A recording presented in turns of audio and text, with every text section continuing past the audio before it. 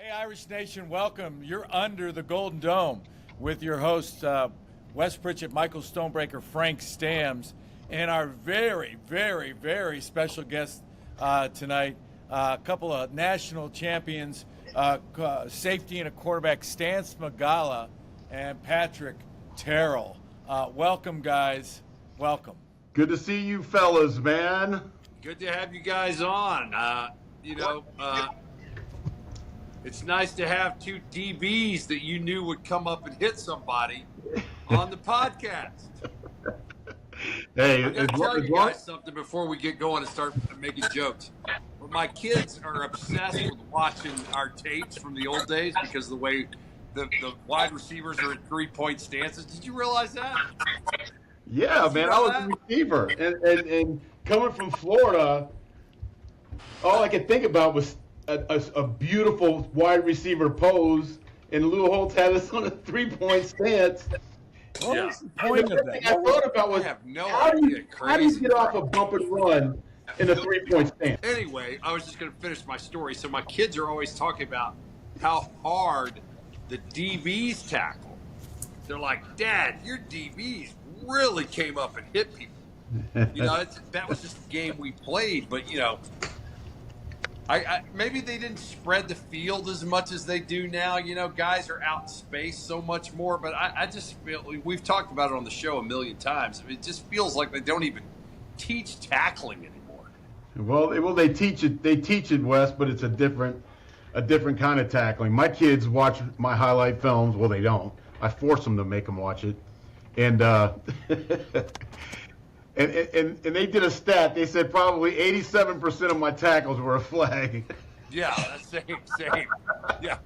Well, because we were taught to hit with our face, and our shoulder pad, lock it in there, head across, drive the legs. Yeah, put that forearm. What looks like good, clean tackles today, they call, the targeting thing is out of control. I mean, when a running back's running full speed at you and then they're dropping down and you're just going in there to make a tackle, some of those calls are ridiculous, in my opinion. Yeah, all I know is I understand the premise of why they do it. I was targeted by my own teammate Wes Pritchett when I was playing. I was standing over, made a tackle, and all of a sudden, wham! I get hit, and he used his head. That's called friendly fire, Stan. Right. Yeah, Wes is like me. He pulled the trigger probably 15 yards. Dude, there's no doubt about it. We were never holding up, going over the top like the guys do now. We're also given a lot. I mean, the quarterback can throw the ball, and you had a good 1.5, 2 seconds. Yeah. Hit him. You do that now, it's, immediate flag. You know what? Stoney yet? That's a great question, Stan. So, yeah, I don't know. I sent him an invite. Mike, Mike's got a lot going on down, like we all do. He's, got going on, but I don't know why he's not here. But hopefully, he'll join us soon. And all I know is I want to say I miss you, Frank and Pat. You guys didn't show up for Holtz's birthday party. It was a good time. You two guys were greatly missed. Oh. I wanted to be there. I really, really, really did. And then, life happened here. And I can tell you this. What they did not promote, I don't think I didn't get the memo. I didn't get the memo either. Lou was turning 88, and it was also a tribute to the 88 team. They did all this stuff about the 88 team. I was like, man, that word, I don't feel like that word got out to the rest of the guys. Well, no, I'm glad you guys were there then. Yeah. Pat, did you go?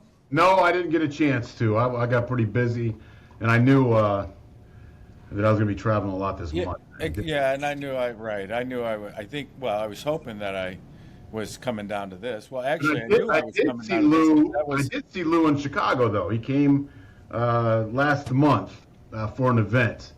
And yeah, I was there. I saw you there. Oh, yeah. I saw you and your wife. Yeah. So that was good. So that was a good event. Yeah, it was. I just think, for me now,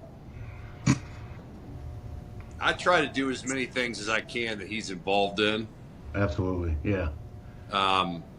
Just because of the time horizon.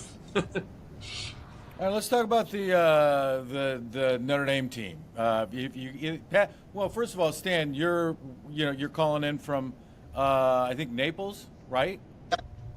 Pat, you're in Chicago? 6 degrees, baby. Come on back, Stan. 70 degrees here. And Yeah. it's cold.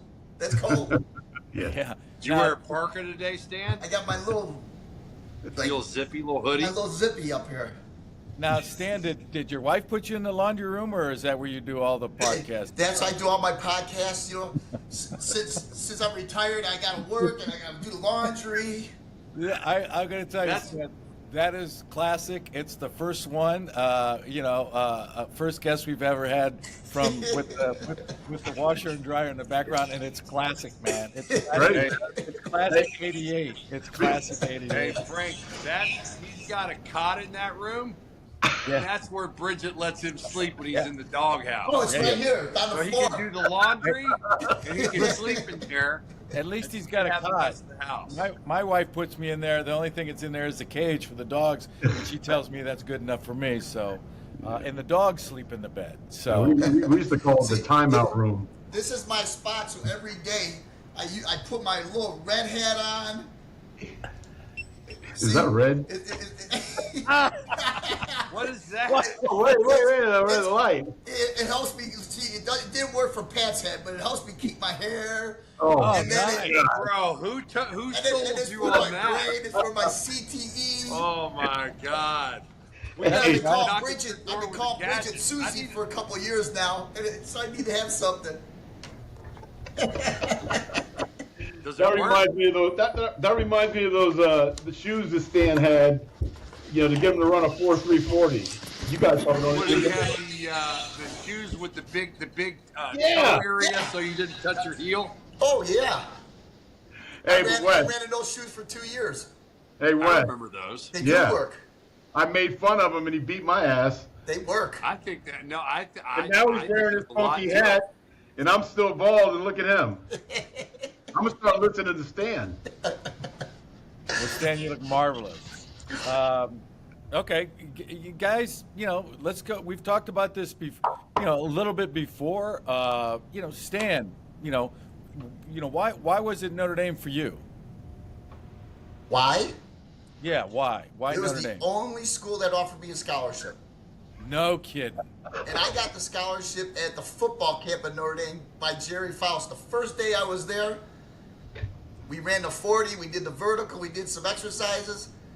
The second day, he filmed me for 3 hours and offered me a scholarship on my second day of the football camp. And I wasn't even a starter in high school. That is a crazy story. Wow. Crazy how things change your life. Oh my God. Yeah. Wow. So Yep. what year was that? Your junior year in high school? That was the summer before my senior year. So let me ask you a question. If you're not starting as a junior in high school, why would you be going to a football camp at Notre Dame? You still thought you wanted to play Division I football? Or you just were... No, my dad said, hey, why don't you do it? He goes, why don't you just try it, see what happens? I was like, Yeah. okay. Let that be a lesson to all you youngsters out there. Wow. Listen to your mom and dad. I swear to God, 100%. 100%. They got your back. They love you the most. They know what's best more for than you. you know. Hey. Absolutely. And And I Stan, love what Holtz always said is, listen, I've been 59. You've never been 59. I've been 21. And I just love that saying, man. All that experience that they have, your elders and your mentors, your parents, your coaches, listen. 100%. Frank, Here's Pat, another I one. don't know 59, 58, or 57 either, though. Yeah, well, listen, I've been 56. Yeah. Trust me, you're like over the. I look at it like this. This summer I'll be 60, and I see it as the fourth quarter. Every 20 years is a quarter. This is the fourth quarter. I got the fourth quarter coming up, so I want to win the fourth quarter. That's Me all too. I want to do. Me Yeah. too. What's going on, Pat? So- no, man. I'm just thinking. Pat, why Notre Dame for you? You guys know I got long stories, so I'll keep this short.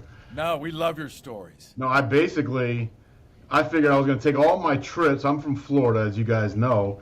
And so I was going to take all my trips and then just ask my dad at the end of the day where I should go. And then he looked at me and he said, son, you're 18 years old. You got to start making some decisions on your own. All the schools you're looking at are pretty good. And he told me something that was really, really prophetic. And he said, I just want you to do one thing on your visits. And he actually said, I want you to do two things. He goes, one, I want you to research the tuition of each school that you're visiting. And two, I want you to research the black graduation rate of the schools that you're looking at. And so I took my visits. Actually, I went to Georgia Tech, West, for one of my trips. And Nice. Took my trips. And when I came back after my last one, I sat down with my dad, and he said, hey, did you make a decision? I said, well, Dad, where should I go? He said, did you do your homework? And I said, yeah. And we didn't have Google back in the time, so that was some hard stuff to do. And then he said, all right, what schools are you looking at? And I said, well, I like Florida and Miami. He goes, Florida, good school. And he goes, how much is Florida? And I said, it's about $4,000 a year. And he wrote it down times 4, and you circled it, 16 grand.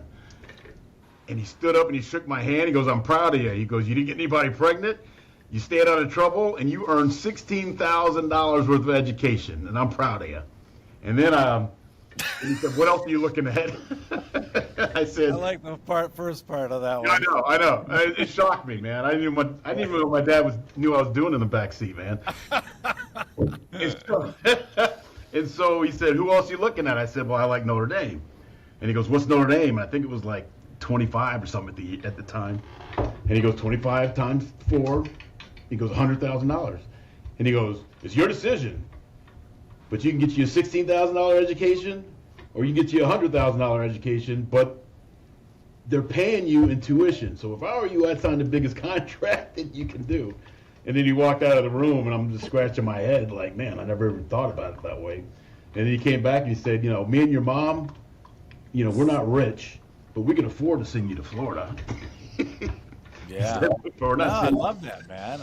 I'd never heard that approach before. That was and awesome. So, and then I took my visit. I liked the guys. I think Stoney was on my visit. And was he? Mike, were you on the same visit as Pat? Oh yeah, that's one of the main reasons I went there. After hanging out with Frank and Wes, I was able to hang out with Pat and Stan Smagala from Chicago. So, I mean, I'm like, these guys are awesome, and I want to spend time with them. When I saw Stan, Wes, he was 5'10", about 130 pounds. I'm like, I know I'm going to play here. I can beat that guy out. But boy, was I surprised, man. Irish Nation, you're under the Golden Dome with your host, Michael Stonebreaker, Frank Stamps, Wes Pritchett, 3 linebackers from the 1988 National Championship team, talking Notre Dame football past and present, previewing the big National Championship game this Monday, January 20th in Atlanta with the Big Bad Buckeyes. Our very, very, very special guests and dear friends, teammates, Stanley Smagala, cornerback from Chicago that played on that team, and Pat Terrell, a safety from, where was it in Florida? St. Petersburg. St. Petersburg area. Thank you guys for joining us. You can find Under the Golden Dome on Alumni Media Network on YouTube. Please subscribe, or on Instagram, Alumni Media Net. Portion of the proceeds for our championship apparel that we have here is the Irish 88 logo. You can find that on n88d.com. I'm excited. After the NIU game, I was a little discouraged. I didn't know if Marcus was going to relate to the team that every game is that team, our opponent's biggest game. But he quickly proved me wrong and got those guys on the right path. So I became a real big fan, and I love the secondary. They got 2 great safeties. I'm concerned about the young corners, but they're making plays. And I just like the attitude of the defense. Defense wins championships.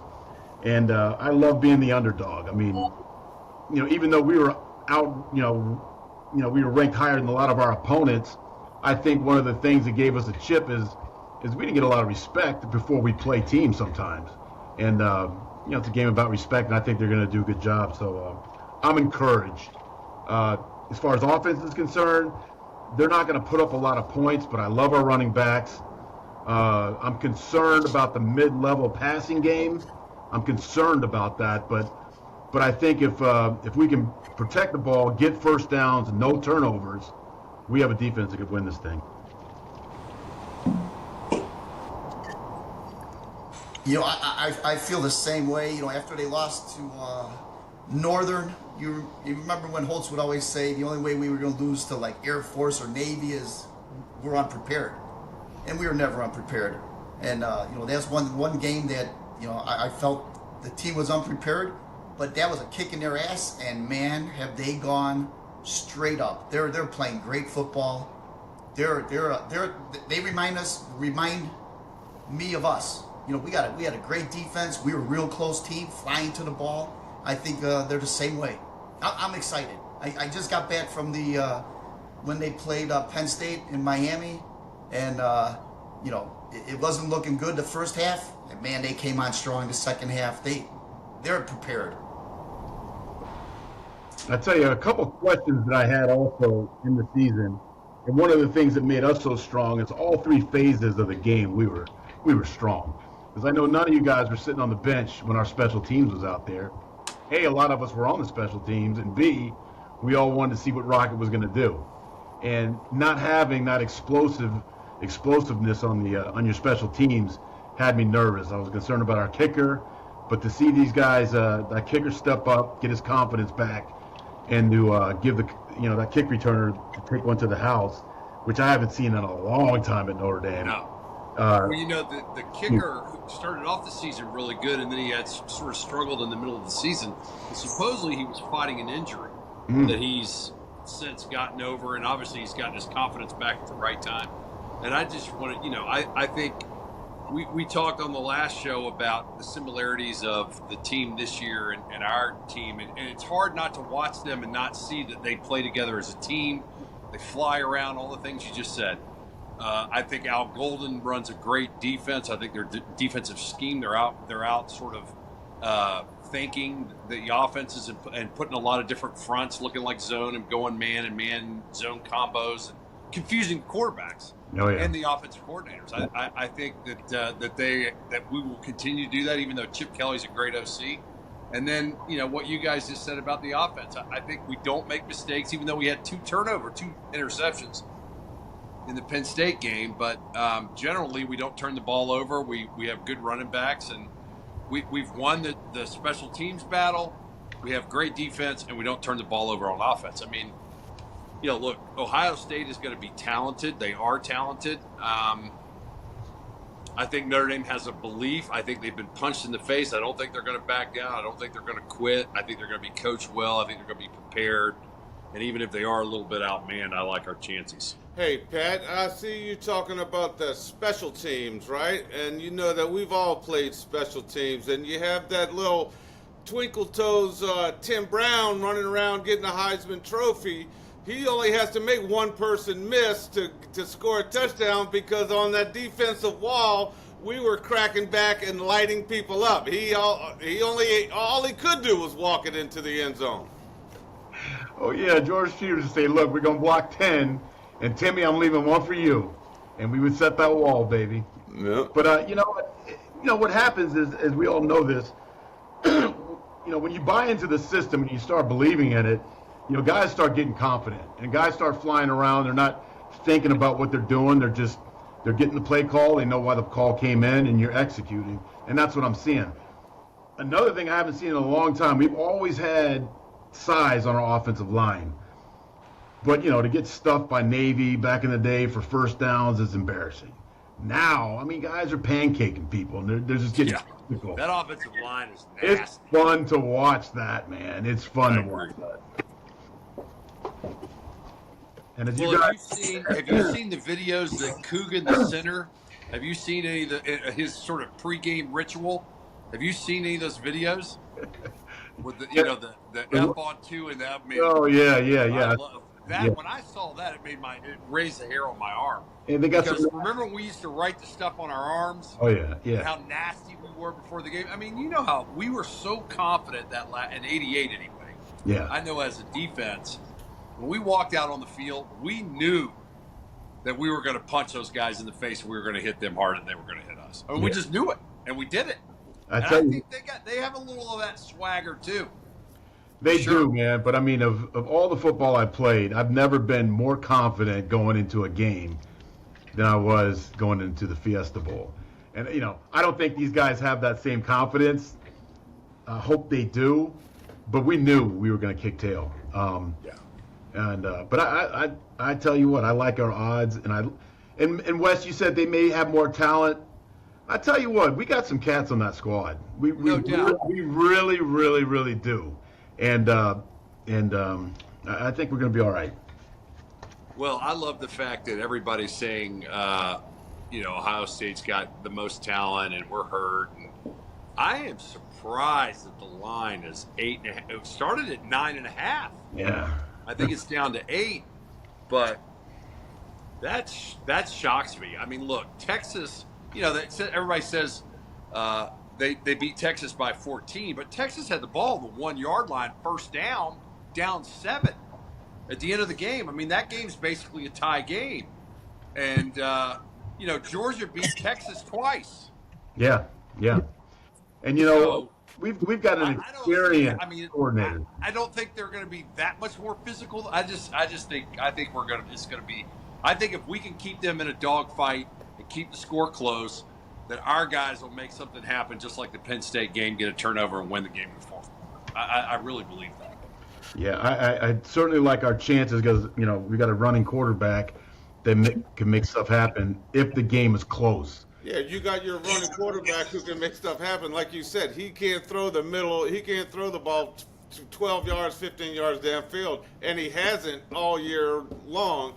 And when he does, I hate to say it, that number 5, I think it is, he'll drop 3 out of 4 passes you throw to him that hit him right in the chest, Well, he did make on that in the second half when we came out, we couldn't run the ball. I don't know what the heck Marcus said to him at halftime, and all of a sudden Jeremiah Love goes 10 yards, 13 yards, 11 yards, and then he threw that wheel route to number 20. Yeah. That was a good throw.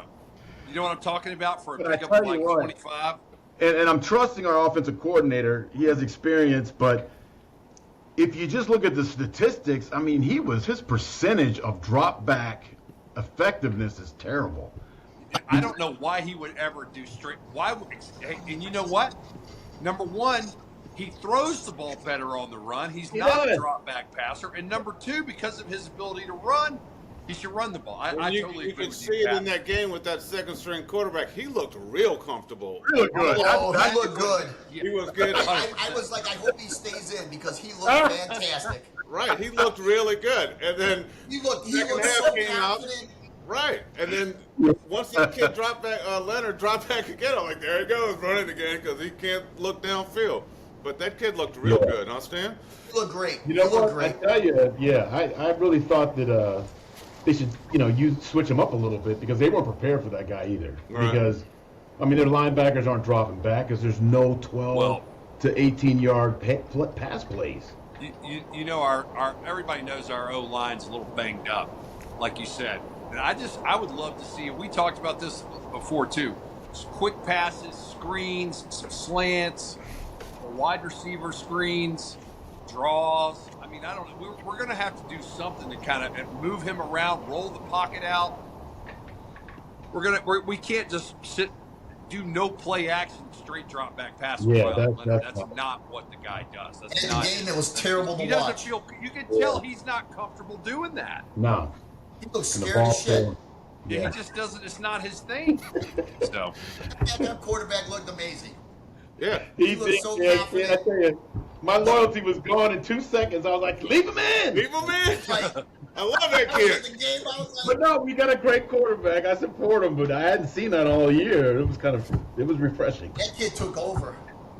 But we got it done. I agree with Pat. Our running backs are amazing. Yeah. Another thing. Go ahead, Wes.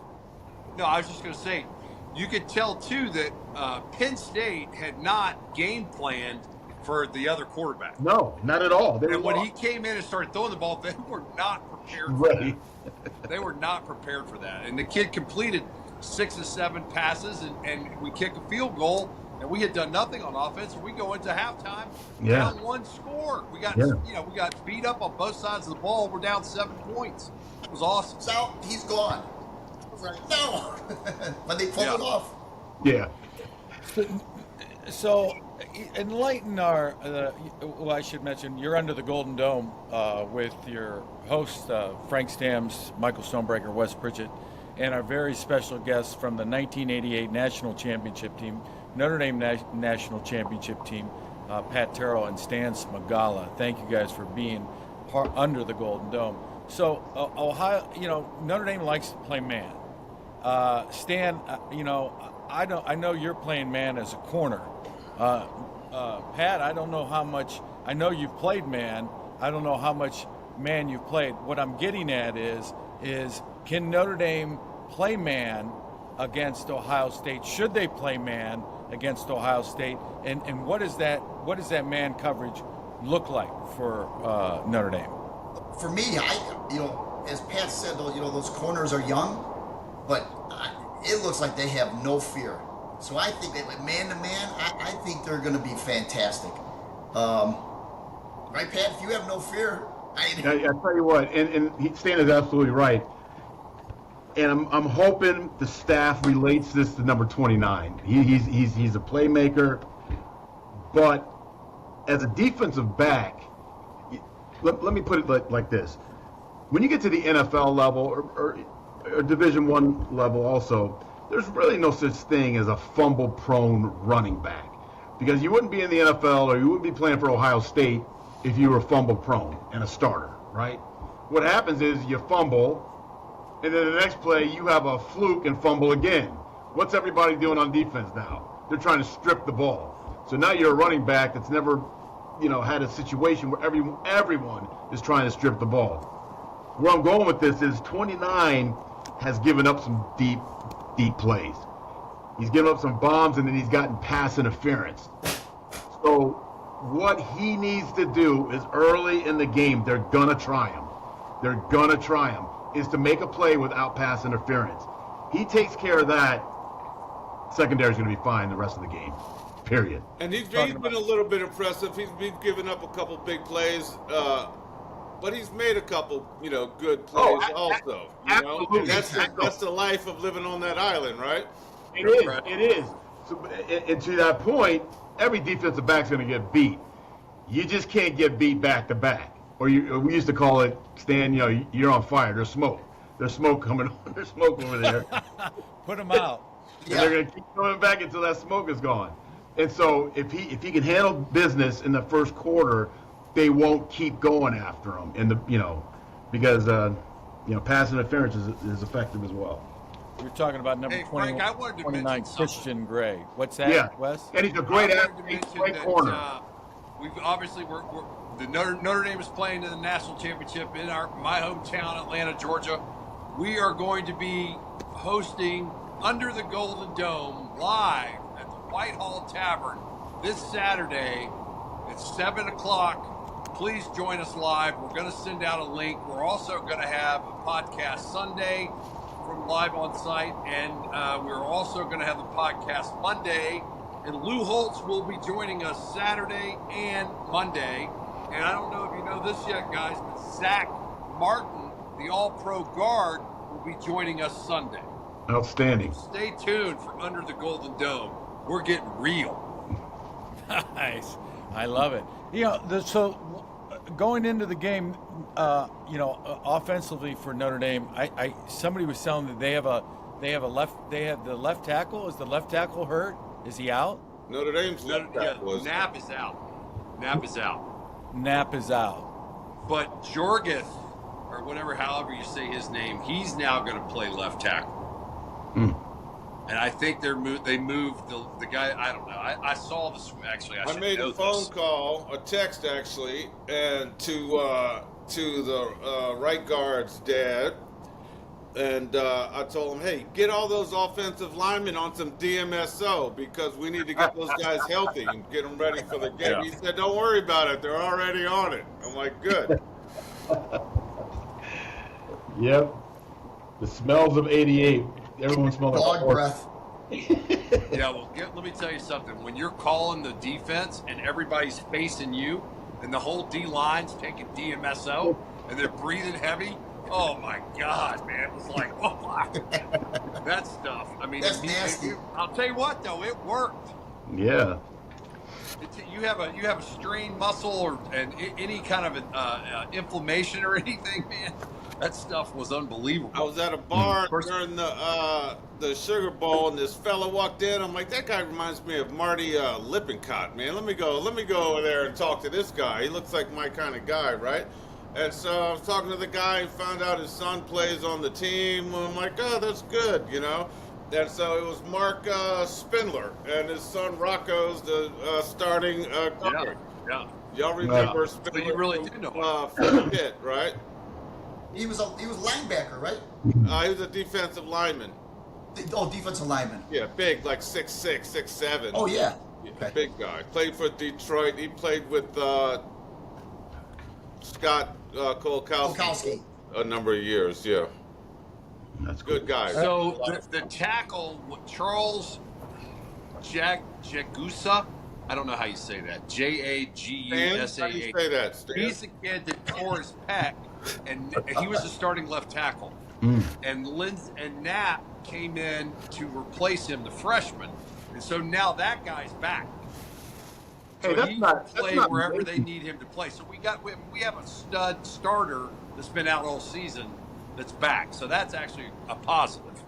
That's not Lindsey Knapp's son, is it? No. We just saw Lindsey. It's not exactly the same. Oh, okay. He weighed 190 pounds. Yeah, he looks great, doesn't he? He lost a lot of weight. That's good. I didn't know who it was. Yeah. I was talking to Lindsey about how he did that, and man, you talk about a regiment, you talk about a discipline, a routine.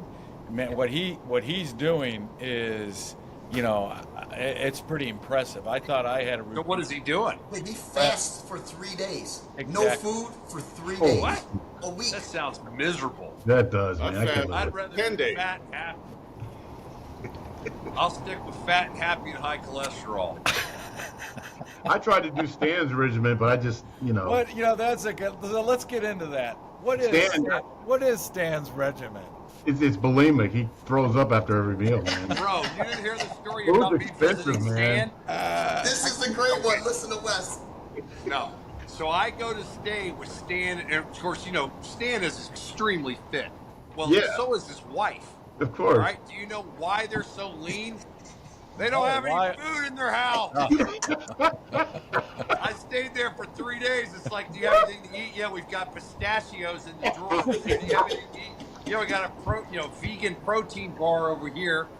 Finally, they got like celery sticks, and then I can't remember who it was asking us to go to dinner. I said, Jesus Christ, let's please go to somewhere like an Italian restaurant or something so I can get some food. That was Al Rody.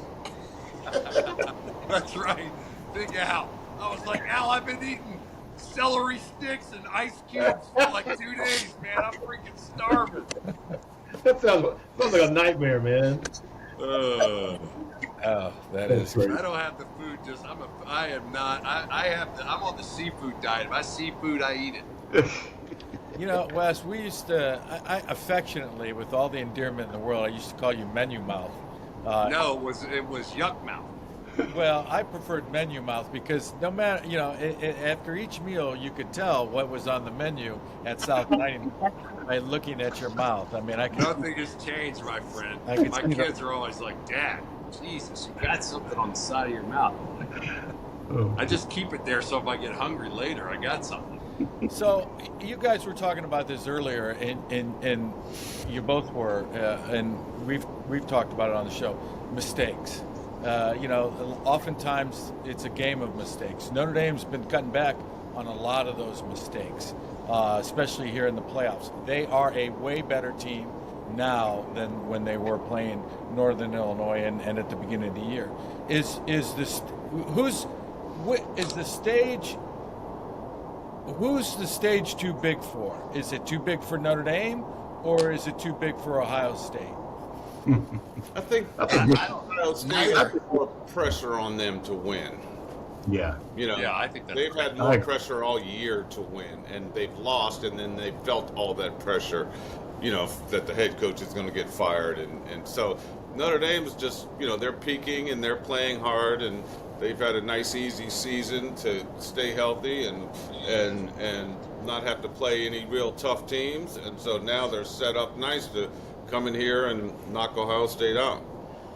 And remember, a lot of those guys on our squad, they played Ohio State last year, I believe, in our stadium, and we really had a good chance. We should have won that game. I think so. We outplayed them. Yeah, there was like a third down with, I don't know, 3 or 4 minutes left in the fourth quarter, and I don't think they just knew the situational awareness, how important that play was, and Sam Hartman didn't get the first, and that cost him the game. Yeah. So, I mean... And the quarterback from Ohio State converted like 2 third 10s. Yep. On the last drive, and we had 10 guys on the field the last 2 plays of the drive that they scored. You're absolutely right. But they would have never got that ball back with that much time if we would have converted that third down. So they know they can play with these guys. You know what else? This is a different team than last year. This team, I think, this is on both sides. But when you lose, in Ohio State, the way I'm looking at Ohio State, you lose 2 games in a season, you're beatable. You're beatable. That's right. Because that doubt set in, man. That doubt set in when something goes bad. And you were talking about mistakes. Is that with this new playoff, tournament, in our days and every year up to this point, if you were a 1-loss team or a 2-loss team, your season was over. So it's hard for me to still adjust that a 2-loss team, is still going to be considered for the national championship. So there was talk of 3-loss teams being in it. Yeah, it's hard which they didn't do. Hard to come. That should never happen. Three team loss should never happen. I don't disagree with that. But I tell you what. Here's interesting, and I wasn't a proponent of the 12-team playoff, and we argued about it. But think about this: if they had the 4-team playoff, Notre Dame and Ohio State would not have made it. Wow. Yeah, they were 5 and 6. I think there's some tweaking that still need to happen. But I think it worked out. That's what we were saying. I like it, man. Think at the end of the day, the it's been system fun football worked. to watch. Yeah. As much as people, poo-pooed it from time to time, the 2 best teams right now are in the final, and I don't think anybody will question that whoever wins this game is deserving of the national championship. So it worked. Except for Cam Newton. Yeah, have you heard that guy? Come on, man. What's the latest with Cam Newton? He's just a hater, man. Doubling down on it. They even asked him, they said, okay, if Notre Dame wins, do you consider them the national champions? And he's like, no, their path was too easy. He just hates Notre Dame. That's just a hater, man. I don't disagree. They've had a really easy path. I mean, I've been saying this all season long. And what are you supposed to do? It's not any fault of their own, but it's been real easy, man. Who's had a harder Who's got a harder one? Well, I'll tell you, the teams that play the teams that play the conference champ. Arguably, you could say Ohio State's had a harder path because they had to play a conference. No, they did not play the conference championship. Penn State and Oregon played. But teams that had to play the extra game, the conference championship, that is a harder path. Oregon had to play. Got a week off and they all lost. I'm not saying whether they lost or, but I'm just saying it was a harder path. Conference championship, they had gave them a bye and they all 4 lost. How about that? That's a good point. That's true. Yeah. That is true. I don't know. I think as far as the path to the, once they got Notre Dame, I don't think Notre Dame's strength of schedule during the year, it probably was one of the weaker of the 12 teams in the playoff. But as far as getting into the playoff, its path to the championship game, I don't see their path any lighter or yeah, I mean, they had to beat Indiana, Georgia and Penn State. I mean, come on. Yeah, no, I agree. And knock it off. I agree with Stoney. Knock it off Texas A&M first game of the season, beating Georgia Tech when Georgia Tech put Georgia. Right. Yeah, Georgia Tech's a lot better than people think. First game of Georgia Tech game of the season. First game of the season, Texas A&M was ranked 20th in the country. They wound up losing 4 games this year. So everyone likes to hang their hat on that game. They weren't a good team this year. No. I don't think our regular season. I don't think our regular being season honest, schedule man. is hard. I agree. All right, fast. Financially, they're killing it. No, oh my God! I think a lot of teams are going to want to be independent now, man. So fast forward to Sunday night. All right, Sunday night team meeting. You're the position coach. Pat, you're coaching the safeties. Stan, you're coaching the cornerbacks. What do you say? What do you say to your group? What do you say to your group after the team meeting? After the head coach says something, what do you say to your group to get them prepared, or to have them, the night before, and then of course the next day? How do you guys coach them up? And my thing would just be telling these guys, hey, you're one game away from winning a national championship. You guys have been playing great all year. I just run out there, have fun, fly around the field. Don't worry about making mistakes. Just play ball. I just have a great time out there and play tough. These guys are prepared. They've been doing all year. I would just tell them, go get them. Make some plays. Absolutely. I would tell the safeties, you guys have 43 plays left in your season. 43. There's not one play you take off. We have to all exhaust ourselves and run full speed to the ball every freaking play. And I would tell them to have situational awareness, know the down and distance. Safeties, you're not gonna stop a first down on 2nd and 1. You can't, but you can prevent a trick play touchdown. So be situationally ready, and like Stan said, freaking fly around. Everybody in the world is watching. Show everybody the crazy player you can be and make plays. What do you think? As a corner, speech. Come on, man. You fell asleep. You know what I would tell him, Pat? I would tell my free safety. I would tell him, look, everything up here in the front, the linebackers have at the line of scrimmage. We're going to make all these tackles way up here. You keep yourself way back there so they don't throw the ball deep. That's what I would tell them. That's what I would do too. I said, that's a true story, man. We were playing against Navy. Navy had that wishbone. And they did a play action or something. I was right next to Stoney, and they got a first down or whatever. Stoney looked at me and said, PT, I got all this up here. All you feel this? I got this. You stay back there, all right, brother? I said. We laughed, man. We laughed at that. That was a true story, man. I got this up here. But yeah, I tell you what.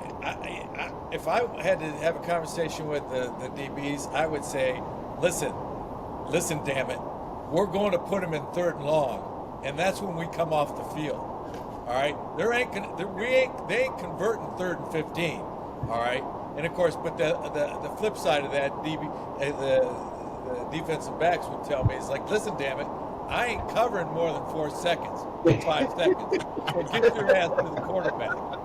That's true, man. But you got to be physical all the way around, man. Hold on, that's where I come in. You got to have a freaking. You got to talk to linebackers. Say, get in here. Yeah. We've been doing it all year. It's just another game. We're going to go out there and hit everybody harder than they hit us. First and foremost, we are going to be more physical. We are going to set the tone. We're going to lead the defense, and we are going to punch them in the mouth. Now get your ass out there and play. That's it. I mean, when you're a linebacker, you better not be thinking. You got to commit and make errors. If you're going to make an error, going full speed. That's it. You got to out-hit the other guys. No hesitation. And to be honest with you, I think the linebacker play has been incredible this year. I think the kids have played really well. Yeah. I do. I mean, I think they've all, on defense, you know, Coach Palermo and Coach Alvarez yesterday were saying, you know, it was a pleasure to coach us and we all like football and all that, but we were always in the right place. You know, we played a pretty base defense. We didn't have a lot of mistakes. I don't think our team this year's had a lot of mistakes. They seem to. No. Early on, they made mistakes, but they got their shit together now. And like I said, that's a much. Yeah, I think you're right. Yeah, I mean, look at Penn State makes more mistakes than Notre Dame does. Notre Dame wins the game. Georgia certainly made more mistakes than Penn State's, and a lot of those are forced mistakes, forced errors, and that's what I love about this Notre Dame team in this game. I know they're a big underdog, but damn it, if Buster Douglas can knock out Mike Tyson, then anything can happen in the world of sports. I think Notre Dame being an 8-point, that is the greatest thing that could ever happen. That doesn't mean anything. Mm-mm. You know, everybody, what does Mike Tyson say? Everybody has a plan until they get punched in the nose. Yep. Yep. And I'm telling you, the boys are coming. I feel great about it. They're going to give it their all. You know, if they fall short, they fall short. But as long as they play hard, that's all you can do. I like their chances. I really do. I do. Stan, and Matt, how do you guys see the game going? Is it back and forth? Does Notre Dame jump out to a 14-point lead and then they never look back? Or does Notre Dame have to come back behind the game? I mean, what's the best scenario? I think the best scenario, if we get up, if we score and get a field goal and we're up 10 points, it's going to force Ohio State to throw the ball. Now you can start your blitzes and your stunts. The secondary can, really do some fun stuff.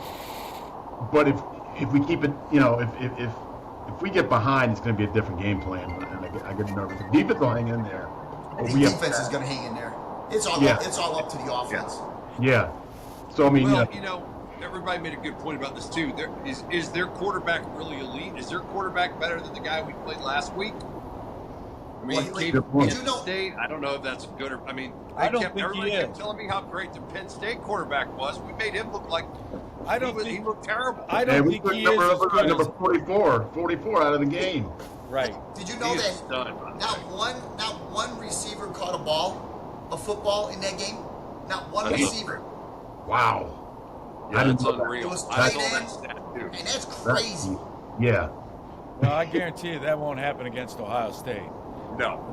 They've got some pretty damn good receivers. But you can give up a lot of catches and still win. I think Miami caught about 80 balls on us, didn't they? Yeah, they did. Hey, I'm going to tell you right now, though, you can say that number 44 for Penn State, he's as good as anybody I've seen in college football. And he didn't he had some catches. We contained him. Yeah.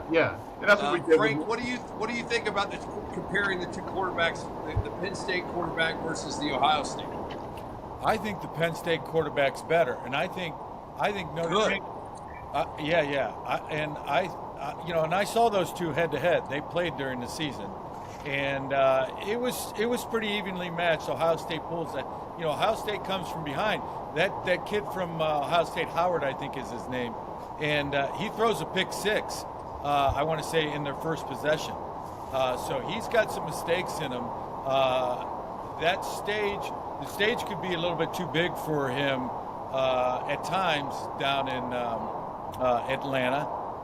But in Ohio State, or when they played Michigan too, he had, I don't think he had a great game. He turned the ball over a couple of times. So this kid has got some, he's got some mistakes in him.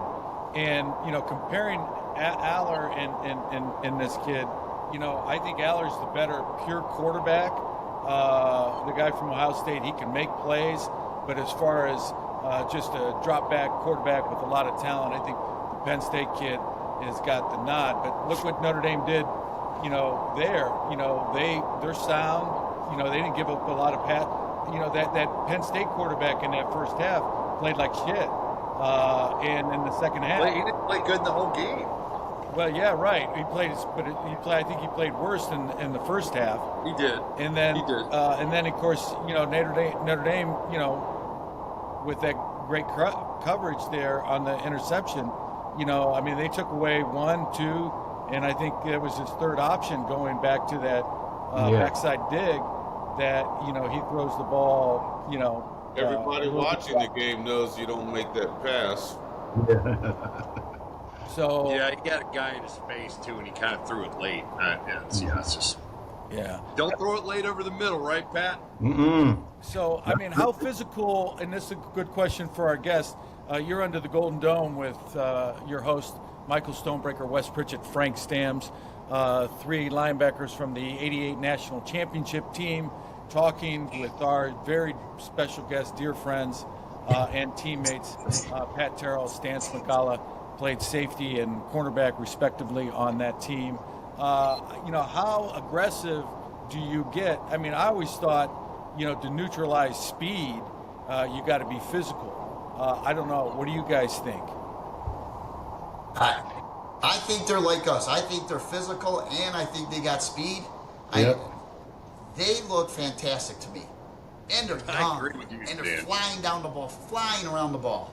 Yeah, and that's you can't teach that aggressiveness and to run after the ball, and you got to understand too. You know, in the skill position, it's kind of a slap in the face. I mean, this is the way I thought all the time. It's a slap in the face when you hear the media talking about, you know, they have better athletes or they're faster, and these guys hear that, right? And so. You know, I like that. I like being the underdog, like Frank said, and like Wes said, and I think that gets the gasoline poured on the fire a little bit more. So, well, Pat, you always said that about that rivalry with Miami that we had. Yeah. And you know, you were looking at guys like Wes and myself, and then the class behind us, you know, Andy Heck and Mark Green, and you were like, "What are you guys scared of?" You know, I played against these guys at high school. Yeah, these guys are, you know, just not very, you know, they ain't all that. And I remember you and Stan and Michael bringing that attitude to the team, and you know that went a long way to winning that championship that year. But let me say this, and I know Wes, you want to ask a question, but what I was getting at as far as that physical on the, like, to disrupt the passing game, to get that kid off his spot, to disrupt the rhythm, the timing in the passing game. Don't you want to be physical with the receivers? You know, absolutely. You want to, you know, knock them off the routes and, you know, throw the timing off. But, you know, me, Stan, Todd Light, you know, whether it was George Streeter or DeWine, you know, when a guy makes a catch on you, you got to freaking hurt him. I mean, you got to make him feel like shit. Damn. It's true. It's true, man. We had 2 things. We could try to stop them from catching, and if they caught it, we were gonna hit them. Be pissed. I mean, when you hit them, you got a friggin' knee in the throat, and hey, it's the first play of the game. Every game, all I did was run full speed as fast as I could and hit that guard in his head they gotta as hard think, as I could. They gotta think you're crazy, man. First play. Yeah. It's hard to talk shit when you're getting your ass whooped. You know what I mean? Exactly. All right, this is what I was going to say real quick. So you know that Lou and said that Ohio State wasn't physical, and Day attacked him, and he struck a nerve for sure. Right. Have you seen the latest from Lou? No. Lou said today, if Notre Dame doesn't win, it's because we want to preserve Ryan Day's job. Oh. Now why? Come on, Coach. What? Didn't you say to let a sleeping dog lie? Like, what is he doing? Yeah, He's kicking the hornet's nest. That's all right. I love the shit talking. Shit talking from an 88-year-old Remember man. too, you guys. Yeah, but he's not shit talking the team. He's just shit talking the coach. He's getting under his skin, which I guess that's all right. Well, that's his. Well, I didn't know. Holtz told us we had a different team captain in '88, right, Wes? Yeah, no, he's 86. He said Butler was captain. Oh, I thought you said '88. No, 86. Why would he say Butler was the '88 captain? I thought he said. So, let you Good guys with know, Pat Terrell and Stan Smagala and Michael Stonebreaker, we were all Lou Holtz's first recruiting class to come in under Coach Holtz, and a lot of people they kind of talked bad about us, I think, and said we weren't all that good. But I think we pretty much, with our efforts out there on the field, proved them wrong. Think about the guys that started on our team from your class. I mean, you got Zorich, right? No, he's younger. Oh, is he 1 year behind you? Yeah. So right now it was me, Pat, Stoney, Anthony Johnson, Grunhard, Tony Rice, Dean Brown, Tony Rice, Dean Brown, Anthony Johnson, Jeff Braxton Banks. Yeah. Jeff Alm, Braxton. How about George Streeter? George was a year older. He was in Mark Green's class. But I tell you what, and I appreciate that compliment about our class, but I think really what got me going was the class behind us. Because Notre Dame has a way of molding you when you get there, or at least when I first got there. It was like, I came from Florida, a lot of showboating, a lot of talk, a lot of swag. And then Notre Dame had a way of kind of subduing all that. And I just remember Ricky, Andre Jones, Tony Brooks, Todd Light. They were like, dude, what's up with your socks, man? Just they were it was just like I'm like, these guys, that's what I'm used to that. Just ball out, And I think I'll never forget when we got we were in the locker room and Tony Brooks switched Chuck Lanza's radio station. Oh boy. Oh shit. Yeah. But I love that moment because they were going. I mean, I'm like, this freshman is fighting the freaking team captain, butt ass naked in the locker room. It was beautiful, man. Right. I mean, it just brought us close together, and it just made us realize, or me realize, you don't have to go through the channels of, well, I'm a senior now, it's time for me to start. If you can ball. Yeah. I think we broke those barriers down while we were We there. did. I know we were fifth-year guys, But we did. Frank and I got tortured when we were at Notre Dame, and they definitely, I think there was more of a voice from the young guys on our team, because if you could play, you could play. I didn't care what class you were in. That's right. If you're going to cover that guy and make a big play, you're my best friend. I don't care, right? And you guys, we had so many guys that were juniors and sophomores that played so great. I mean, Zorro, Boo. What was Boo the same class? Yes. Boo. Yeah. Todd Light. Andre Jones. Light. I mean, Ricky. All started sophomore year. Yeah. They were ballers, man. yeah. And So, you guys, we were all ballers. It was just the entire attitude changed. And it's a good question I have for you, the older you guys. I mean, did you recognize the change while you were there? Oh, man. yeah, Frank, without a doubt. you guys only knew from whence we came. Yeah. Without a doubt. Yeah, you guys. And when we got to Notre Dame, nobody was friendly. Nobody was doing stuff together. Everybody was pissed off. But we had a ton of talent. Oh yeah, yeah. It was not a team deal. And I said this at Lou's thing the other last weekend. But do you remember when we got there and Lou encouraged us to go do stuff together, and he'd make guys stand up and say something about themselves so we'd all get to kind of know each other? Do you remember that? Yeah. He encouraged us to do that. I don't know if it had an effect. It had to have had a positive effect, because somehow we went from a bunch of individuals to a team. So I think that's what Freeman did. I think Freeman's done. He has done the same thing with this team. I think we have an amazing coach that has turned his team around at a different atmosphere. And he's a special guy. It's so fun watching 100%. I think Notre Dame took a chance on him. I think he's grown up a lot, and I think he's got it going on. He believes it. The kids believe it. Everybody's bought in.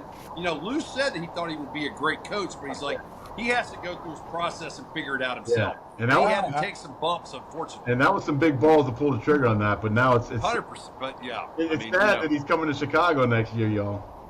Yeah, he ain't doing that.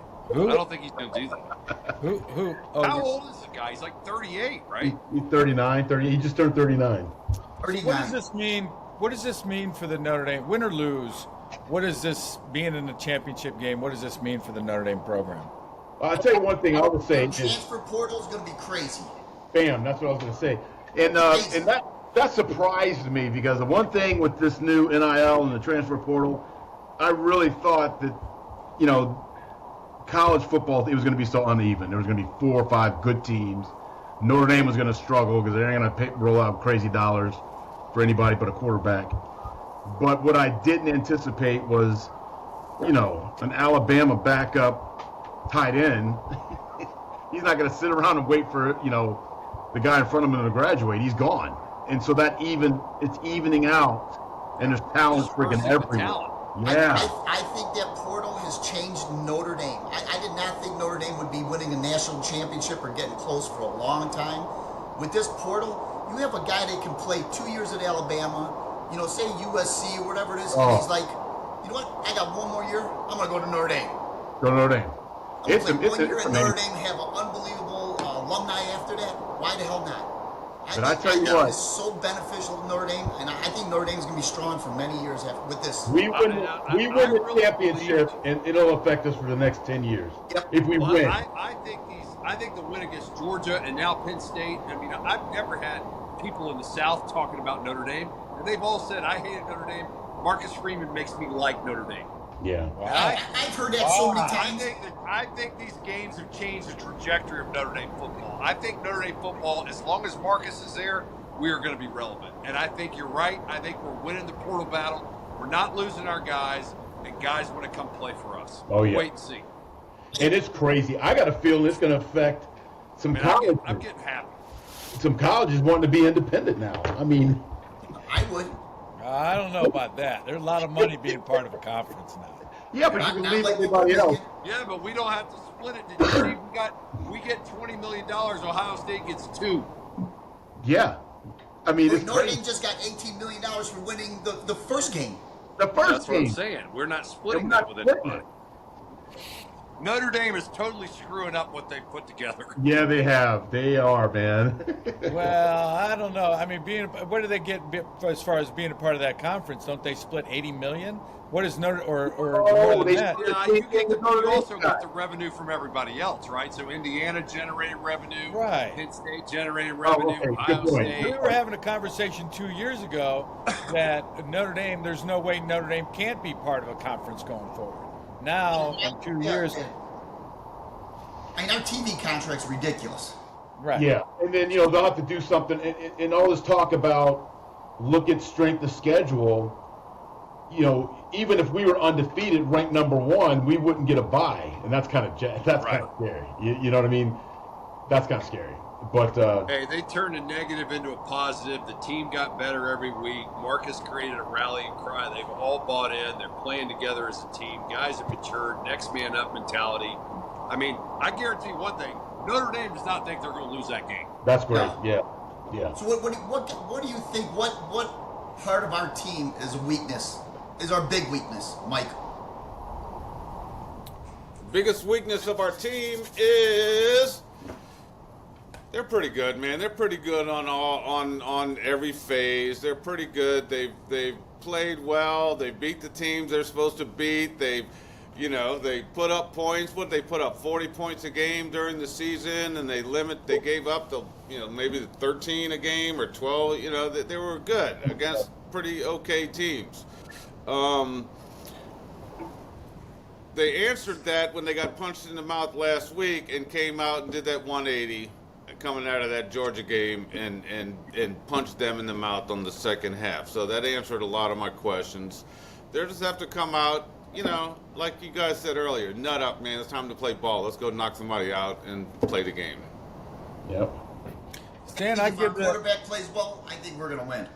The quarterback runs a lot. If he gets hurt, then you bring that other backup in. He can throw the ball. Yeah, I got no problem with that guy either. Right. Yeah. I think it just is. I mean, I hate to say it's never with one person, but I think if our quarterback plays well, man, I think we're gonna kick some ass. I think it's play calling. I think if we keep out of third and long situations, we'll kick ass. So. Period. The only weakness, I think Notre Dame matches up pretty good across the board. Secondary, linebackers, defensive line, offensive line, wide receivers, running backs. quarterbacks, all within a point difference, if you will, with 7, 8, 8, 9, whatever.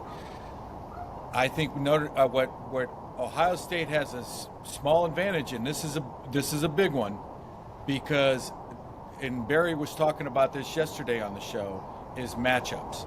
They'll watch for Ohio State to spread it out, and that quarterback will just look across the secondary and find the matchup that he wants. And they'll pick on it, just like they tried to pick on Christian Gray in the USC game, and it backfired on him. So that's where I see, as far as Ohio State's explosive plays, they are going to go with the matchup. And I think Ohio State, with their 5 wides or 4 wides, there is going to be some mismatches there, and Notre Dame has got to limit those explosive plays.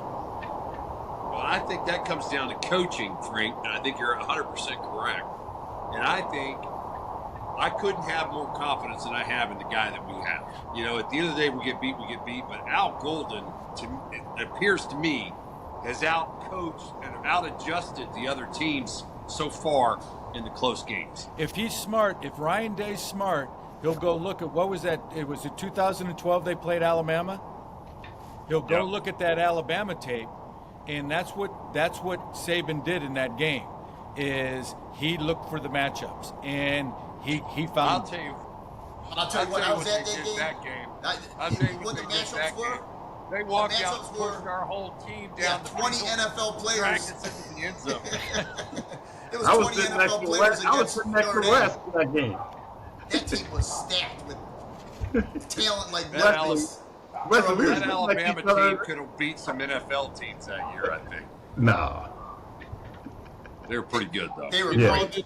With that defense, let's see, during our that was a USC game. The game before, Barry threw a wrinkle in there, and we blitzed, what was it, man, like 29 times in the first half. Remember how much? Hadn't blitzed all year. We probably hadn't blitzed 5 times. We blitzed.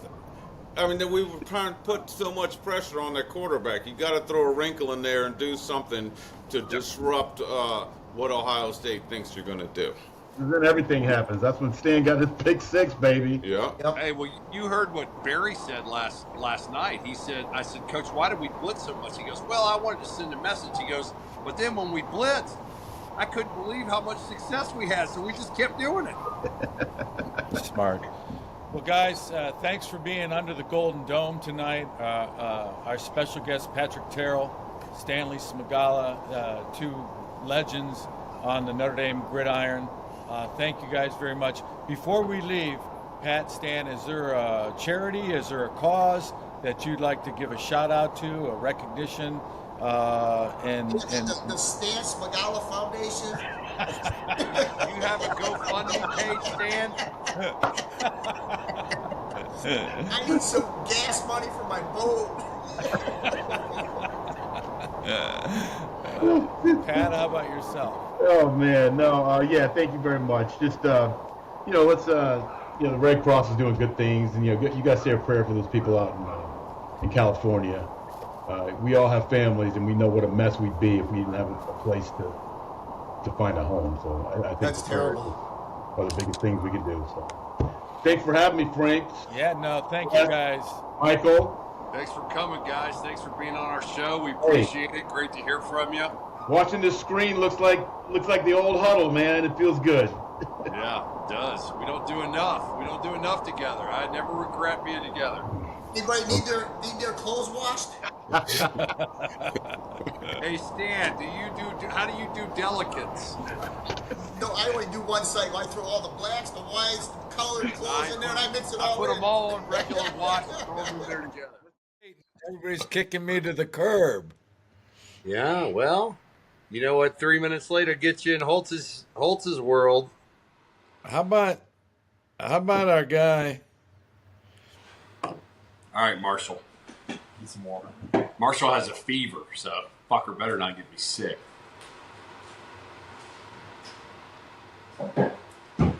How you doing, Marshall? Great. Congratulations. Thank you. Yeah, that is absolutely wonderful, and I'm so happy for you and your dad, and recognizing all the hard work that you did has now come to fruition. That's wonderful. Thank you, sir. Now, after saying that, now the hard part begins. Yeah. Now it's go time. Now, hey, listen, remember this, Marshall, and I'm just an old guy, don't know shit, but I've been 21, or however you're old. And Holtz would always say this: I've been 21. You've never been 57. Take it from the three old wise men here. Is what we learn? You make your, just like in a relationship, make yourself happy. But and then you can make other people happy. It's hard for me to cram a lot of wisdom in 50 years, and not that you even want to hear it, but make yourself the center of this. And I know this turns the whole team me thing upside down, but it really, maybe it does need to be turned upside down. And I'm not saying don't be a good teammate and don't be coachable, but in this today's world, everybody's looking out for themselves, and I'm not saying you have to be like that, but have a strong sense of that about who you are. But most of all, when I was, I got into the next level, and I start, taking all this coaching, and next thing you know, I forgot how to play football. They call it a football game for a reason. It's a game. And you watch all these guys that play at a high level. They're playing. Joe Moore, we had an offensive line coach. He'd always say the guys that play the game with a smile on their face play it best. It's a game. Never lose sight of playing it like when you're 7 and 8 years old. That's the guys that are playing it the best. That's enough of my shit. That's true. That's good advice. Hey, Wes. Hey, Marshall. What's going on? How you doing, sir? Hey, I don't know how it goes on the broadcast, but I see like your right eye, Wes, and I see Marshall's shoulder. So I don't know. Oh, really? That's just for me. I've got you guys perfectly centered on my screen. All right. Well, on my screen, we're like in the center right now. All right, that's good. We'll take the odds. So, John, all right, Irish Nation, playoffs. Tony, that's your playoffs. Playoffs. Description. Playoffs. We're talking about playoffs. Practice. Oh my God, who was that New Orleans Saints coach, Mike? That fucker who cut me. He's a dickhead. Mora. Joe Moore. Mora. Fucker. Mora. Joe Mora. Yeah. And then he came to my father's funeral, right? And he's like, "Oh, if there's anything I could ever do for you," I'm like, "Yeah, motherfucker. How about not cut me, you fucking asshole?" Yeah, that's what you could do for me. Yeah, how about put me back on the team? Yeah, you cut me to bring in a backup offensive lineman. I'm like, fucking great. Get the fuck out of here. All right, home game. Did we get the team we wanted? I think we did. I think of all the teams you could play, that's a top couple. Yeah. Indiana's. Number one rush defense in the nation. Play Alabama. Number one rush defense against the number 9 offense in the country? What's their name's offense? I don't know. I got the defensive stats, and I've got offensive stats from Indiana, but Notre Dame, as far as their offensive stats, I don't have those.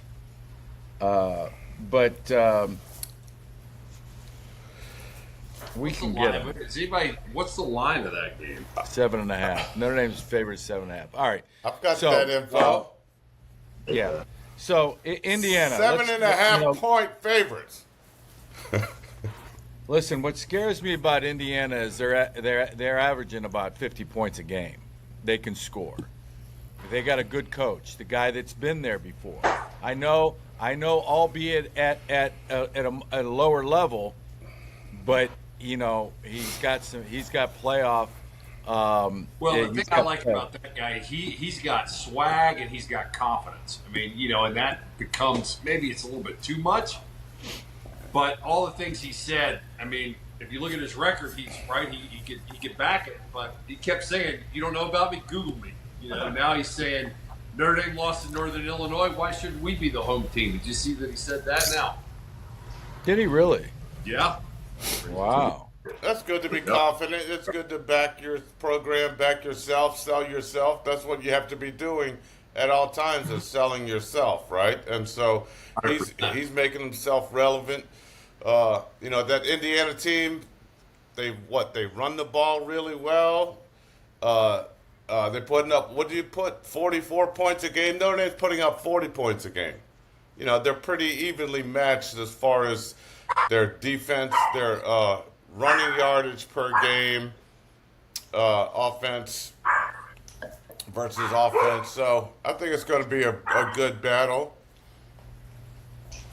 Yeah, just to build on that, Mike, points per game, they're second in the nation at 43. So, they're averaging 43 points a game, which, Jim, man, looking at some of those scores, I thought it'd be higher. Third down, here's what's impressive. Third down efficiency, almost 50%. I mean, they are, they're getting the ball and they're holding on to it. That's 12th in the nation. And what them say is they're executing. This team is executing. Their explosives, they're 60th in the country. These are plays, over 20 yards. What's their strength of schedule? Well, I mean, I bet their strength of schedule is about equal to Notre Dame's. I mean, they play Ohio State. Notre Dame played Texas A&M. Yeah. They beat, Nebraska. Who else is? Southern Cal, Nebraska and Southern Cal go neck and neck down the stretch. So I think this They played strength Ohio of schedule, State, right? They got beat by Ohio State, right? right? Yeah. Yeah. So, So and who was the other team? Penn State, maybe? No, they've only lost one game. they got one loss. Oh, so the only game they've lost. Beat Michigan, killed Michigan. Not Beat- sorry. Well, they didn't beat. They beat Michigan 20-15. So that was And 2 weeks later, Michigan beats Ohio State. yeah. Michigan might be a better team than they were at the beginning of the year. So But I'm saying they played Michigan actually later in the year. They played them, week 7, 8. Yeah. Around that. So, yeah, I mean, what's the old saying? There are lies, damn lies, and statistics. I mean, we could sit here all day long and look at the statistics, but Notre Dame's got the home game. The weather. Everybody's making a big deal about the weather. It'd be a big deal if they were playing Alabama or a team from the South. I don't think it's a big deal playing Indiana. No. I'm not so sure about that. I mean, Alabama, these teams that are in the playoff, I mean, Tennessee, maybe a little bit, but I think you're going to, I mean, unless you're going to get a blizzard. Yeah. I don't see the weather favoring either team because, everybody has indoor facilities now. Most colleges aren't out there practicing in 30-degree weather. The kids aren't. No one's used to being at a 8 o'clock game on a Friday night. The temperature is going to be 29 degrees. Like, no one's used to being in that environment, playing in that environment. That's why it's big that you have two the state of Indiana schools playing in the first college football championship. You've got two Indiana teams representing Indiana. This could double as the state championship. Right. Yeah. Could get a shillelagh you or think something. about the guy. You think about the coach. When is the last time anybody's talked about Indiana football? I mean, it's been 50 in my lifetime. Never one time have I talked Hey, about Wes, it. I Googled something earlier. Indiana's points per game, and the basketball team showed up. Yeah, exactly. Exactly. That's good. Which hasn't been good since Bobby Knight left either. But anyway. I mean, it's a big deal to have come. This guy? Is that the head coach's first or second year? First year. This is his first year. Wow, that's impressive. Yeah, last year you got the transfer portal, and you have the ability to turn your roster over a lot, which obviously he did. But still, to create the environment and the belief that you can win in 1 year is very Get impressive. them on that same page in 1 year is really 100%. big. Yeah, this is what? Yeah. Marcus Freeman's third year, right? And who has Notre Dame really played? This is Marcus Freeman's biggest game to date. You know, they played, Ohio State the first year, and they should have won that game, but they lost. But since that game, they haven't really played a top-ranked team in the 3 years. So this is his biggest game. It's very interesting to take a step back as a Notre Dame guy and now have a son that plays at Georgia Tech and another son that's going to play in the SEC at Alabama to kind of see their perspective. I mean, you can't – Georgia – think about all the – Georgia has played a massive schedule. Yes, they almost lost to Tech. Yes, they beat Texas in overtime. But, I mean, you know. Tennessee has played 3 or 4 big games. Alabama's beat 3 teams in the top 25. Indiana hasn't beat anybody in the top 25. And by the way, Notre Dame's only beat 1, and that was Army in the current top 25. So I don't know. I mean, I think it doesn't necessarily mean these aren't good teams. It's just I think it gives an advantage to the teams that have been in more dogfights over the course of the year. All right, well, let's talk. Let's talk about that. Let's zero down in. We're given a 30,000-foot view here. We got to start zeroing in on. You talk about, so now we're talking about playoff experience.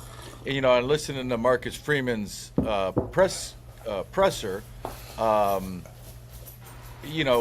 into this game, he talks about the lessons that he learns, the lesson that he learned out of coming out of Northern Illinois, the lesson he learned from Ohio State last year. And this is what I was getting at as far as Cignetti, and it's Curt Cignetti, the head coach of Indiana, is, he's a little bit more seasoned, and he's got the playoff experience, and that's what scares me. And they're scoring a lot of points, and they're executing at a high level. Was the Ohio State game, was that an anomaly where they dropped, the punter dropped the ball? Was the stage, and this is it. He's going to be prepared. He's going to come in with a great game plan. I believe that. He's going to have his team paired. Go listen to his press conference. I did. He had every day, lined up what they're going to do, how they're going to do it. He prepared for not only for Notre Dame but for Michigan. I mean, not Michigan, but Georgia. I thought, and the only reason he prepared for Georgia is that he didn't know who he was going to play the first game. So why lose a day? The guy is very efficient. He's scoring a lot of points. But the question is for these Indiana players, is the stage going to be too big for them on Friday night under the lights, national spotlight, like it was in Ohio State? Well, listen, I think that'll be an even bigger game than the Ohio State game. I mean, it's like you said, it'll be the first 12-man playoff game at Notre Dame at night. They're talking about Notre Dame's talking about doing a blackout. I mean, it's definitely going to be a big stage. I think to get in. Will Notre Dame be ready? To get in the game, it's $775 for the lowest price ticket. $975. Now it's $975. You can go to Penn State game for $103. What is it to watch it at the linebacker lounge across the street from the stadium, where I think it's zero. Yeah, where a couple of Wes, are you going to the game? I mean, I have tickets. I haven't decided. Yeah. Well, I know at least 2 of the 3 amigos are going to be at the linebacker lounge from 2:30 to 4:30 on Friday before the game. I'm going to drive over probably Friday morning. I may go over Thursday. I'm not so sure. Hey, Wes, ND has some couple $6,832 tickets that are available. But Ohio State has a ticket that's $8,972 to go to that game. Well, I will sell my 2 for $1,500 if anybody wants to give me a call. I'm kidding. All right. Maybe 2,000. So, Marshall, all right, you talk about strength of schedule, right? Now, Ohio lost, 3 games this year? They beat they beat more top 25s than anybody else, but they lost to 3 garbage teams. Right or wrong? Who are you talking this? about? Who did Alabama lose to? Alabama. Yeah, no. They lost to Vanderbilt, Oklahoma, Tennessee. Right. Tennessee. So yeah, they beat. They're great. They're great, but you can't lose. You can't lose to those teams, man. All right, I don't disagree with that, but they also beat Georgia, Missouri, South Carolina, and LSU. I mean, it's an argument. I see both sides of the argument. Is it about strength of schedule and who you beat, or is it about loot? I mean, who did SMU beat? Nobody. Exactly. Who did Notre Dame beat? Their biggest win was against Louisville, who's 8-4. That was their biggest win. They didn't beat anybody. Duke. They beat Duke by 1, 28-27. Those are their 2 biggest wins. So I don't know. What was that? You think Alabama would be favored against SMU? 100%. What was that top bracket on that thing, Wes? It was like SMU and then Penn State and Penn State, winner against Boise State. I read something yesterday that said between those 3 teams, 0, none of them have won a ranked game. No, I think Penn State has 1. yeah. So you got our Boise State. 1 combined between the 3. So Penn State. Well, here's where they screwed up, in my opinion. All right, I understand if you win your conference, you get in, just like in basketball, right? But think about what they do in hoops. If you're in the tournament, then they take all the teams and they look at everything: strength of schedule, wins, losses, who they beat, who they lost to, and they rank everybody. But they should have taken the 12 teams that were in and then ranked them, and then put the top 4 teams should have byes. Boise State and Arizona State don't deserve a bye. That's not right. And now you got a team look at Oregon, who's 13-0. They won the Big Ten championship. They got to play the winner of Ohio State and Tennessee. Right. Yeah. and Boise State's playing the winner of Penn State and SMU. What? Yeah. That's not fair. Yeah. Agreed. So, Hey, Draw. Marshall, I wanted to ask you. So, congratulations on signing with Alabama. That's wonderful. What a great institution, a storied program. What was it that you liked about Kalen DeBoer? DeBoer and the program there. What made you go to Alabama? Obviously, first was committed to UNC. Just kind of had some concerns about the future of the program. And, they just kept pushing me, kept knocking on the door. And I went and took a visit when they played Georgia. Sat with Coach DeBoer pregame, and, he kind of explained to me their game plan and, how he was going to get the tight ends, involved and stuff like that. And then he delivered on, just about everything he told me pregame. They ended up beating Georgia. So that kind of left a mark on me. And then just continued playing my season, continued going. And then just kind of came full circle to me that, it was the best opportunity for me to develop and, get the opportunity to play the best of the best, which is, that's why I went to Raven Gap. That's why, I play the game the way I do, is I want to be able to play at the highest level. So I think, Alabama's kind of the complete package, and, they had an off year, not in the playoffs for the first time in a while, but I do still think that, this program can turn it around. I think Coach DeBoer's, he's a winner. I think he's 115 and 13 or 14 in his record or something. His winning percentage is really high. So I think he can turn this thing around. It's a program where 3 losses is considered really bad. So it kind of reflects on the success of the program that have it. So I think he's only going to get better with time. And Marshall, do you go on record and say that Alabama definitely would have not lost those games this year if you were on the team? I don't know about that. Huh? Maybe Vanderbilt. I would get him over Vanderbilt. All right, good. There you go. Well, I want to say something. I thought the first time I sat down with DeBoer with Marshall was before the Georgia game, and he said, he said, ask me anything. Like, what questions do you have? But the bigger thing that he said that I thought was impressive for him selfishly was that he goes, listen, look at all the offenses that I've ever had. He said, I've always had a tight end that had 50, 60 catches in a year. We want to throw the ball to the tight end. We just don't have, the guys that can stretch the field vertically and stuff like that. And he looked at Marshall and said, I think this is an opportunity for you. So that was kind of eye-opening too, at least for an old slow linebacker like myself.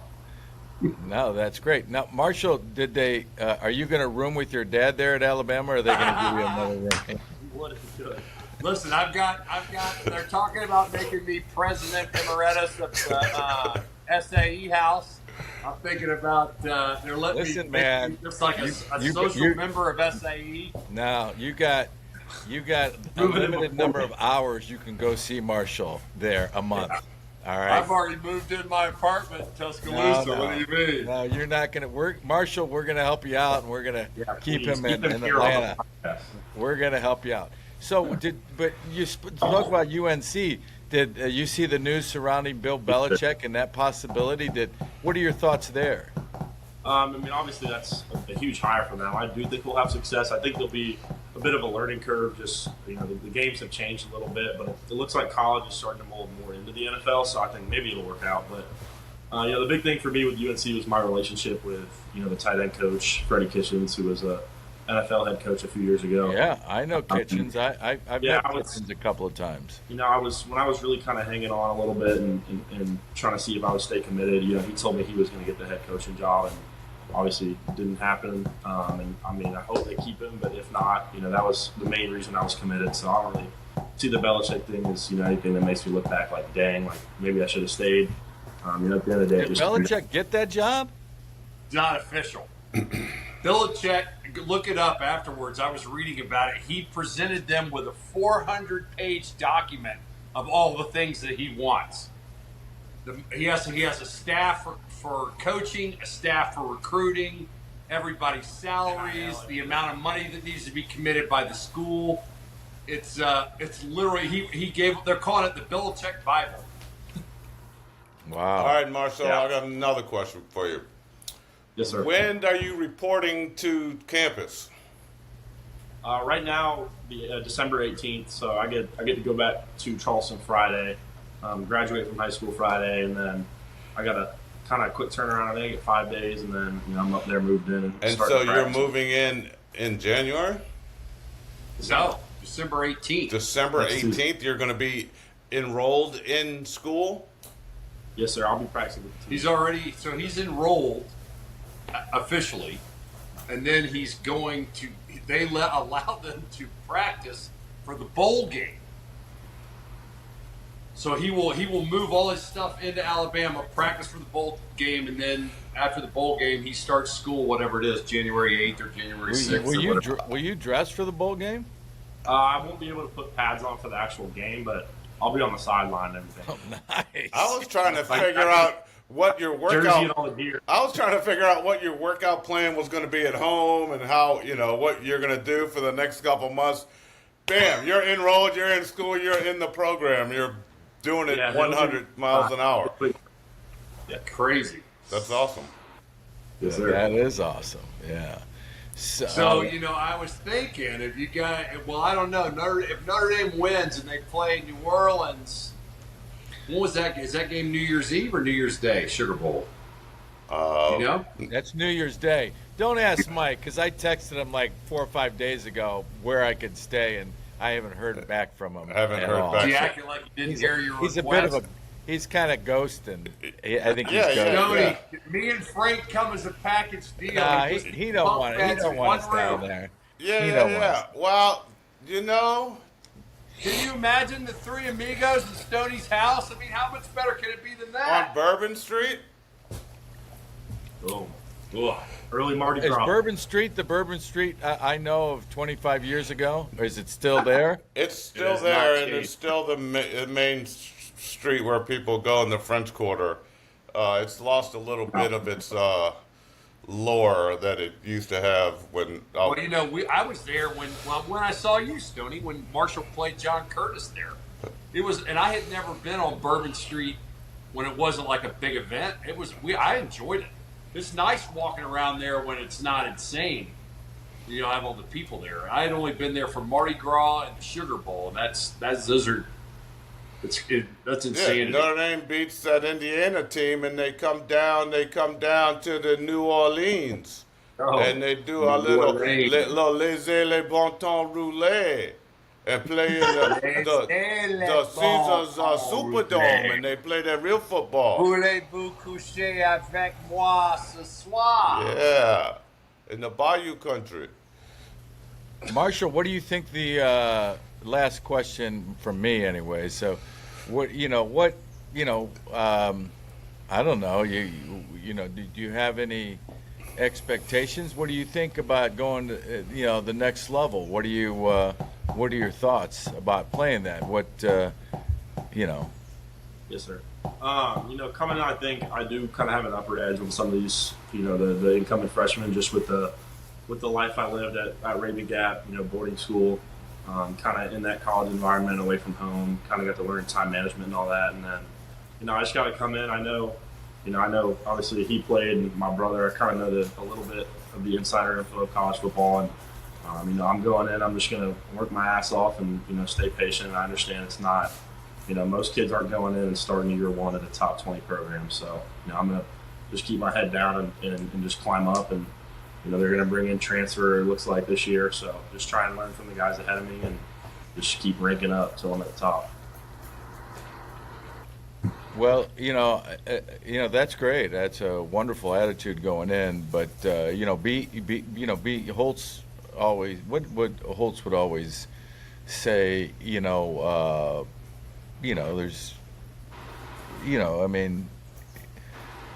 I love the fact that you're saying you're going to work your ass off. That's great, because that's the formula for success, is outwork your opponent.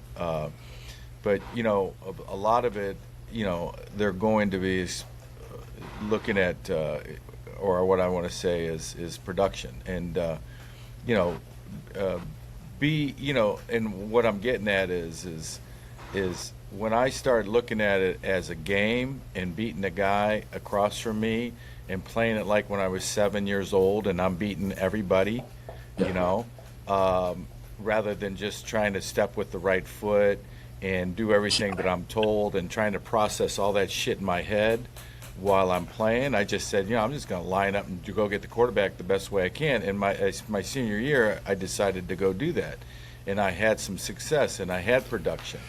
And I had so much production, they couldn't take me off the field, because I'll be honest with you, everybody was fair game, under Lou, those first couple 3 years. I mean, there was no guarantee that any of us were going to get this started. Now, I think Mike had a guarantee, but Wes Marshall, and I... what I'm going to tell you is Frank had the luxury of doing that crazy shit that he did, because he knew that Wes and I were behind him, making up for all of his mistakes. So it didn't matter what you guys did. We were going to make the tackle inside 5 yards anyway. Yeah. So be smarter than your competition, and be smarter than the guy you're going up. And know you're down in distance. Know what you want to, as far as a tight end, those tight ends would try, when I played over the tight ends would try to manipulate me as far as their blocking schemes. Those guys were, all they did to you is they go, "Hey, Stamps, look at the blonde in row 2, section 37." And you look over, bam. Right. Out. Yeah, I can't say That's that. how they manipulate I can't say that's entirely not true. So, anyways, well, best of luck to you, Marshall. Thank you. We'll all be rooting and for you. Work hard, man. I know it's a scary situation going in. You get nervous that first couple days.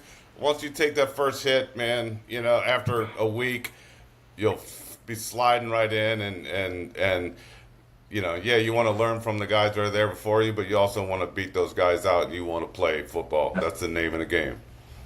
Yes, sir. Well said. Well said, Michael. Irish Nation, you are under the Golden Dome with your hosts, Michael Stonebreaker, Wes Pritchett, Frank Stamps, talking Irish football. Our very special guest, Marshall Pritchett here, new recruit, a new signee for the Crimson Tide of Alabama. Wishing them all the best of luck. Hold on, Frank. Let me interrupt. Marshall, what's up with NIL money? Does everybody get a flat rate? Yeah, I'm supporting the Golden Dome. I'm supporting y'all. All right. Love it. Thank you. I love it. I love it. I love it. So, let's get back to Indiana. So Thank you guys. All right, Marshall. see you, brother.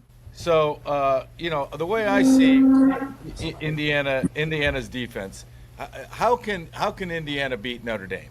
And what I see with Indiana is, they're, they got to pressure the quarterback. They're number one in the nation against the rush, averaging 70 yards a game. Their run defense is outstanding. Their pass defense is ninth in the nation. Total yards, they're second. Giving up yards, they're second in the nation. This is a legit defense. Now, I understand their strength of schedule isn't that of Georgia or Alabama, but still, Notre Dame's measured with these same rankings. They have gotten to the quarterback. They have sacked the quarterback.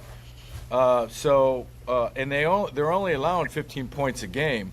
So I mean, if I'm Indiana, I'm going to put 8 guys in the box. I'm going to stop the run. I'm going to have the linebacker keying on the quarterback run and make Notre Dame throw the ball 20 yards down the field in those 20-yard buckets, because they have not been crazy successful in that part of their game. Now the question is Notre Dame's 2 running backs and their offensive line physical enough to win the battle with them with 8 in the box? I don't know the answers to that, but I mean, if I'm scheming against Notre Dame, that's what I'm doing. And I think that Mike? Indiana matches up really well against Notre Dame with that strong run defense, and with their strong running offense, and so they're going to go out there and I think they're pretty well matched. Yeah, Well, I think it goes back to what we've talked about all year. Why do we think Notre Dame had a decent chance in games like this? They've got a good defense, and they had an offense that controlled the line of scrimmage and didn't turn the ball over. So they're going to have to limit Indiana's scoring, and they're going to have to find a way to control the ball at the line of scrimmage and keep the ball and score and not turn the ball over. They got to win special teams. They got to win the turnover battle. Blah blah blah. Notre Dame's put up 40 points a game. We don't want to get in a scoring duel with Indiana. Indiana's averaging 43 points, Frank. I think Notre Dame's averaging 40 points. So they're not really? fall off. Oh, wow. They're not fall off? They're not far off.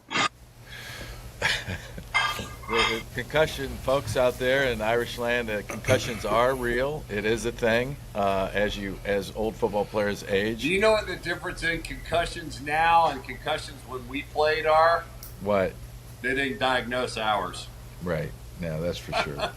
So without it, but you'll never convince me that Indiana is the same type of athlete that Notre Dame does. Notre Dame. Now, you mentioned Cignetti, the head coach of Indiana. His first year, he's brought with him. It's an ungodly number of transfers that are starting offense, defense, and special teams. It's close to 20. If not above, how many kids that first year guys are starting, and he's making this work, which is just crazy, insane to me, how you do that and have success. But having said that, Notre Dame, I think, has the better athlete. Now, my opinion, that Indiana defense, they're going to show up. They're going to show up in the right spot, and this is the big question. Are they going to be able to make that tackle? Is that Notre Dame athlete going to be able to, Jeremiah Love, is he going to be able to break tackles? Is he going to be able to make that first guy miss? Because in Indiana defense, you don't get number one in the nation not being sound. They're going to show up. Are they going to be able to make the tackle? If they load it 8 in the box, they're going to have to play man in the secondary.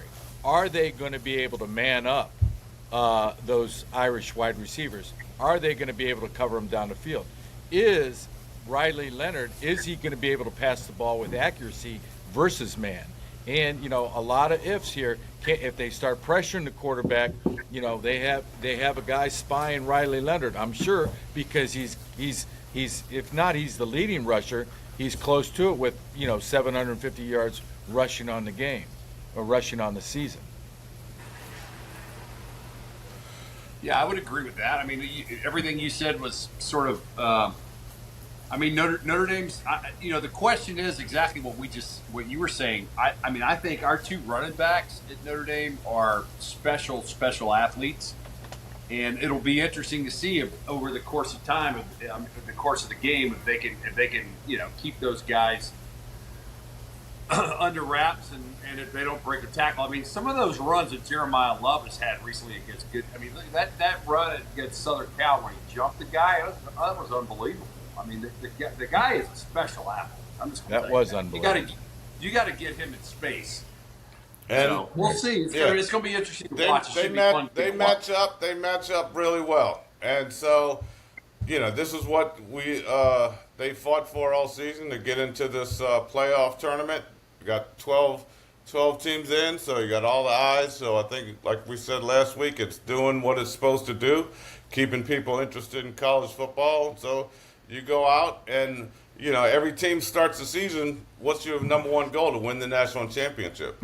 And so, you got to the playoffs. Let's take it one team at a time and go out there and you stick it to them and you prove that right. You belong there.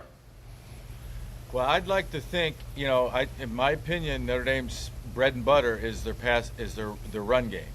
And I'd like to think when, that linebacker or that defensive, shows up to make the tackle, the defensive back shows up to make the tackle, that Jeremiah Love and Riley Leonard, can make a miss or, come up with the explosives. But I don't know if that's going to happen. I'd like to think it's going to happen, but it's not. I don't know. If Indiana doesn't pressure the quarterback, then I think Notre Dame can have some success throwing the ball. Like you said, Wes, you don't want to, or maybe it was Michael, you don't want to let Indiana think that they can win that game and have it a close game in the second half. You want that big offensive line to just pound them and pound them and pound them.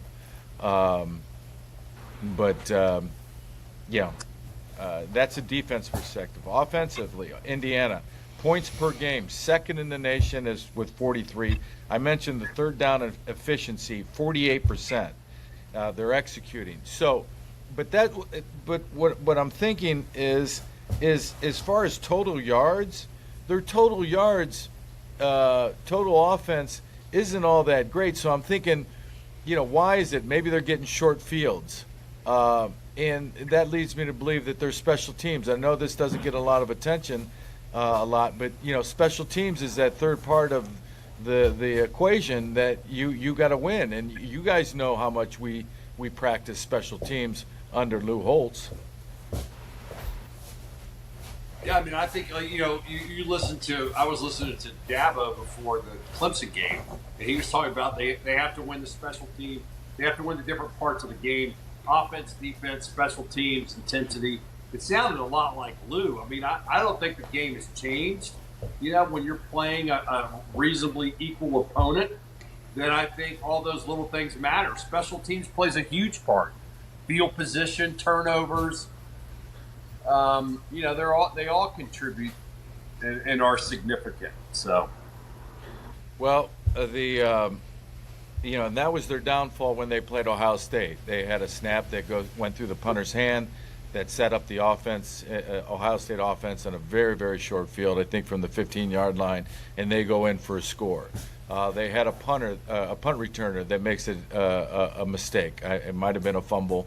And then that sets up another score. And, listening to Cignetti, and by the way, you get a chance, listen to his press conference regarding the upcoming playoffs. He sounds like Luca Brasi from The Godfather, and he starts repeating himself a little bit, and he's, out in space. And I'm thinking, where have I heard that before? And it was when Luca Brasi went in and saw The Godfather, and he kept talking, repeating himself. I thought this guy's a little bit out there, but I like Mike said, I like his confidence.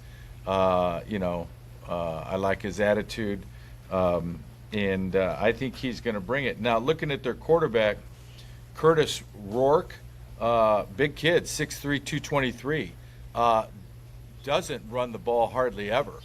And that's why, it's a premium that Notre Dame has to pressure him and sack him. I mean, his rushing yardage is maybe for the season, I don't know, 50, 60 yards, if that. So he's a pocket passer, and that's where he wants to be comfortable.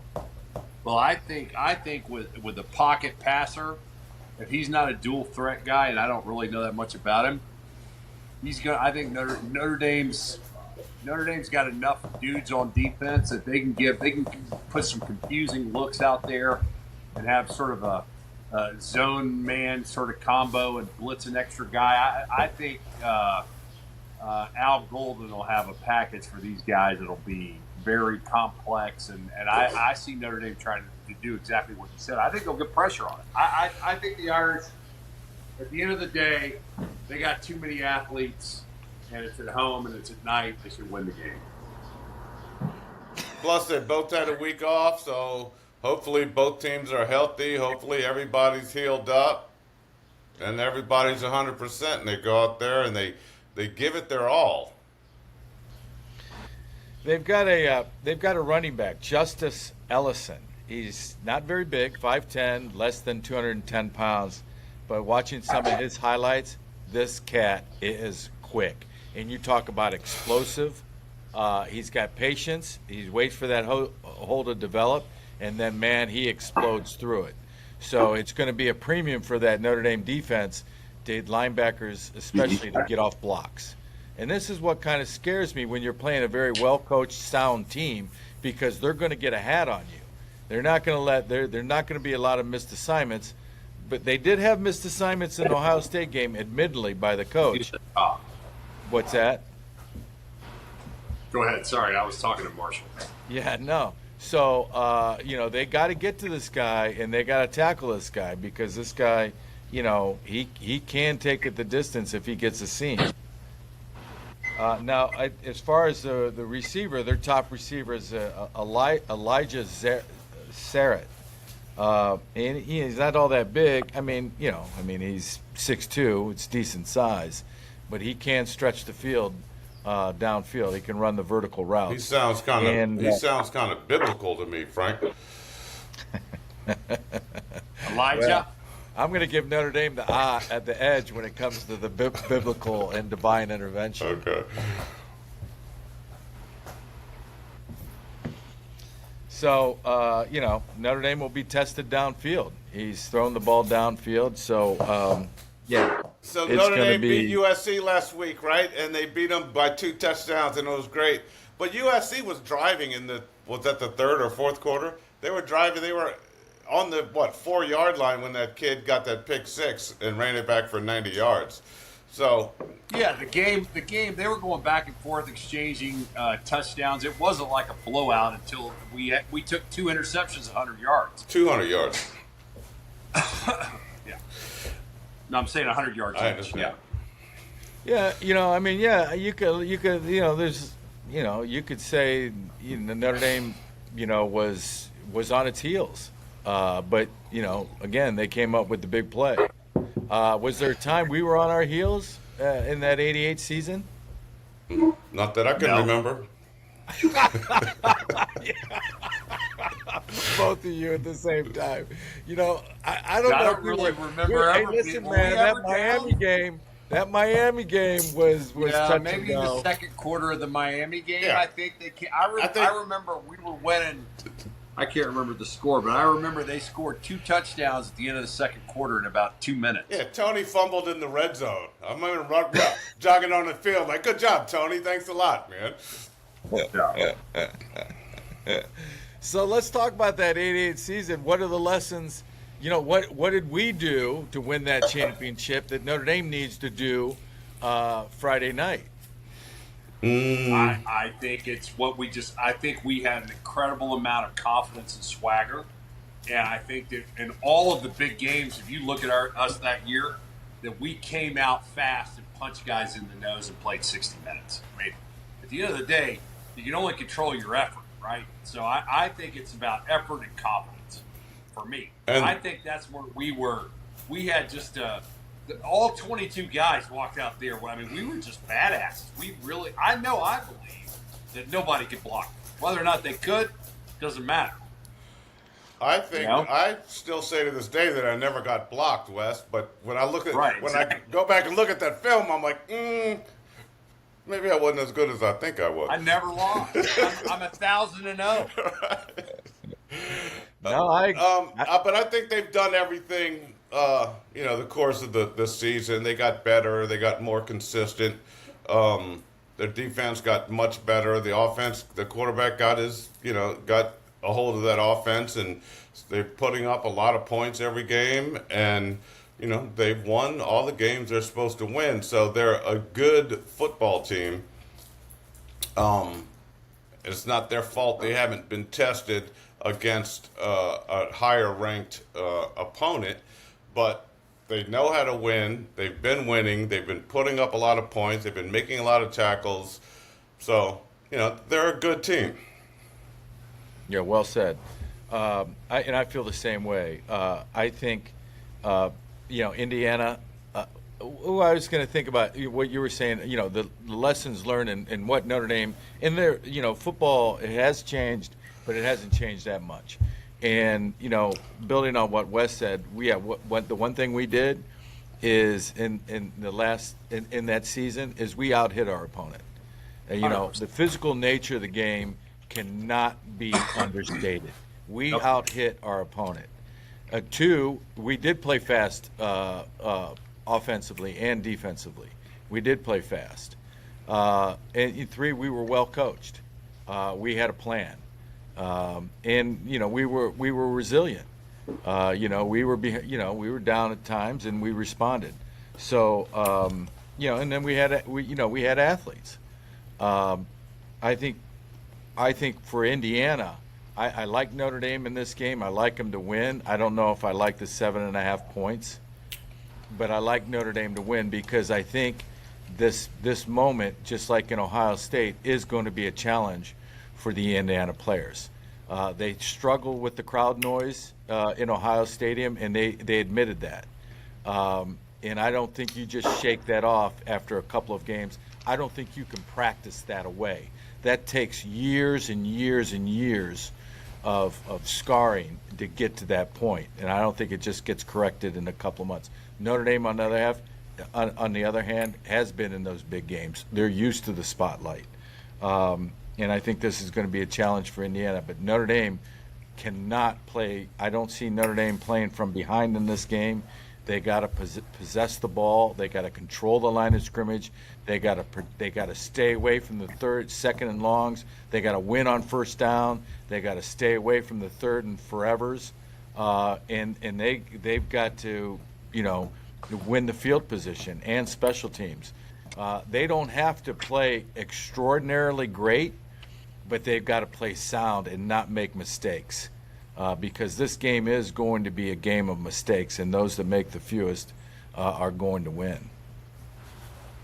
Yeah, I don't disagree with any of that. I mean, Indiana's definitely a good enough team that if Notre Dame turns the ball over and gets in third and longs and gets behind, they're gonna have to execute. That's why I like coming out fast, out hitting your opponent, setting the tone, playing from the lead. I mean, those are all things that I would hope Notre Dame would do. Yeah, you like that, but I haven't seen that Notre Dame liked playing from that situation. I will see. All right, any last thoughts, guys, going into the game? Are we going to call a point? Are we going to give a final score on this one? Yeah. Yeah, I'll go first. I like a low-scoring game. I see it 23-20 Notre Dame. I'm going to say 31-17. ND. I already had a number in mind, and I swear I'm not using Stoney's. I was going to say 31-24. Irish by 7. I like it. All right, Irish Nation, thanks for joining Michael Stonebreaker, Wes Pritchett, Frank Stams under the Golden Dome for playoff preview of Notre Dame versus Indiana. So go Irish. We'll see you all next week and have some more information, regarding the game. Hopefully things will develop. Things will develop, and we'll see where we are next week. So thanks for joining us this episode of Under the Golden Dome. Go Irish. Go Irish. All right, welcome, Irish Nation. You are under the Golden Dome with our very special guest, John Palermo. John was our defensive line coach on the 1988 championship team.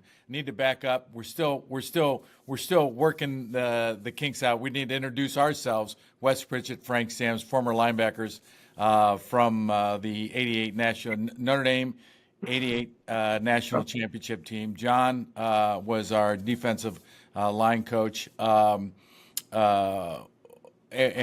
he was the coach. In the history of college football coach, the coach that had the longest eyelashes in history of coaches. I was just always amazed. He's like, "Why are you looking at me so funny all the time?" I said, "Your eyelashes just are so." They're like the longest eyelashes I've ever seen in my life. And, of course, that just added to the bizarre nature of our relationship over the years. But it was a wonderful relationship. Thank you, John. Thank you for being on the show with us. Well, I'm glad to be here, and it's always good to see you guys. As far as the eyelashes go, they just didn't work on the women, though. Yeah. Well, the funniest thing about that is that John coached the D-line, and he worked those guys pretty good. And you could always hear the D-line because it was constant chatter, batter, just running those guys. And then he would walk up, we'd be talking, and the linebackers would look at him and tell him he had pretty eyelashes, and they would just catch him off guard. Well, we broke it up a little bit, Coach. We were trying to soften you up a little bit. I am soft, but back in those days, our job was to keep those guys off of you guys so you could make more plays. We understood it. And we had a group of guys up front and a group of guys at outside linebacker, inside linebacker, loved to play the game of football. So it was pretty easy. And we weren't any day at the beach as coaches. But yeah, you guys let it be fun for everybody so that we would snap out of our anger. Yeah. We'll try this again, the open. Now, you're Irish Nation, you are under the Golden Dome with your host, Michael Stonebreaker, Wes Pritchett, Frank Stams, with our special guest, John Palermo, our dear friend and our defensive line coach when we played on the 1988 Notre Dame National Championship team that went 12-0, played West Virginia in the Fiesta Bowl. John, welcome. Thank you. Tell John, you started your coaching career in high school in Georgia. The home state of the national championship team. What was that like starting your coaching career there?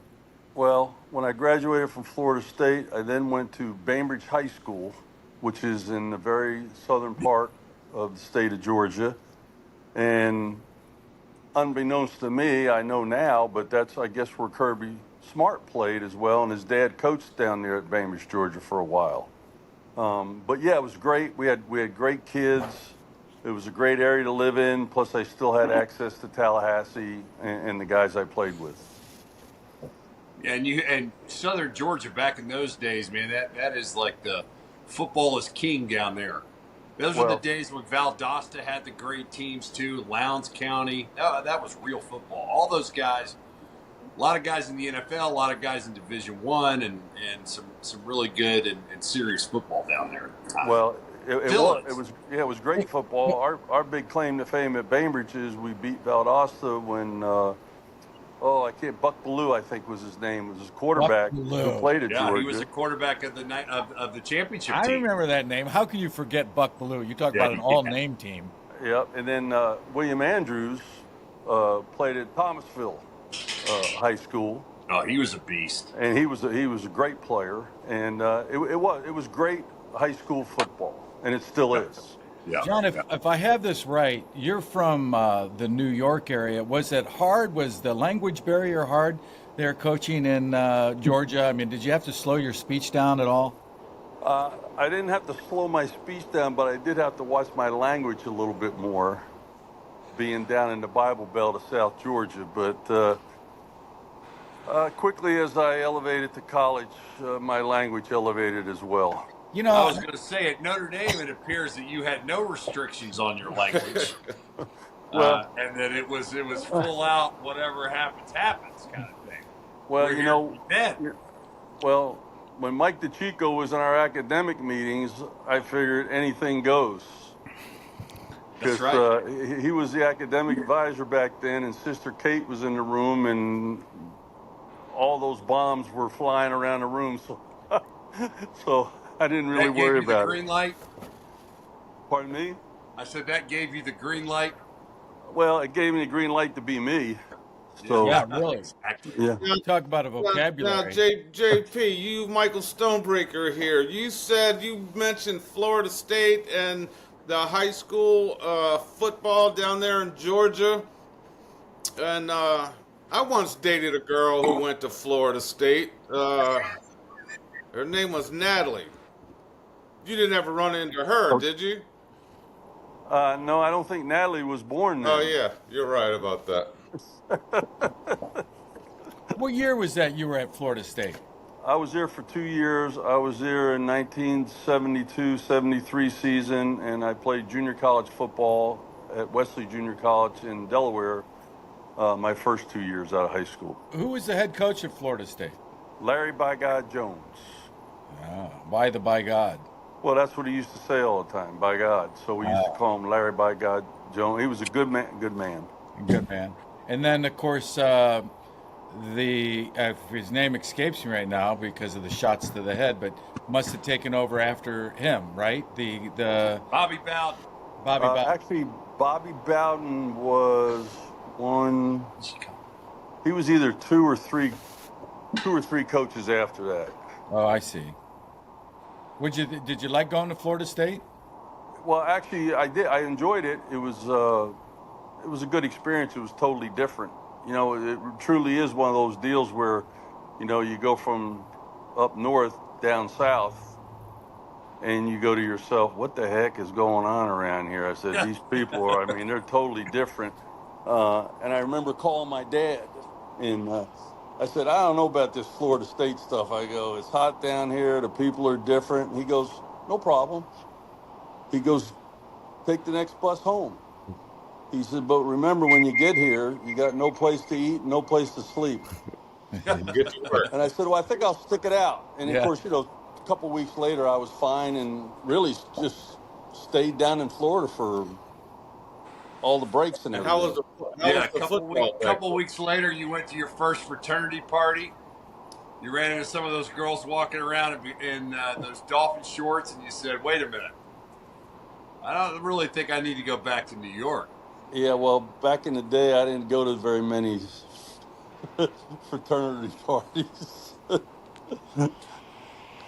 I can remember when I took my visit to Florida State, and they had their football facility was in this beautiful, beautiful part of the campus, across these train tracks, absolutely gorgeous.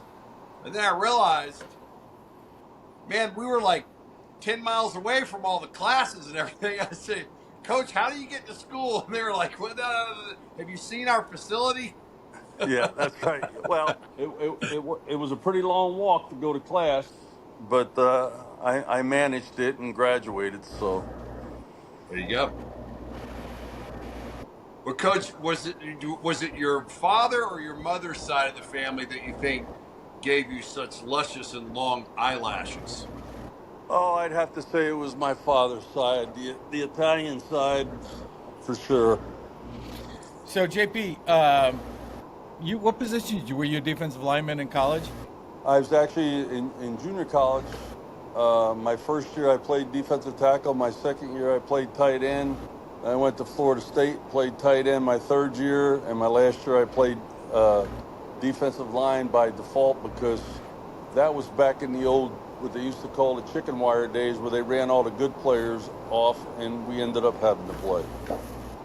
Why the chicken wire days? Well, what they did is they used to hang chicken wire. We had this big room, okay, and they used to hang chicken wire off the ceiling and then put these big planks on top. So when you did all the off-season conditioning, you had to stay under the chicken wire.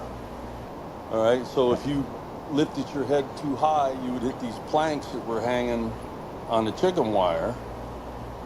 And then at the end of that, you used to have to stick wrestle, okay? And pretty much if you lost the first stick wrestle,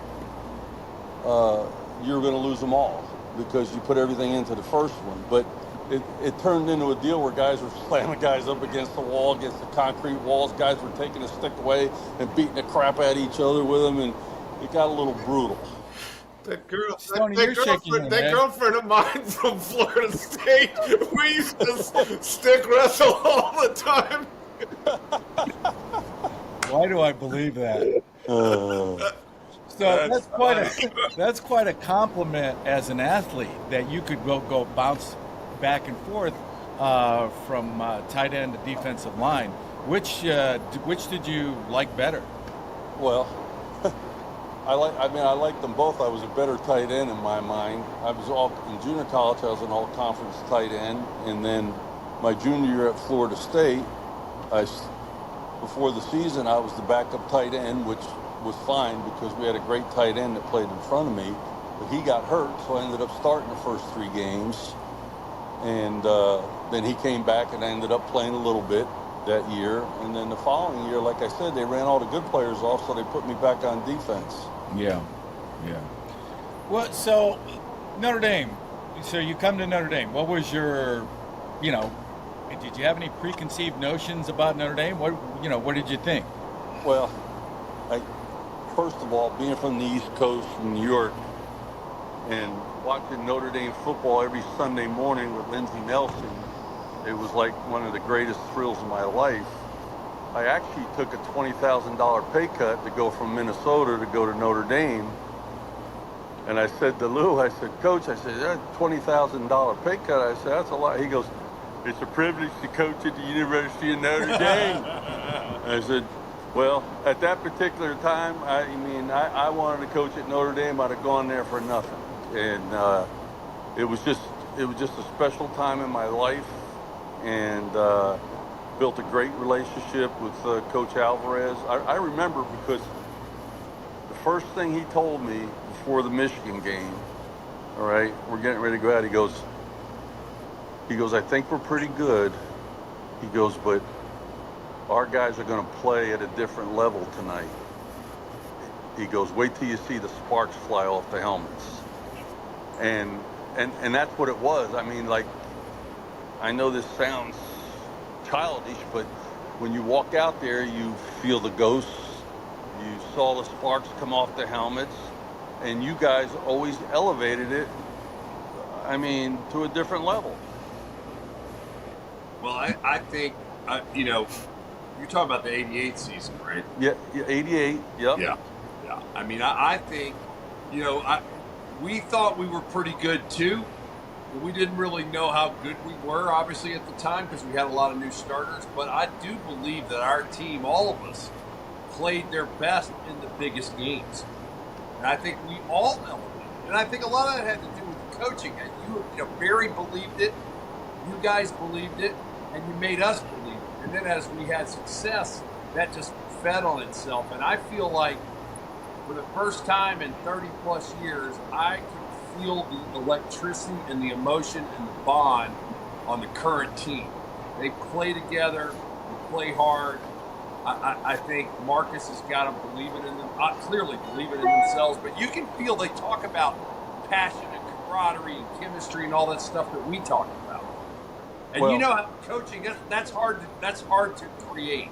It is, and again, I think they've done it, and I think a great testimony to Marcus and their coaching staff is that when you suffer a devastating loss like they did early in the season, to be able to come back and win that many games in a row and put yourself in a position to win the national championship is a hell of a compliment to him. I can tell you this, I've known Al Golden for years, excellent person, excellent coach.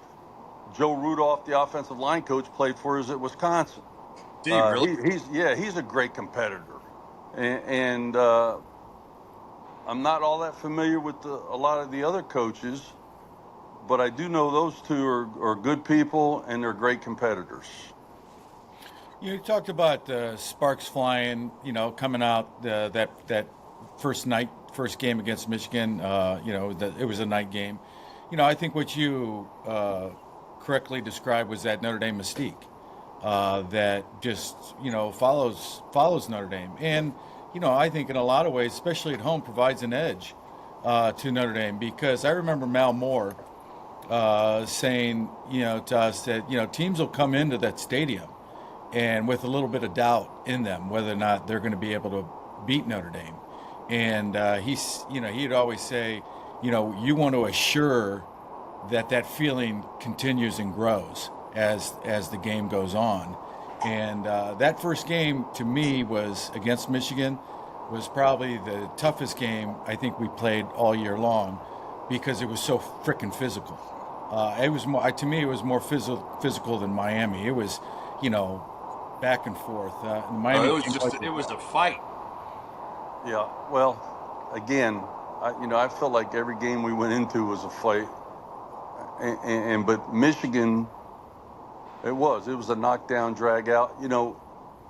Miami, that was kind of a back and forth game for a while, and we even though it was 31-30, I think was the score. I'm not 100% sure. Yeah, I know we won by a point, but 31-30. But we played really good on defense. We scored on defense.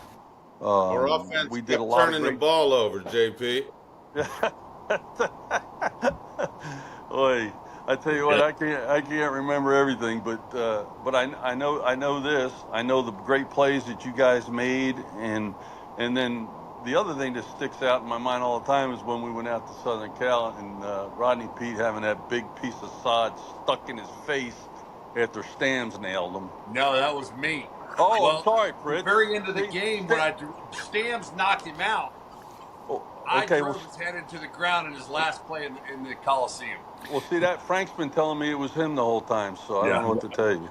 Yeah, why not?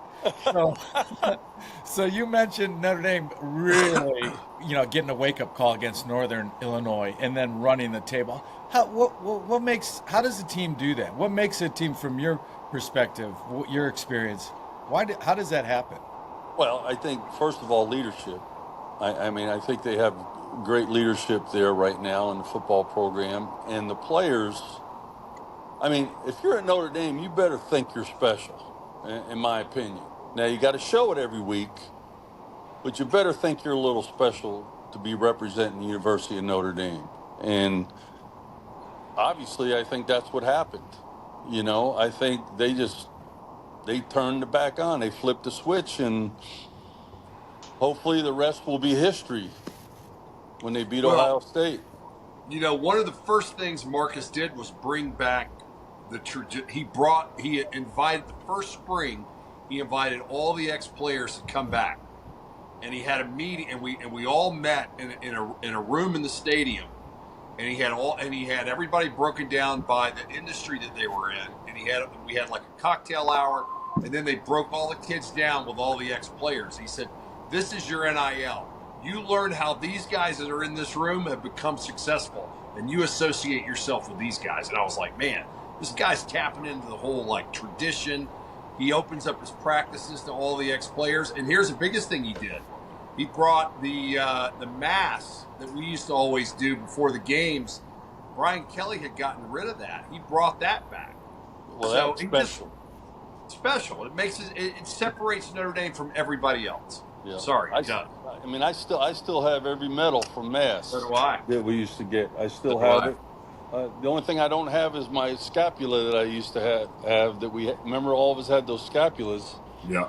And of course, over the years, it's kind of rotted away. But I tried that Capulon, it burned off when I put it around my neck.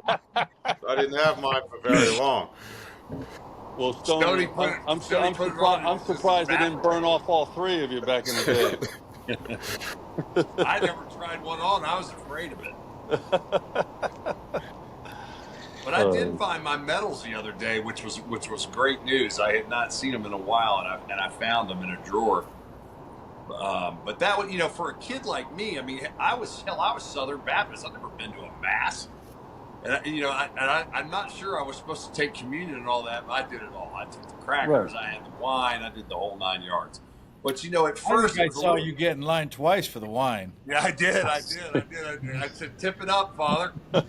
And but after a while, man, that was like my safe space. Like I wanted to go to that mass. It became a very special thing for me because everybody has their own relationship with God. But to me, it was just a special, time for everybody to sort of be on the same page, and they're not doing that at other schools. No, and to me, it was a neat thing for me. It was part of the mystique, whatever you want to call it, but it was part of the whole deal there. It was something special, and I had never seen anything since. Like that. When we used to just walk from mass to the stadium. That's what I was going to say. I remember. So we would do the mass. There was no lines.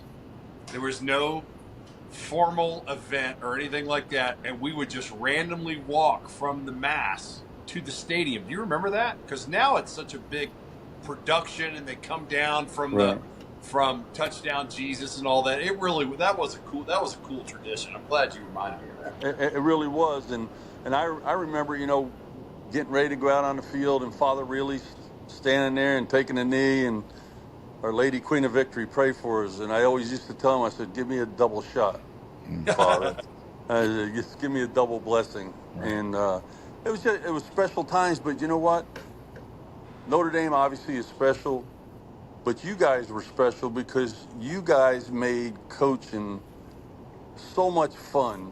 Because as a coach, number one, you always want to have a good relationship with your players, not necessarily in practice on the field, but off the field, which we were always able to do because we always went over to Barry's house after the games. Your families came over. We got to know your families. It was just a special time, and it just doesn't seem like the coaches spend the time that we used to spend together and do the things together because there's so much more involved now with all this. I don't know if I get it right. Is it NIL or NLI? But with everything that's going on, it's all about they're constantly recruiting. They're constantly they're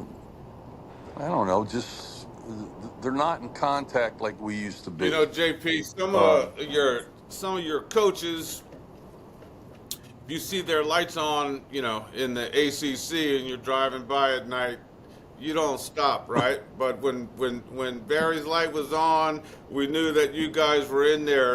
We'd on a Friday night, we'd come in and hang out with you guys and go over some late night game plans because that's what we wanted to do. You know what I mean? And so, it was that relationship that y'all built that we had with you guys, the way y'all treated us, that was special to us. Because you don't get that. Well, I don't think people understand that you guys were truly students of the game either. You know what I mean? You don't talk about great players and you talk about it, but you guys were students of the game. I remember it now. Stams used to break my chops. And, all three of you did when I used to go for bed check. But anyway, that's another story. But anyway, but it was like But clockwork. I never could understand why you wanted to sleep in my room. Yeah, that's right. Yeah. Okay, don't let me start telling stories now. But anyway, when we used to go down to that dumpy Holiday Inn where we used to stay, after I checked the beds or bed check, I'd go home, and it was like clockwork. 11 o'clock, my phone would ring at my house every Friday night when we were home. And you guys would be on the phone going, now, was that ND 44 on the right hash, or was that under defense in the middle? what was I supposed to do on this day? I said, and you guys would just break my chops. And Donna would go, is that them again? I go, yes, it is, dear. It's them again. So, but those are times I never forget. I never forget those things, ever. Well, I don't think about it a lot, but we always, at the time, we always talked about chemistry and camaraderie, but the relationships we had with the coaches. I mean, I had never had a relationship like that with my coach. I never had a relationship after that with a coach like I had with Barry. Right. And the linebackers got together, the coaches got along. Have an amazing. I don't know if it was God or what, but the guys were from all different backgrounds, all different geographies, and. By the way, we had a bunch of them. We did, and the wires connected. The wires connected. You know what I mean? All the wires connected. Players connected, but we had dudes. I mean, Zorich was a player, Frank was a player, Mike was a player. Like, we went out there and played. And that makes it a lot. And we won, and we had success. And you played. It was awesome. You played together. You played together. That's the biggest thing that a great team does is they play together, and when one side doesn't necessarily play good, the other side's got to play great in order to win championships. Defense wins championships, JP. Just go ahead and say it. We were pretty good on defense. We were pretty good on defense. That's right. You're under the Golden Dome with your hosts, Michael Stonebreaker, Frank Stams, Wes Pritchett, with our special guest, our dear friend John Palermo, our defensive line coach from the 1988 National Championship team at Notre Dame, talking, reliving some of the memories of that championship season, and talking, how the 2024 Notre Dame Irish, fare and some of the parallels from that season, and then going into the big national championship game that they have with Ohio State coming up on Monday, this Monday. John, you talked about our chemistry. I thought our chemistry was outstanding, but in large part that's due to the coaching staff. There's got to be chemistry with the coaches as well. It just can't be with the players. And it was wonderful chemistry throughout that team, both on the field and on the sidelines. Do you see the same chemistry for this 2024 team? How do you see this Irish defense that's playing the big bad Buckeyes on Monday? Well, to be quite honest with you, I don't know all that much about them, so it'd be hard for me to compare the two. I know this, they play with great enthusiasm, they play hard. Looks to me like they play the way the coaches want them to play from the standpoint of being in the right place at the right time. And I've always said this as a defensive coach and being a defensive line coach, if you have really good corners, there's a lot of things you can do on defense, to cover up things. And I think that was always the case. I said, we had a great defense, period. But as I got older, like when I was at Wisconsin those years, our best defenses at Wisconsin was when we could play man-free, and we had two great corners, and we could do a lot of different things. We could 5-man pressure, 6-man pressure, 4-man, drop a rat in the middle. There's a lot of things you can do when you're able to play man coverage, and I think they do. They play a lot of man coverage. I believe Notre Dame does. Can they play man against Ohio State? Well, I think they're going to have to. I would probably say this again. I haven't been in the Big Ten all those years, and I've seen Ohio State play live when I was up in Madison. I mean, talent-wise, Ohio State might have a little bit of an edge in certain areas, but those gold helmets are going to make up for that. Yeah. I think we have a really good coaching staff too. And you mentioned Al Golden. I think he's done. I think he's got to be one of the best coordinators in the game right now. Well, he's done an awesome job. Now he's got guys too, but I think. What'd you say, John? I said he's done an awesome job there. Oh, okay. mean, I just think it looks to me like they were rotating a lot of guys in and out when they had a lot of numbers. They've obviously had some injuries. Their linebackers are flying around. They've clearly got pretty good D-backs. You know, their best quarterback's out for the year. That Morrison kid is out for the year. But I think Golden, I think they outcoached. I think they outcoached Penn State. I think they outcoached Georgia. And you know, you guys always used to say, Lou said it, but I know you and Barry said it too. The biggest part of those close games is the halftime adjustments that you make, right? The schematically get the kids fired up, whatever you have to do. If you look at that Penn State game, they were absolutely dominating both sides of the ball in the first half. We were lucky to be down 10-3. And we come out in the second half and just punched them in the face. Yep. Pretty much shut them down on offense. On defense, the offense moved down the field. So I don't know is that coaching? Did the coaches make that big of an adjustment? Because their kids are still out there. So, I mean, what happened? What do you think happened? Yeah, I think number one, obviously the players believe in the coaches, and the coaches had to make some adjustments, all right? But the players got to execute it. And like I said, there's just something about it when you walk out on that field there, and it's special to be a player at Notre Dame, and maybe it takes a quarter or a half to realize that sometimes, but it's special to be a player at Notre Dame, and you're a special person with the academics and the football and everything else going on in your life, that those kids bought in. And that's the only, I look at the old line. Number one, they had a young offensive line. Then number two, they got everybody hurt.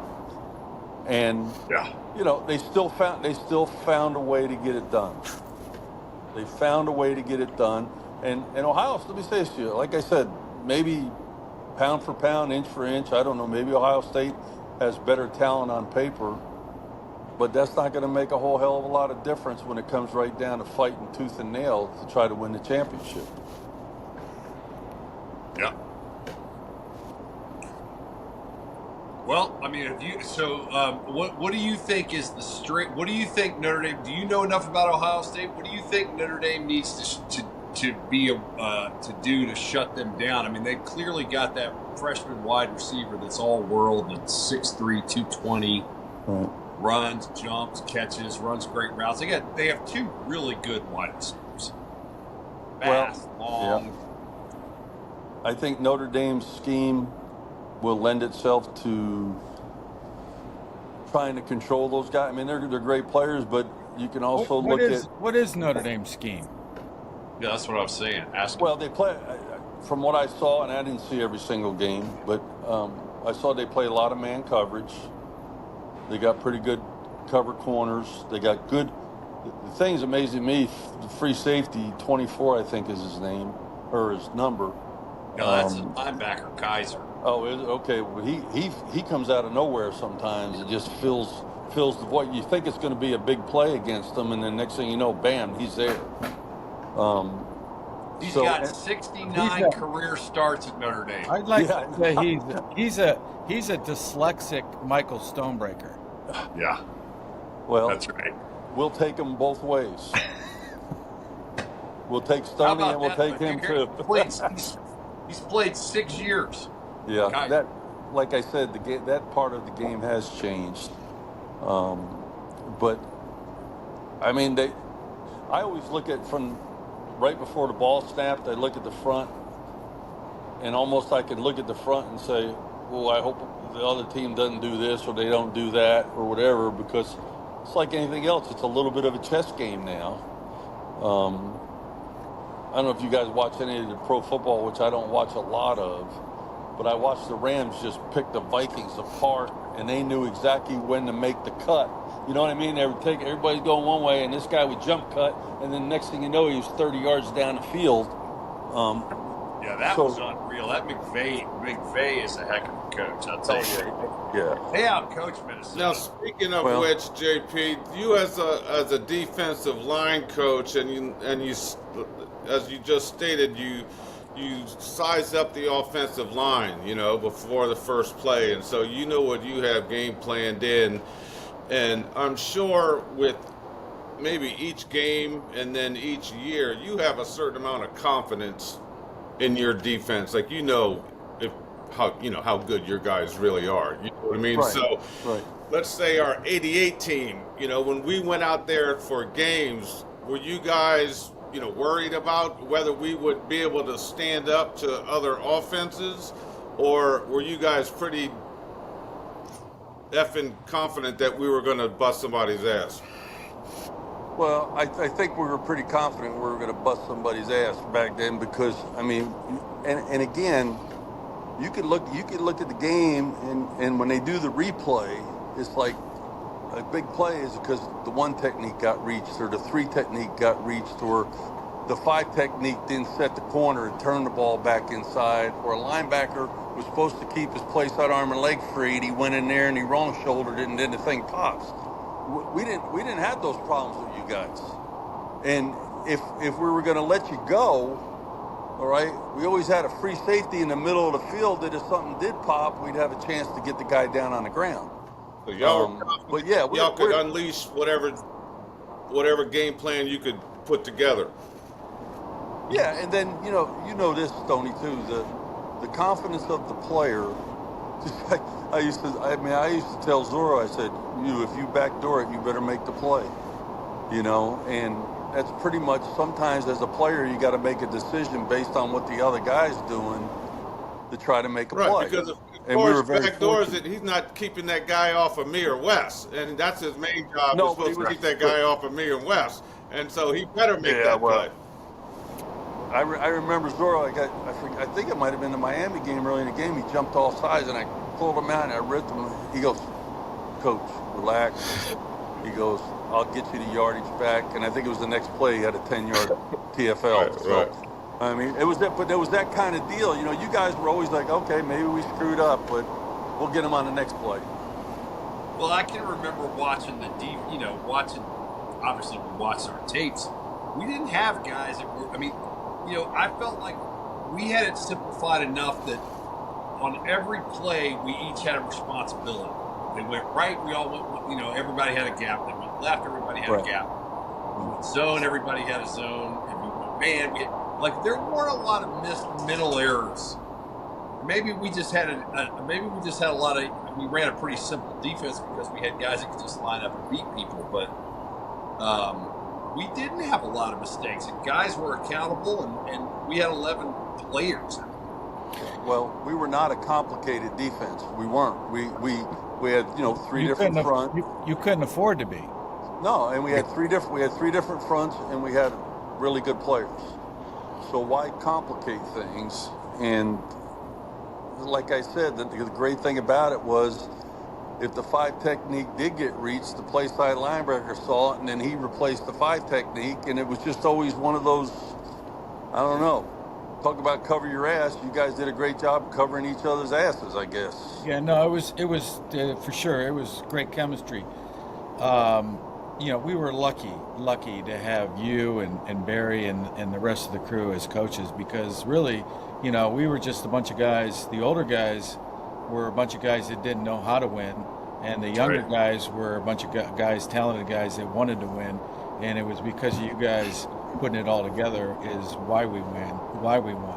But looking at the Ohio State now, I'm it's hard to say this, but I think it's true, and I think you were hinting at it. Is Ohio State, maybe has the edge, across the board. Everywhere. But just because that's the case, you still got to play the game, and it doesn't mean you're going to win the game. I think Miami was probably more talented than we were when we played them. Stoney won't agree with that, but I know they were more talented than me. Now, when you're when you're facing a team, and you're an 8-point underdog, and that's a big number. How do you coach that? How do you prepare your team going into a game like that? Well, I think you coach with a little bit of a chip on your shoulder, and as a player, you do too. I know we did. We go out to Southern Cal, and then obviously you guys as a football team made a decision to not have some of the players there because of curfew violations, and it turned into a big positive, not a negative. that we were able to do that as a football team, you know, and so guys can rise above. Guys can, you know, as a coach, you always got to think that a good player can play great and a great player can play phenomenal. You always want that to go one level up. And we were able to do that at Notre Dame.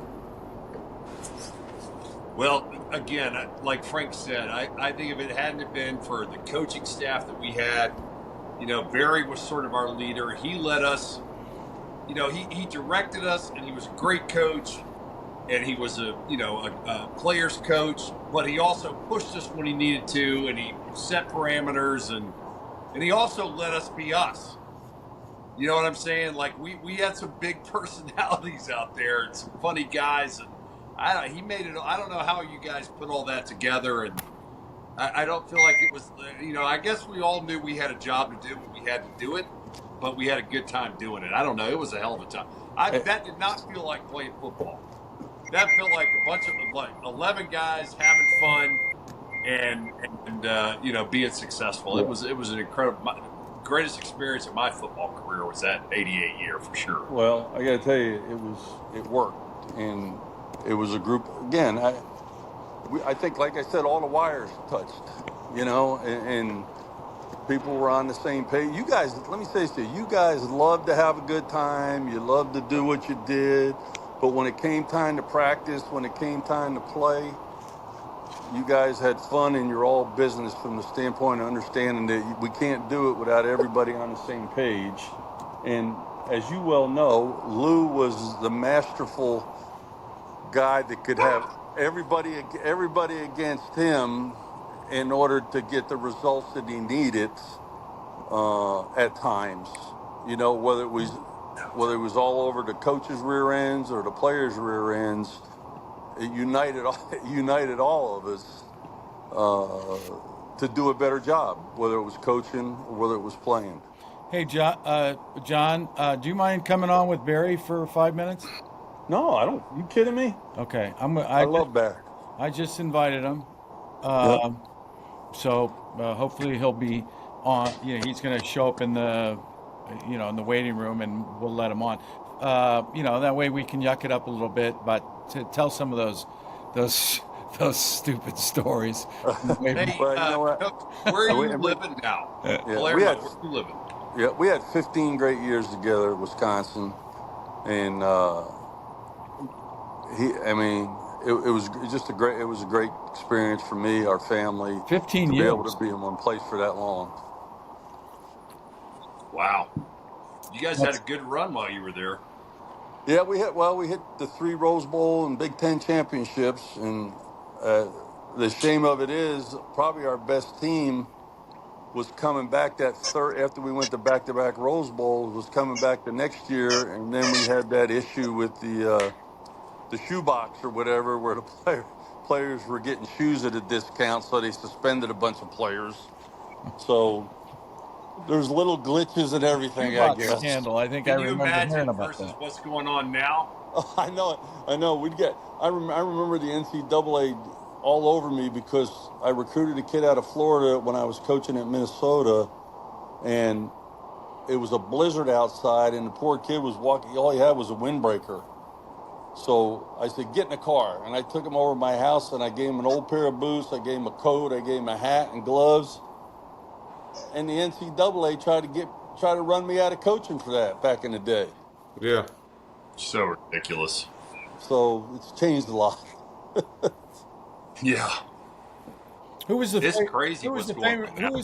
Who was your favorite Notre Dame lineman that you coached? Oh my God.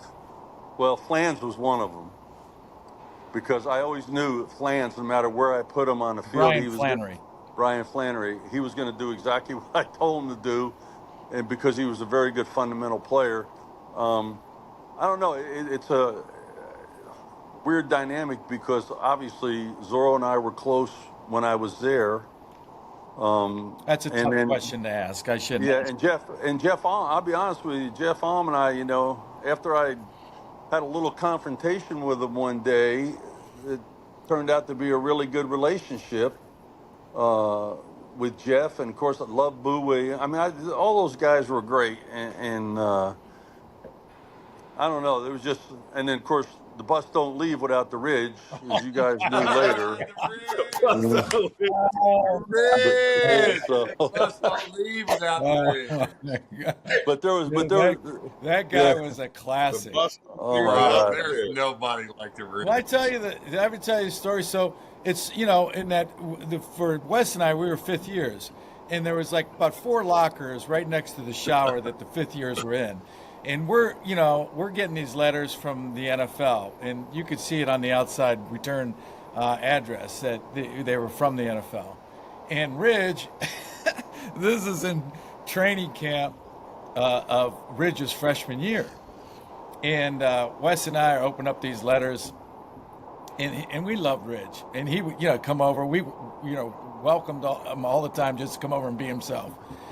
And he came over, and he's watching. He saw all these letters that Wes and I had, and we were opening them up. And Ridge says, "Oh shit, man." He goes, and he just finished the freshman recruiting process.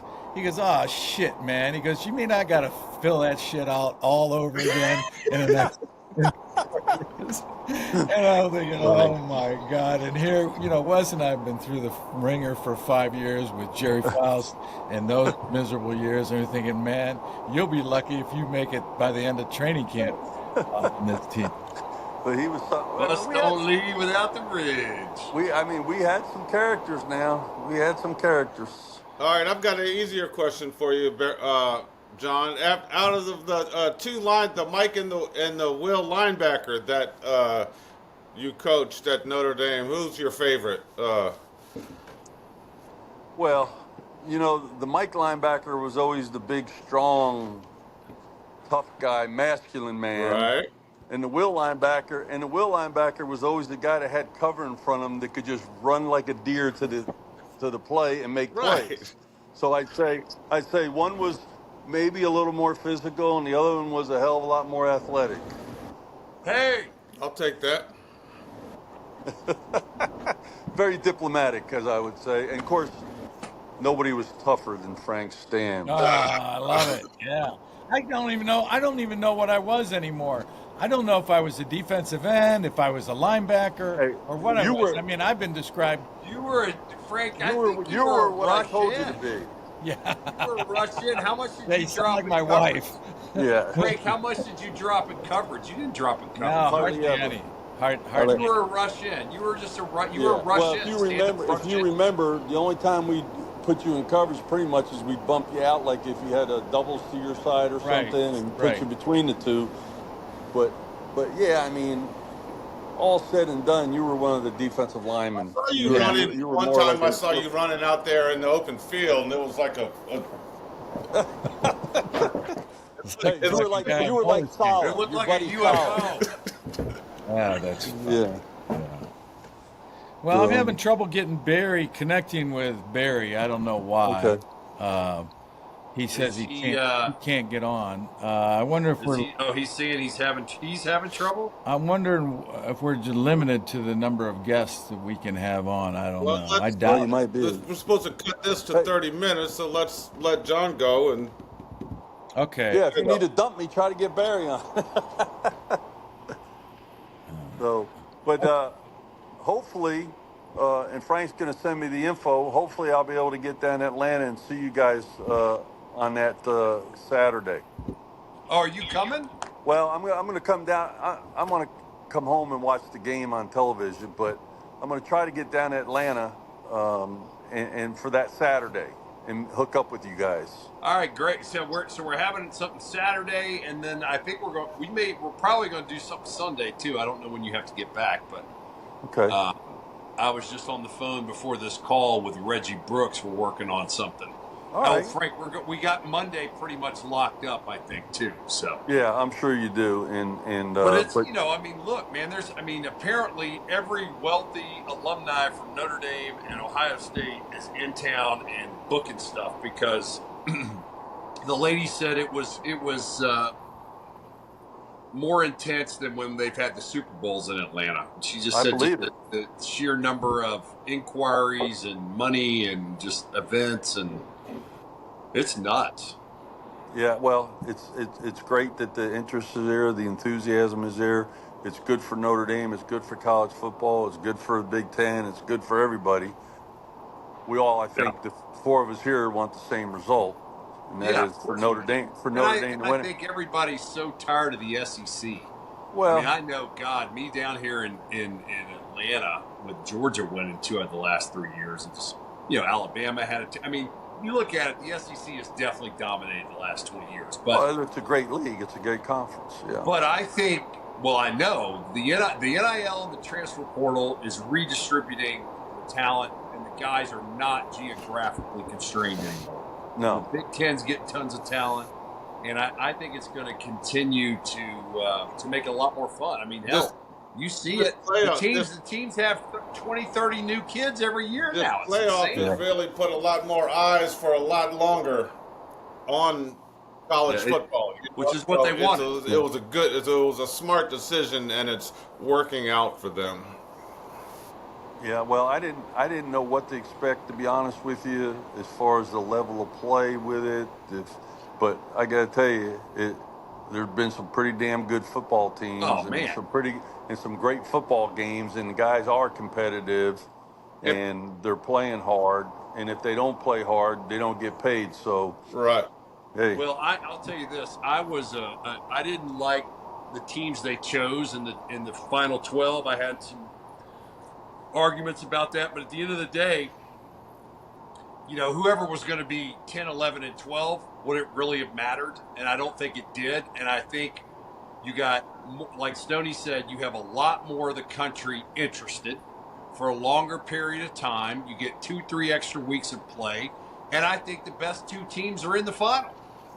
So at the end of the day, you ended up exactly where you dreamed you wanted to end up. So I think that's right.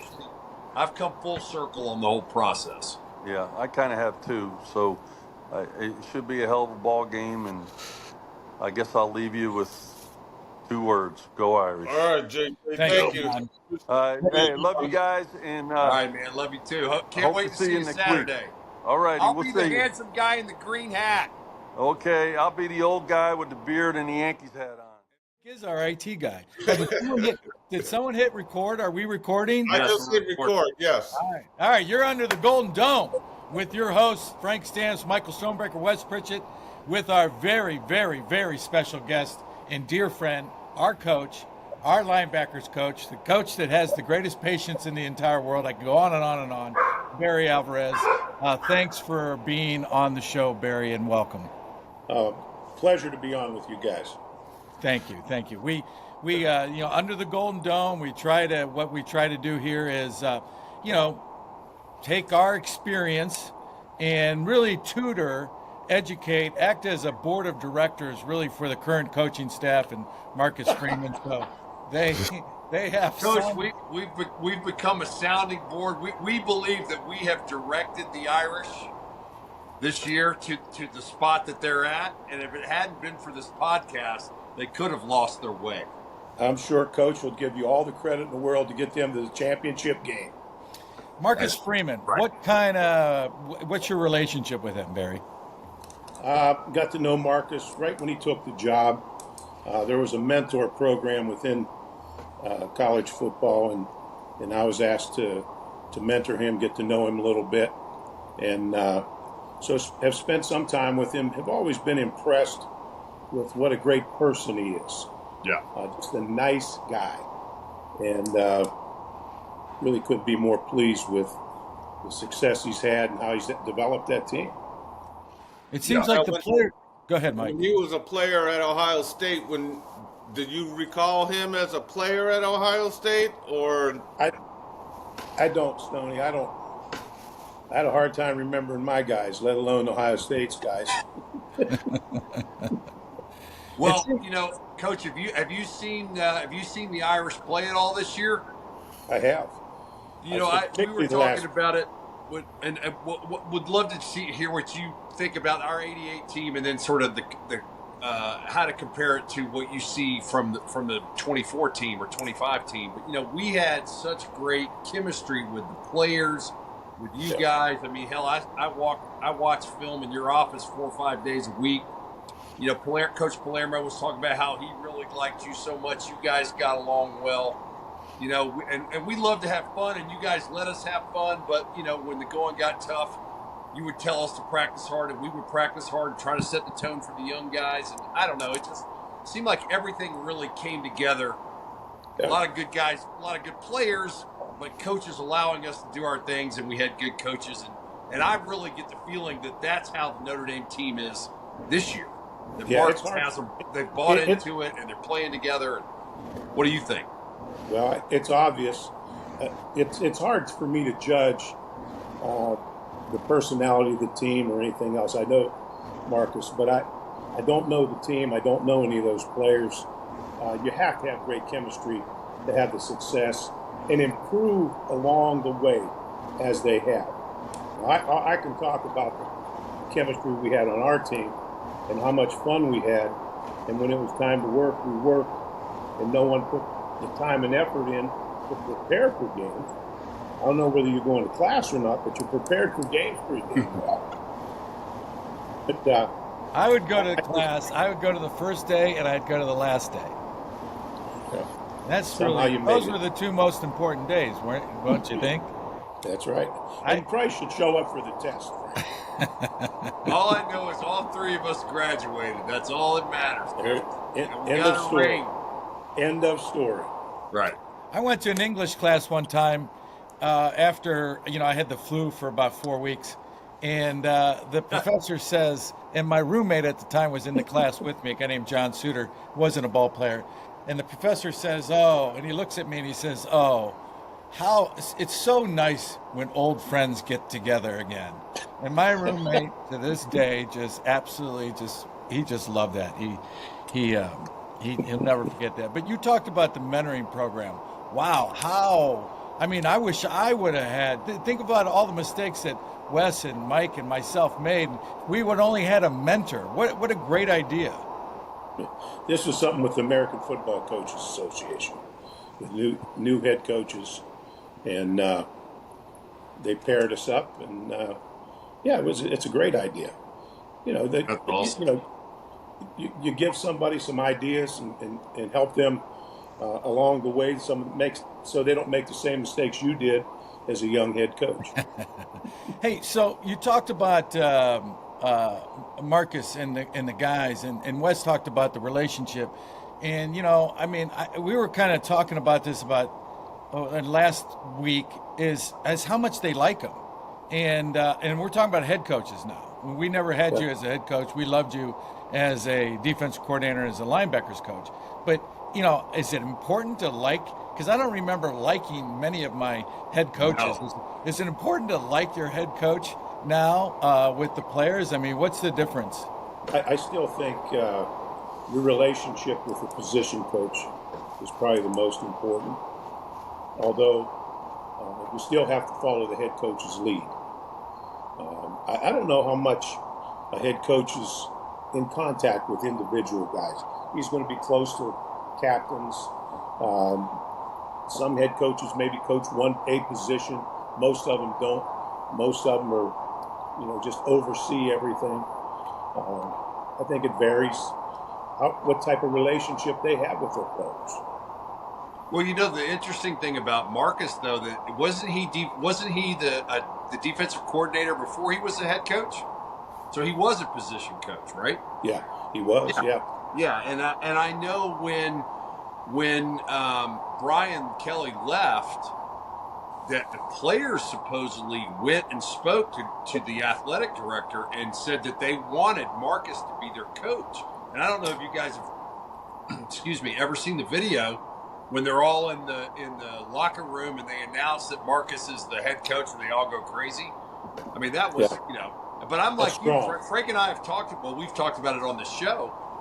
You were probably the only coach I ever had that I liked. I mean, I respected Lou, and we listened to everything he said, and he directed us and led us, but I didn't want to hang out with him, and he didn't want to hang out with No, me.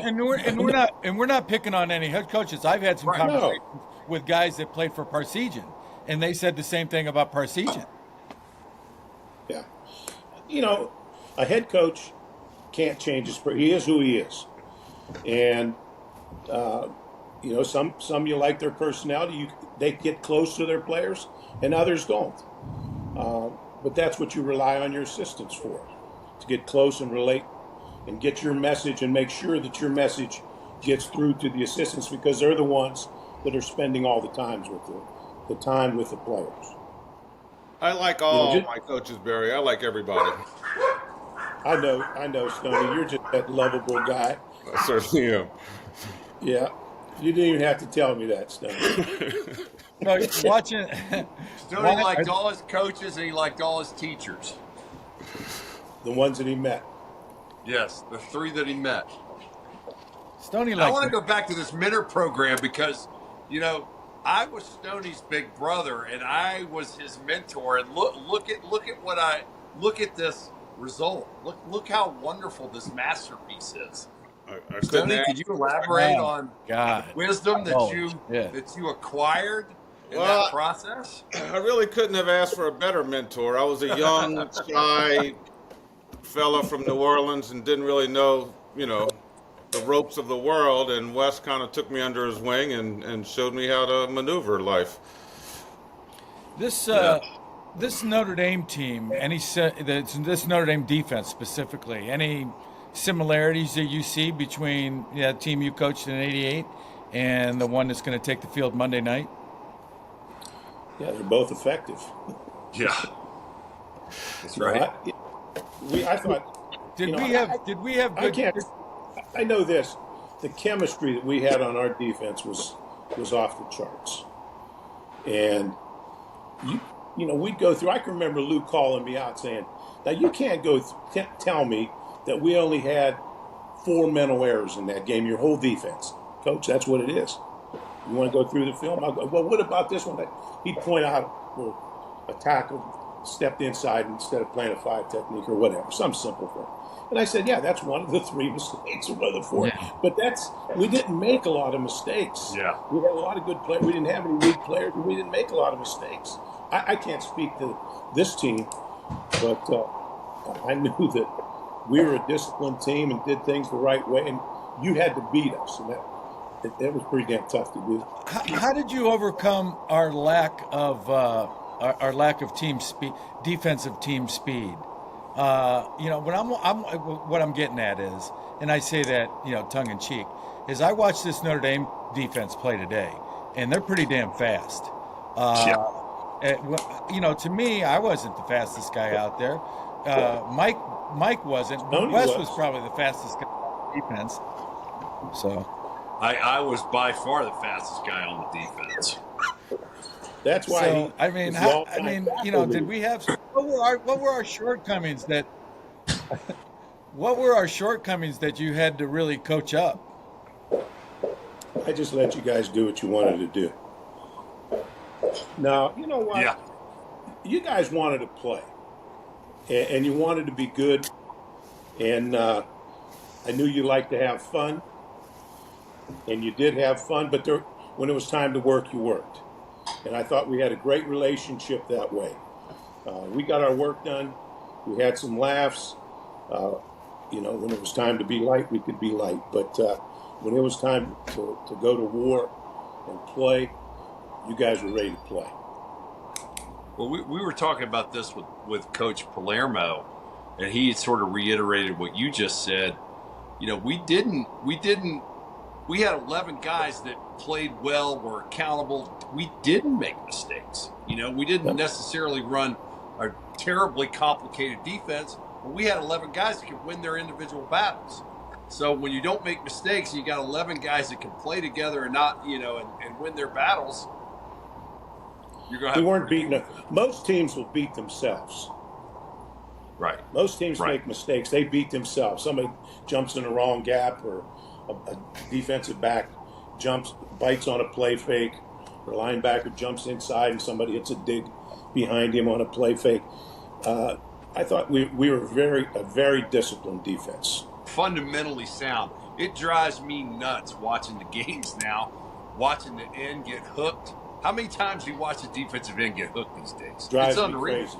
Like, there was no way we were going to get hooked. No way. Anybody No way. lose contain. How many games you see the guys running out of containers, nobody to contain the football? Yeah. I mean, and how many times do you watch the D line and the linebackers miss a gap on a run play? It's just I'm talking good teams. Yeah. Mind-boggling. Yeah. Hey, Coach Alvarez, what about today's game? Do they just not spend time teaching how to tackle? Because it's still legal to tackle someone properly and tackle them really hard and wrap up and drive them back. Yeah. And so I don't know why that has gone away. You know what, Stoney? I think one thing you see now that we didn't see, everybody you play now is spread out. They're spread out all over the field, so the ball is in open space. So you're tackling in open space rather than filling a hole, a linebacker filling a hole, or somebody cleaning up when you hold up, break, stop, contain. Somebody comes in inside out and hits them. Now you see guys spread out. The ball's being thrown out to into space, and guys are catching and have room to operate. It's a little harder to tackle the way open field you're talking about. Yeah, I haven't thought about that. That's actually a great point. There is a lot more tackling being missed way out on the edge, one-on-one with a pretty talented guy. Start taking a look at formations. When somebody breaks the huddle, there aren't many of them lined up in a pro set. With a tight end, two wideouts, and two backs. You rarely see that anymore. And I saw that when and I know what you're talking about, and I think one of the other elements to that wide open game is the number of snaps probably has increased offensively than when we played versus now. It's the offenses are trying to create more plays, create more scoring opportunities. I mean, is that the case? That could be that could be part of it. I mean, I don't know. I'm not saying it's a way to win, but I'm just saying schools I saw a lot of the spread schools go to the hurry up, go to the pace. They figure the more times they can snap the ball, more opportunity. But I don't know. 6 one way, half a dozen the other. As far as attacking that, if you're Notre Dame, how do you want to attack Ohio State's offense? I really haven't studied their defense. I'd spread them out. I try to spread them out and isolate people. I think they're going to be hard to beat. Just attacking inside. We're going to have to spread them out, give your guys an opportunity to win in space. How about Notre Dame's defense stopping Ohio State's offense? What do you think? Have you seen enough of them this year to have any opinion about that? I haven't seen enough of both teams. The typical Ohio State team's going to be physical, and you've got to be able to stand up inside against them. To start, they've got a couple of really good wide receivers too. Good running backs and good wide receivers.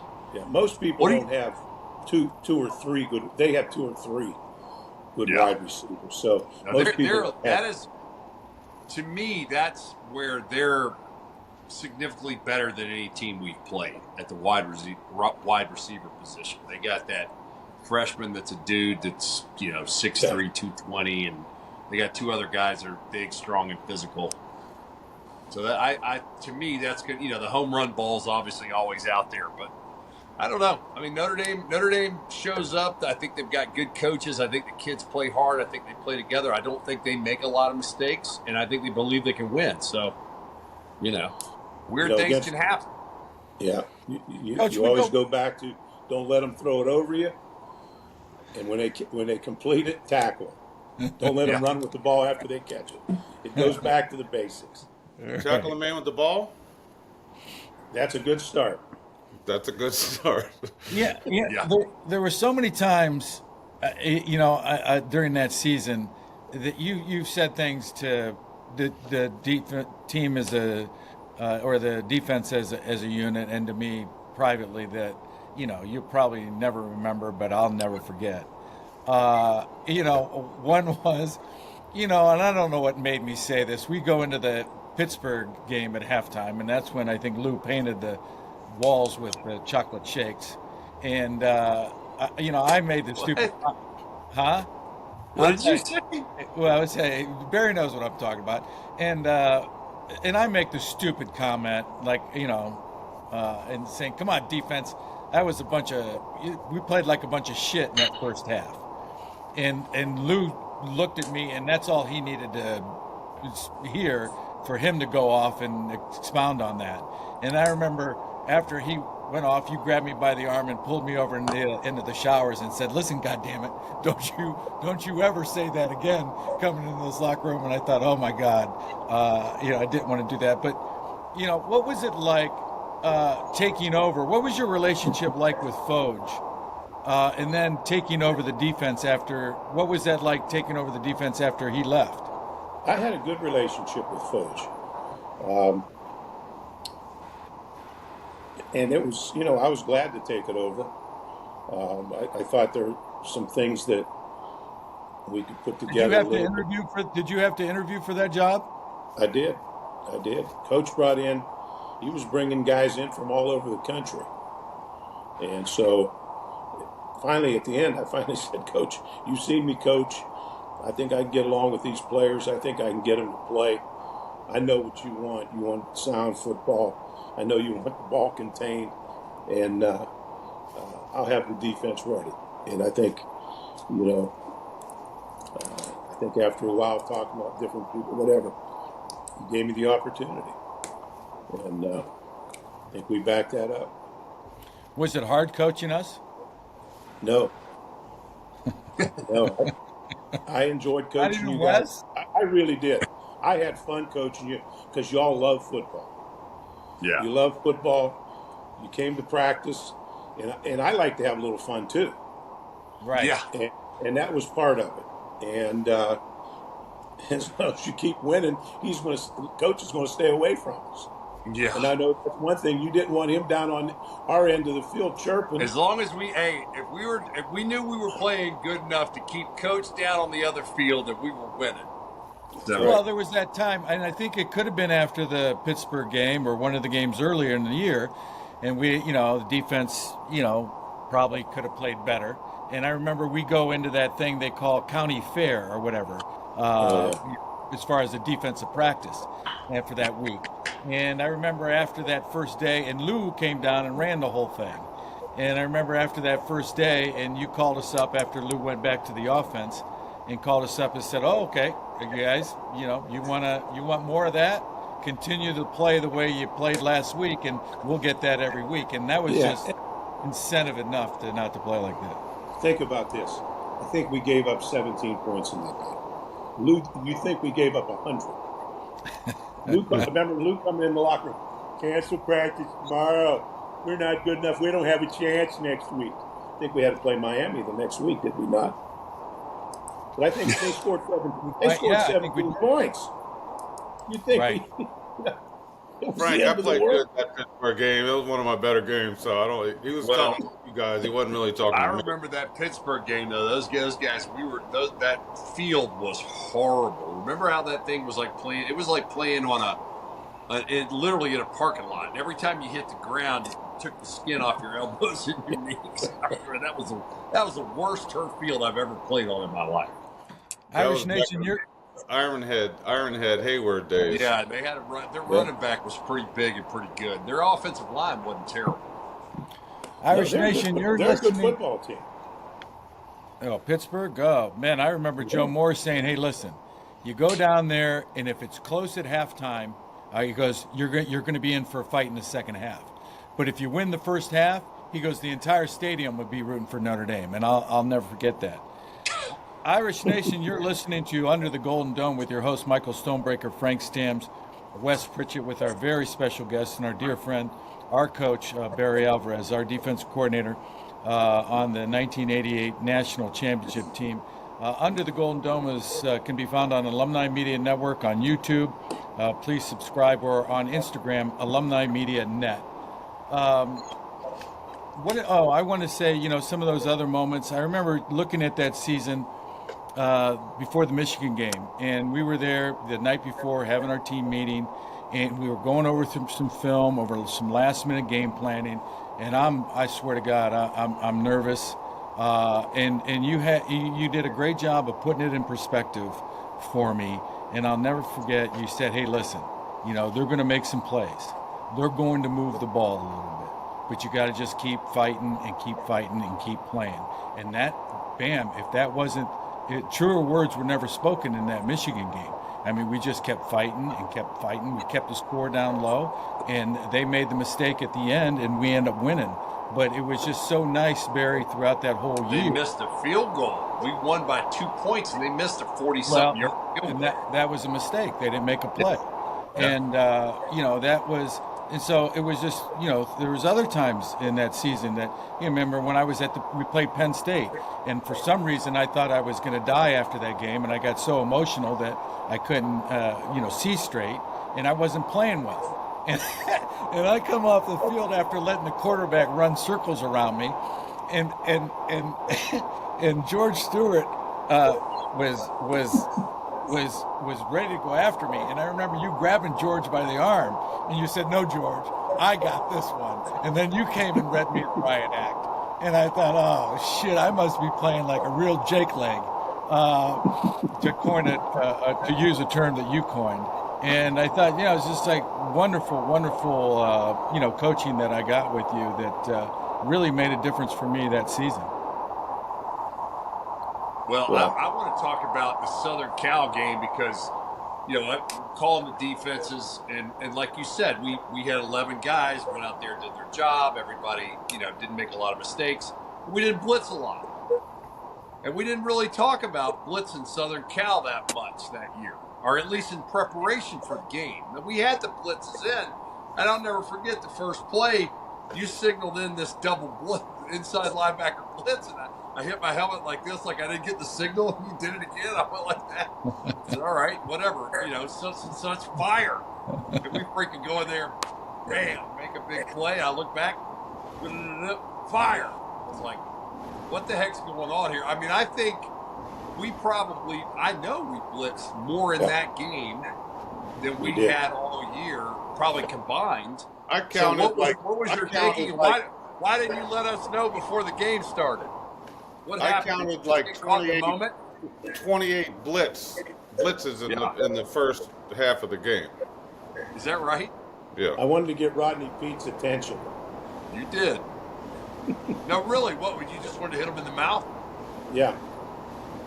I just wanted to, because I didn't think they'd be prepared for it. They weren't. And when we started blitzing, I didn't realize how unprepared they would be, so we just kept going. They couldn't handle it. I can remember that was a game where we just absolutely set the tone at a high mark. Whatever. Good players playing great players playing exceptionally. I mean, I know I was on fire that game. We were all wore the electricity. We had sent the two guys home.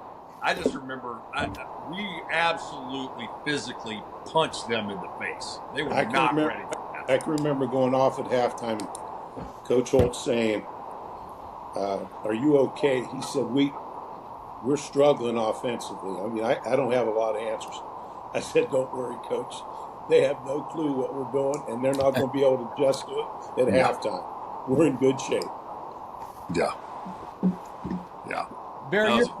Barry, you're the head coach of this team going in, against the big bad Buckeyes, and they are big and bad. They've got a great team and a lot of talent, and the odds makers got them at an edge in the game, and quite a big edge at 8 points. What's your approach into this game with your team? How do you prepare for it? And what are your thoughts? Yeah, I think you have to be real careful in games like this. You don't make it bigger than what it is. You don't try to overwhelm your guys and try to get them ready by telling them how important the game is. Hell, it's a national championship game. They're all smart enough to figure out what's on the line here. And I just try to build the confidence that we'll have you prepared. We'll have a good plan for them. All I want you to do is turn it loose and play your best. And there's no magical formula, but just go play. Go play and do what you've been doing, and you'll be fine. Well, I think he's done a really good. Every time I hear the guy talk, that's what he says. You know, he seems there really are. I never really thought that he had similarities to some of the stuff that Lou did, but I think as far as like one game at a time, just, you know, it's a fight and just win the individual battle one play at a time, sort of next man up mentality. I don't know. He's next man up mentality. He's, you know, it seems to be working, and the guys have bought into it. They play. I have not seen Notre Dame play with that much effort and with that few mistakes since we played. Yeah, you can see they like the coach. The coaches have done a great job in preparing them and then having them ready to turn it loose. You don't see them play hesitant. And like you said, like your team, our team, they don't make a lot of mistakes. And that's the important thing. You can't beat yourself. These are my thoughts, Barry, and you know, some of the Notre Dame faithful may or may not agree with or like what I say is, and I appreciate it's of no fault of Notre Dame's, but this has been the easiest route to get to a national championship as far as schedule goes that anyone has had in a while. And as a defensive coordinator, if you're beating teams that you're supposed to beat, you know that, like, everyone rated their schedule as the weakest, you know, one of the weakest schedules in the country. So to go through a season of winning the games and winning them because you're supposed to, I don't think Barry likes your question. What does that do? You know that as a defense, you're not sitting there going, "Oh, we're really great," but you understand your competition, right? Yeah, but the last three teams, Mike, were number 9, number 2, and number 5 or 6. Your name's not Barry Alvarez. Sorry. What are you asking, Stoney? I've said it the whole time. I want them to win. They're not that good. They haven't really played anybody. They haven't really impressed me. They've blown out the teams. They never were punched in the mouth. Up until last weekend, how they came out the second half of that game, I was impressed because I didn't think they were going to do that. And so that 180 at halftime, that impressed me. But up until that point, I wasn't very impressed with the defense. Well, they haven't had to. They haven't had to punch anybody, and last week they did, and they responded. So that's a good sign. Now, I'm excited for the game. I think it'll be a really good game. I think both teams are excellent. I think Notre Dame has an excellent chance to win. Just go play. Let me ask you a question, and I'm a big believer in this, and I once heard this, and you may have too, is Paul Brown said, you know, football is a game of mistakes. Those who make it usually win. And you know, I know a lot of coaches that coach that way. You know, I what I like most about Notre Dame and why they've, I think, succeeded to this point is they're not making the same mistakes that they made earlier in the season. You know, is Ohio State? I don't know. I don't watch them enough to see that. But, you know, I mean, of the two teams, that stage is, and you know this better than we do, that stage is awfully bright. And, you know, that platform, I mean, you know, how do you keep a quarterback poised like that? Neither one of them, I don't think, have been a part of anything like this. You know what? Ohio State, Notre Dame, it doesn't get any bigger than that. The stage that they play on every week is big. And this far into the season, this far along, they're veterans. This game is not going to overwhelm anyone on that field.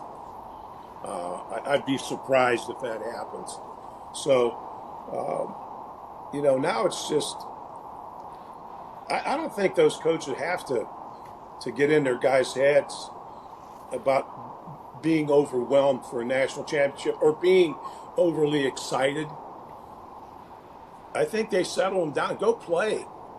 Just play your game. Do what you've been doing. You don't have to play over your head or outside of yourself. Just when you have an opportunity, you make the plays. It's not rocket science. Yeah. Well, we've been talking about it on our podcast all year. Back in the day, at the end of the day, defense wins championships, and you just got look. The more physical team typically wins. Yes, that's not always the case, but I guarantee you, if you're physical and you play together as a team, you don't make turnovers. And even Coach Holtz, you got a great chance of winning. Coach Holtz said, Ohio State's got a much better defense than they've had in the past. But I'll just tell you this. The longer the Irish keep the game close, their ass will flange. And he just thinks that, if it comes down to the end and we keep it close and keep it close and keep it close and keep it close, the longer we keep it close, that we'll win the fight in the end, just like they did against If you Penn would have State. done the whole interview in that voice, that would have been really good, Wes. I can do it. Coach can let me do it. Hey, Barry, what's NIL look like 5-10 years from now? I hope gone. You think it'll be gone? It's going to ruin our game. It's ruining it now. It's running it already. I know it. Well, it's only going to get worse. Right. Guys are out, coaches are out raising money instead of recruiting. Right. Well, You got to get enough money to go buy your recruits. and you got to re-recruit your own guys every year. Right. So you got to recruit them 5 years or 4 years. Like plus all the guys in the portal, plus the kids in high school. Who was that one coach was like, look, the season has started, okay? There's no more NIL recruiting right now. Let's start playing football. Yeah, whoever that was, I remember he told a kid, nobody else come in here and ask me to redo your NIL money. I don't want to talk about NIL money. They had some kid, a wide receiver, that was either going to Texas Tech or played at Texas Tech. He had 8 receptions last year. Now, he was a 4 or 5 star kid. And wherever he went, he got $750,000. He got an Escalade driver wherever he wants to go. He got 3 cars for his family, lease, and travel for 10 people to every game. Oh, he's getting more than the head coach. Can you believe this? 8 can't. catches. No, it's ridiculous. What are the 3 things? I always thought, playing a team, measuring a team, worrying about a team, going into a game. I always thought there were 3 things that really determine the outcome. Is 1, how fast you play the game. 2, were you physical? Did the other team out hit you, or did you out hit them? And the third one really is, I don't know I don't even know if there's a third one. I had a third one at one point, but what are the elements when you start a game? Are there any those simple elements, those fundamental elements that you're watching the game and you're thinking, are we executing at this level that we're going to be in a good place, or is there something that shows up that you worry about? Well, you're always looking for mistakes. If you have breakdowns, you're having missed assignments, you start seeing that, you're in trouble. How about this? Because you can't hang your hat on anything. How about this? How much do you worry about when they come out and they're showing you something that you haven't prepared for? Is that a part of it? No, I tell you what I tried to do early in the game. I would line up a lot of base, in your base things where you can adjust. Because what an offensive coordinator is going to do, his first 15 plays are scripted. He's going to give you different formations and different motions to see how you adjust to all of them. If they run a trade and then go motion, and you're running a guy across with him, and then you run a guy across the field with, if you're running all over the place adjusting with him, they'll do that all game. But if you can just line up, you play base, and they do something, and somebody kicks out with them. You cover them down, and you're not running all over, and not show them what you have to do. What they consequently end up doing is going back and just running their stuff. That's what I found. And so if you go back and look at any of our games, you'll see us staying real basic early on and not doing, not being in a lot of man coverage where we're chasing people and having to change our coverages and all those things, or change slants or directions with a change of strength on offense. And it takes them, it's a deterrent for them. And they go back to just playing their stuff. And then you can do whatever you want to do there. Does that make sense? That makes a lot of sense. Well, guys, I want to be respectful to Barry's time. Hey, I have a quick question, Coach. We drill a lot of things into your players, and still to this day, when I'm watching football, if there's a screen, I yell out screen. It doesn't matter. If it's a draw, I yell out draw. If it's a reverse, I yell out reverse. Right when I pick it up, right when I see it, because if you see it, you got to yell it out, right? You got to communicate. When they get an interception and you say Oski. There you go. Well, we want to mention, the championship apparel brand that we have as the 88 team, IR88SH. You can find the apparel on nd88.com as well. Portion of the proceeds goes to Holtz's Heroes Foundation to benefit, scholarships, and some of the guys that aren't with us anymore, like Jeff Alm, Boo Williams, Bobby Satterfield. Thank you, Wes. Appreciate that. So, personally, I just want to say, Barry, thank you so much for being under the Golden Dome. If it's not for you, I'm not sitting here. I don't have the career after college that I had, because I remember Joe Moore saying, "You ever think Barry Alvarez for why you're here?" We ran into each other out in Southern California, and I said, "No, well, I think I may have, but what do you mean by that?" And he says, "Listen, you dumbass." And Joe always had a great way of endearing himself to people. He said, things weren't going so good for you in those team meetings. And Barry, when they asked who wants Stams, Barry raised his hand and said, "I'll take the rum dum." And I never knew that. And that's when I made the move. So thank you. I made the move to linebacker or defensive end or whatever I was, and really thrived under your coaching. And really, it fit my personality. And, it gave me that ability to just, listen, I was being robotic for 4 years at Notre Dame. And finally, I just said, you know what? I'm just going to let it go and play football. And that's in large part thanks to you. So thanks. Well, let me say something before I go off. I coached a lot of guys and a lot of teams, a lot of years. I don't know if I ever had more fun coaching than I had coaching 3 a year. You all three of you performed well. I never had to worry about you on the field. We were able to laugh and get our job done at the same time. That's hard to do. So let me just share that with you. I loved every minute of coaching. Yeah.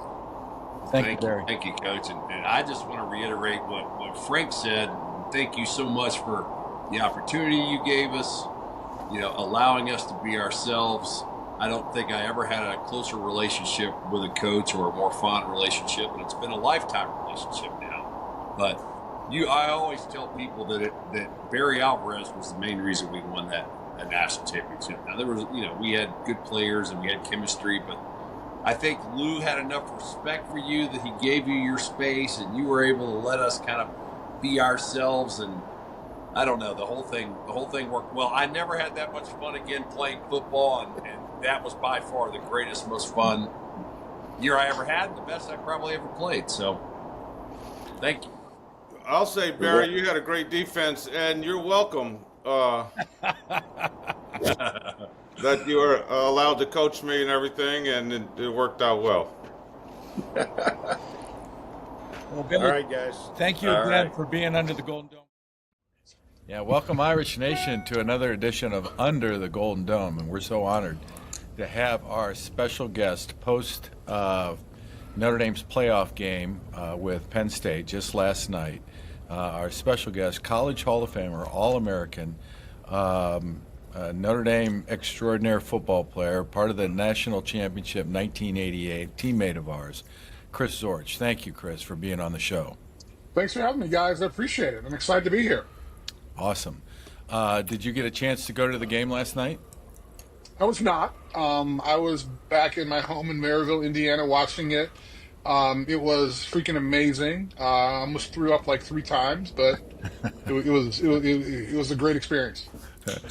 I was in the car running some errands, and I talked to Frank on the phone, and I'm like, "What time's kickoff?" I'm like, "I'm trying to get home." I was like in line. It took me like 35, 40 minutes to get home, but I had it on tape delay, so I was able to catch up by the time halftime came around. So I was texting, of course, the whole time instantaneously because I have ADD so bad. But I thought, we talked about Notre Dame starting fast, and I thought they would come out and play hard. And I thought Penn State just punched us right in the face. They looked like they were going to wear our defense down. They rushed the ball. I think Notre Dame got really lucky on the second time when they got the pass interference call and they had the ball inside the 5-yard line, and they ended up having to settle for a field goal, and the running back dropped the pass. It would have been a touchdown. And then Riley, then we get them. So it was 10-0 with under 2 minutes left. Riley Leonard gets hurt. Our second string quarterback comes in, goes 6 for 7. We go down the field, kick a field goal, and it's 10-3, and I'm thinking, we just got creamed, and we're only down 1 score. We're still in this game. What did you think about that, Chris? I mean, what did Marcus Freeman tell them at halftime that changed the entire game? So what didn't he tell them? I mean, he told them exactly the same thing you're saying. We played the worst half of our season, and we're only down by a touchdown. I mean, that's kind of exciting. And, if we play our game, what we practiced for, obviously there were some injuries, but I was actually kind of surprised that Riley Leonard went out and started after the half. I'm obviously not a coach, but I would have kept Angeli in there at least for another series. Yeah, it showed a lot of like points. that.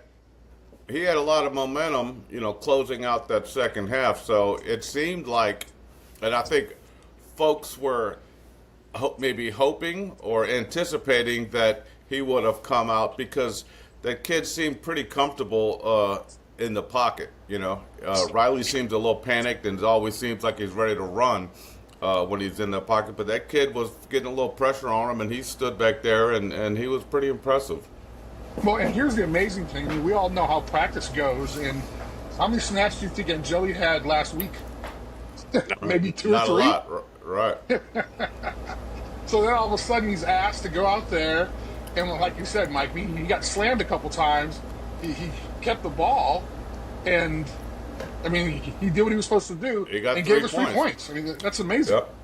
That is amazing. And, that shows a lot of poise, in my opinion, from Marcus Freeman and the sidelines to stick with Riley Leonard, because I guarantee you, and you guys know this, if they would have lost that game, all the naysayers would have said he should have stayed with Angeli.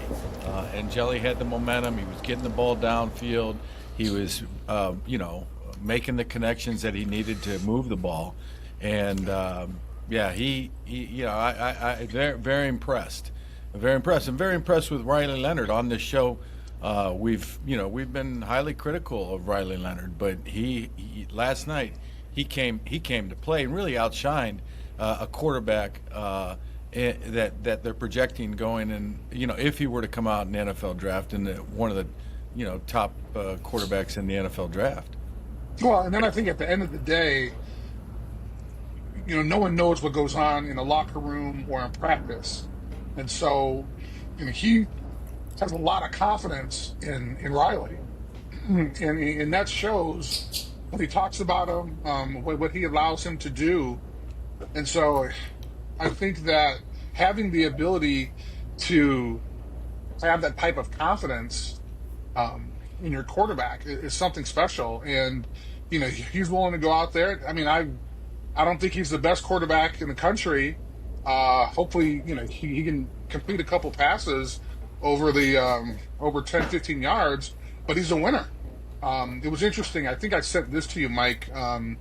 He penned a letter to the Notre Dame family on social media, and he talked about how he was able to overcome what happened with him after the Northern Illinois game. He was really down on himself, and his teammates kind of got him together. But it was a beautiful, articulated letter to the Notre Dame community, and I was sold. I mean, anytime a guy can go out there and admit his faults, I think shows true leadership, and everybody in the locker room loves him. Yeah, I think Marcus Freeman, we have watched him mature and come and really sort of fall into his own. He had to go through the process. It's one thing when you think what it takes to win and you're telling guys the right way, but everybody's not buying in and you're not having all the results, and you lose to a team like Northern Illinois. And the next thing you know, you start getting on a roll. You win 5 games, 6 games, you beat 7, 8, 9 ranked opponents in a row. When you see Marcus Freeman speak and handle questions, it doesn't matter whether it's about race, whether it's about the situation in the game, he orders them. He answers them so confidently and with so much confidence. I mean, it's just like totally different guy. He truly believed that Notre Dame had been in that situation before and that they would find a way to win. And it was reflected in the play of the players. I mean, think about it. They come out in the second half. They kick the ball off to us. We haven't rushed for probably 30 yards in the first half. And the first 3 runs, Love gets like 10 yards, 11 yards, 13 yards. I mean, I don't know what they were doing different other than just punching them in the face. So, I mean, so that's coaching, in my opinion. I think it's really exciting to see that not only do we have talent and the kids seem to like each other, they like their coach, and he gets them to play at their best level. So, I mean, gosh, hats off to Marcus Freeman.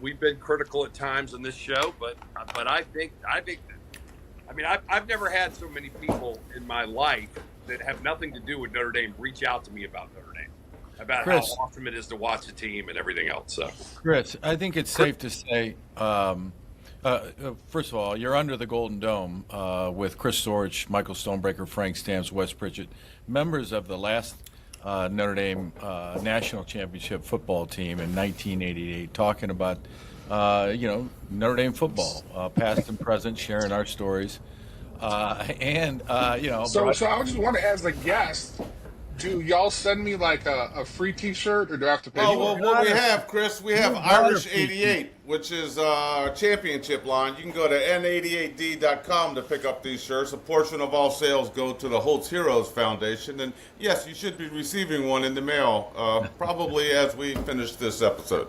Okay, I was going to say, or you can just give me the promo code so I can get a free one. Nice. Correct. I like it. Hey, Chris, I think it's safe to say of everybody on this podcast, you've got to know Marcus Freeman better than all of us. I'm pretty sure you have a relationship with me. I hope that's accurate. All right, you have a relationship with Marcus. There's a couple of questions surrounding that, and following up on what Wes said as regarding Marcus. Is it, he's in his 3rd year. Holtz was in his 3rd year when we won the national championship. Does it surprise you? Marcus is here. Marcus is where he is, and also, why is where he is right now, and what's the big difference? we're watching his growth in the last couple of years. Just to get your thoughts on that. Well, I didn't have any different type of relationship. I was fortunate enough to host a podcast a couple of years ago, and he was a guest on the show.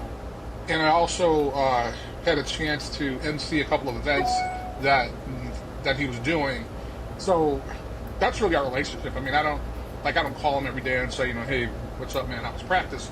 But in that regard, he was on when he was the defensive coordinator, and we talked, and he was excited about being at Notre Dame. And right after he was named the head coach, he jumped on the podcast again. And I said, honestly, Marcus, I didn't think you were going to be named. And he kind of jokingly said, I didn't think I was going to get the job either. How does I think he was on the job for at least, I want to say maybe a full year, maybe less. And he wound up getting the head job. And I just think it's the biggest reason was because he's just a voracious recruiter. I don't know if you remember during that period, and this is all public knowledge. I don't have anything secret, but Brian Kelly was at one of a top recruits' home when he supposedly got the news, and he lied to the folks, or he lied to the kid and his parents, and the family found out after he left the home that he was taking the LSU job. Well, at Marcus's press conference, he obviously accepted the job and everything, has a 45-minute team meeting with the student athletes. Wearing the same suit, he jumps on a plane, and guess where the first place he goes? Go back to that kid. The kid, yeah, who was basically lied to by Brian Kelly. That's the type of individual that he is. I mean, he didn't have to do that. I mean, he could at least change clothes on the plane or something, but in the same suit, he goes over there and talks about how that's not how we do things at Notre Dame, and the kid wound up coming to Notre Dame, and that's just the type of person that he is. And I think that Wes was right in saying that we've seen him mature over time, and I think an interesting insight into who he is, if y'all have a chance, or your viewers have a chance to check out Here Come the Irish, that's on Peacock. The first episode, they talk about the Northern Illinois, they talk about the Texas A&M win, and they kind of go through the progression, press conference and everything else, they have conversations, and you can kind of see kind of this laissez-faire attitude because it was Northern. And they actually showed that. And the guys were like, oh yeah, well, I have to do this, but I'm not sure yet, it's just Northern. And then literally after they lost, the camera's in front of them, and he talks about how guys didn't, do that last rep in practice, or guys didn't, or even the coaches didn't break down that extra hour of film against Northern. And as Wes was saying, we actually had a chance to literally see him this year kind of go through this growth of understanding that, hey, every team that goes into Notre Dame Stadium or plays us, it's their Super Bowl. And so we have to take every team, like we've been taught ever since we were 18, 19 years old, that team has a chance to beat you. I mean, I remember we played Rice, I forgot, my sophomore, junior year, and played right. Right. And I thought they were going to kick our ass, and actually, they came out and scored first. I was like, holy shit, he's right. We got to go, they kicked our ass. And I want to finish in the game, I think, 52-3 or something like that. But it's the idea that you really can't take anyone like this. No, and I think he has restored, and what I'm hearing is, I mean, it just oozes integrity and honesty. And we know this, I mean, it was tough playing for Lou Holtz, but he oozed authenticity.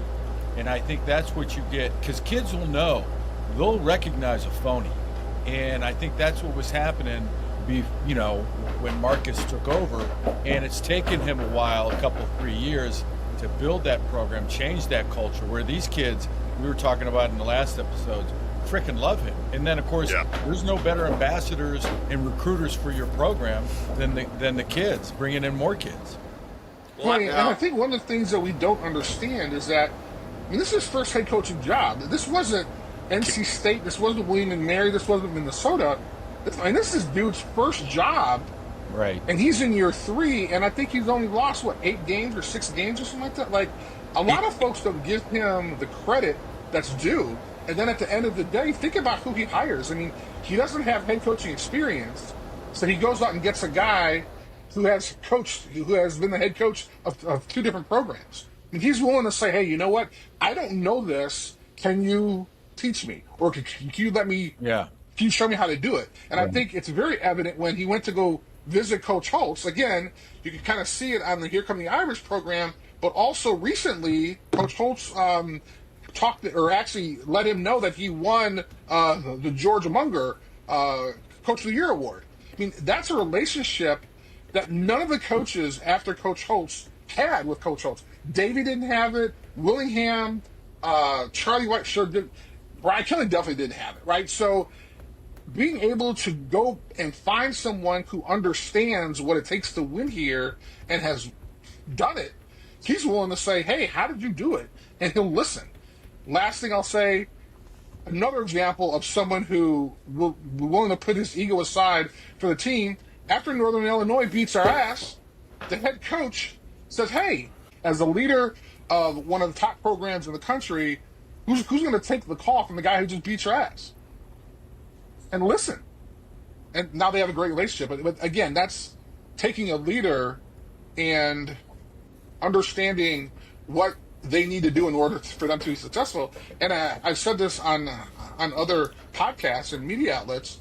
If not for Northern Illinois, we don't go to the national championship game. We don't play Indiana. We don't play Georgia, and we don't beat Penn State.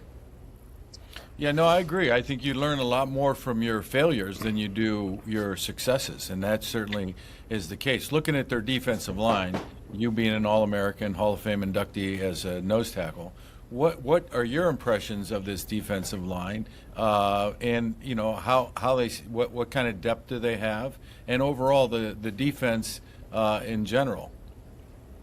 By the way, thank you for talking about my attributes being a defensive lineman.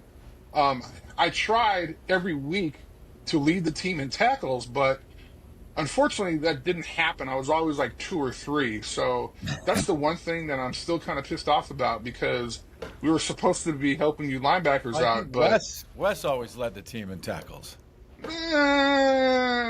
But for a defensive lineman, I racked up a couple games. Never led the team in tackles, but I just wanted to mention that because that's still an issue for me. Man, it's hard to be at a position where you're typically getting double teamed every freaking play. It's hard to. I know, but that's still, I mean, tackles. I was like 2 or 3 sometimes. So that's the goal of the job of the defensive lineman, is to grab 1 or 2 or try to get 3 offensive linemen to block them. Chris would run around all of them and just leave them all wide open to come at Wes and I. Wes and I would have to make our moves on the offensive lineman to get to the tackle.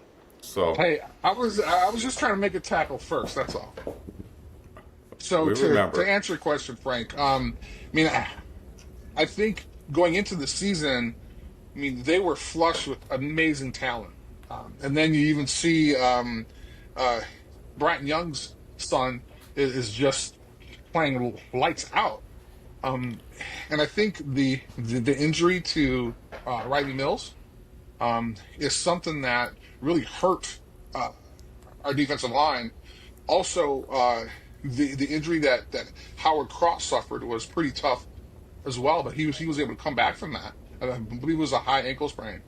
But you know that the game starts up front, and when you have a strong defensive line, then you're able to have success. And as I mentioned before, you had some great players on there, and we're lucky because Al Washington, the defensive line coach, actually was being considered as the head coach for Boston College, where he played at.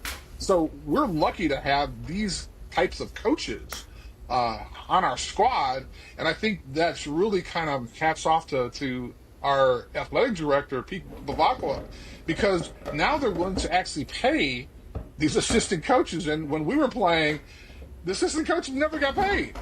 Well, and so, go ahead, Wes. Right. I was going to say, if you look at even during Brian Kelly, and I'm not trying to defend Brian Kelly, but when Brian Kelly was the head coach, remember Elko? We had 2 or 3 really good coordinators that we ended up losing because Notre Dame wouldn't pay whatever the difference was, $500,000, $1 million. And the new guy, Labacqua, said first thing he said was when he got in, the first thing he did was sign Denbrock. It was a big deal. And he, because he realizes that we're Notre Dame. That's the market you're playing in. And by the way, the difference in having the quality coordinators that we have now, I think, look, Marcus has matured into this phenomenal coach. I think he leads by example. He has passion. He's developing his own process. But Al Golden has to be one of the best, if not the best, defensive coordinator in the country. And I think Denbrock's doing a really good job with the quarterback he has, the talent he has. Look, what did Lou always say? Halftime adjustments are how you win the game in a close game. Look at the halftime adjustments that Notre Dame made against Penn State and how much better they played in the second half versus the first half. So, I think don't underestimate what you just said, Chris. I think that's totally true about how important coaching is and having great coordinators. I was pretty impressed the way Notre Dame came out in the second half, because after that first half, I was like, there's no way these kids are going to, flip the switch and come out and play with the aggression that they played with in the second half. I did not see that happening, and I was shockingly surprised that he was able, across the board, offense and defense, to get those guys to ramp it up, and they just flipped the switch, man. They played the exact opposite, and they punched Penn State in the mouth for the second half. So I was pretty impressed with that. Chris, how do you see the game tonight?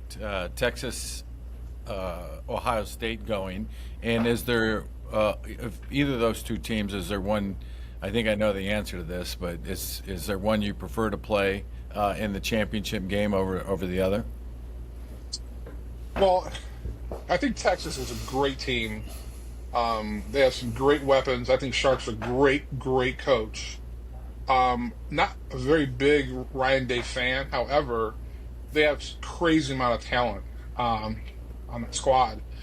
And way back, actually 2 years, last year, the athletic director retired from Ohio State. His name was Gene Smith. He actually played at Notre Dame. Right. Won a national championship in '77. But he was the athletic director at Ohio State, and he was going to retire. And I honestly thought that his swan song was that he was going to, right before he retired, he was going to offer Marcus Freeman a shit ton of money, and Marcus Freeman was actually going to go back to Ohio State to be the head coach at Ohio State. I was wrong, thank God. But I think that Ohio State has amassed this great amount of talent, and I thought they were done after they lost to Michigan, but then they turn around and smoke Tennessee, right, which I thought Tennessee was going to beat them. And so right now, Ohio State's on fire, and I want to play the best possible competition out there. So I'm going to say that I want to play Ohio State because I think they're the team to beat. Now, emotionally, it might be a little tough for Marcus because that's a team that he played for. But if you remember a couple years ago, he actually lost to that team. So I'm sure he has something he wants to prove to that team. But selfishly, I want Notre Dame to play the best possible opponent they can to kind of show that when they win the game, that they'll be national champions and a serious contender for years to come. Absolutely. Not that there'd be any doubt in my mind, but that would leave no doubt. And this season is, it's storybook. If they, the first ever playoff, Notre Dame's in the national championship game, couldn't be happier for that. And just thinking about, they run the table on this playoff bracket and playoff schedule. There is no doubt that they are the national champions, and like you said, Chris, it'll set up for a generation. Because think of all the 7, 8, 9, 10-year-old, 12-year-old kids that are watching now, and I get that all the time coming up. People saying, "Hey, I was 12, 13," as I'm sure you do, and Mike and Wes. I was 12, 13, 14 when I was watching that game, that season of yours in '88, and I'll never forget it. And that memory is priceless. And I see this season, there's a lot of parallels as well. Well, Frank, I think the flip side of that too is if they lose to Ohio State, which I think they will be playing, it's going to show them kind of the bar that they need in order to be a contender each year, right? So, yes, they have a bunch of 5-star, 4-star guys, but right now we're not at that level yet. I mean, we don't have that type of talent. And I think that having a chance to play them and let the players understand and feel, hey, this guy's fast as hell or this guy's big as hell, like, that's going to allow them to really understand what it takes in order to be champions. So I think it's going to be really a positive situation on both sides. But obviously I want to win. And I've been saying all year, this is the easiest schedule to a national championship that Notre Dame's ever have gone through. So if you beat Ohio State, then it's deserving, because up until you haven't really played anybody that's any good. Wow. Thanks, Mike. Well, I don't know. And then actually, wait a minute. Saying the same thing you said, You're the stat Chris. guy here, right? You're the stat guy here, right? Well, did I don't that know. game in 2012 actually count? Yeah, I was at that game. I Did think it? I'm wondering. off. What do you mean? Because wasn't that one of the games that Brian Kelly got vacated because of the NCAA violation? Oh, I don't know. I don't know. Who was the If you're talking about the Alabama game in Miami, I was home. I was back at my hotel before the first quarter was over. That's how badly they were getting blown out by that time. Well, I think you mentioned, Notre Dame going forward, if they lose, it'll give them a measuring stick on where they are. I think one of the other things that they're going to have to manage going forward, and I love the way Notre Dame is managing this, and hats off to Pete Bavacqua, because looking back now 2 or 3 weeks, that contract extension to Marcus Freeman was genius. I mean, you really get what you pay for. And I love the fact that Sean McDonough was doing the game last night. He mentioned Notre Dame really doesn't participate in the portal like the other top schools do. I think that's going to be a big part of managing Notre Dame's success going forward. But I love their attitude of growing the team organically, especially at the quarterback position. I think that over time, that's how you're going to do it. And I think that is certainly a formula for success. Let's wrap up here. We're at the half hour. Wes? Hold on. I was going to just say one thing. Wes, you haven't said a lot in the last 5 minutes, don't you? Well, I can't. You want to say something, don't you? Stop talking. Wes was waiting, man. I want to hear your knowledge. Good things to say. I know. Speak. All right. Wes, the floor is yours. Since I guess I'm the self-appointed statistical guy today. Marcus has won more games against ranked opponents in his first 3 years than any coach in the history of Notre Dame. And he's won 7 or 8 in a row against ranked opponents. That's an impressive stat. I think, Chris, I think we've closed the gap a lot since the game when we got just dismantled by Alabama. Watching that Georgia game, we did not look physically inferior at any position. I think Penn State, they were big, strong. I think we were a little bit depleted because of injuries and stuff, but you know what? We have tenacity. We found a way to win. And I think when you believe and you play like a team and you punch guys in the face and you win your battle, you got a shot. So I think whether we play Texas, whether we play Ohio State, I think Notre Dame is going to show up. I think Notre Dame believes they can win. And, weird things happen when you play good defense and win the turnover battle. So that's all I got. Chris, you got a projection for tonight's game? Score? I just want Ohio State to win again. I think it'll be a great story for Marcus going into the whole week of the national championship game. I just don't hope it's too much pressure, but I think Ohio State's the better team, and having an opportunity to have a shot at the champ is something that I relish in. So I want Ohio State to win. I don't care what the score is. I agree. I've got Ohio State winning 30-10. How about you, Mike? Yeah, Tennessee hasn't played anybody either all year, and so they've had a cake schedule, and so I see Ohio State winning big. Wes? I am going to try to be the contrarian, and I think it's going to be closer than people think. I think,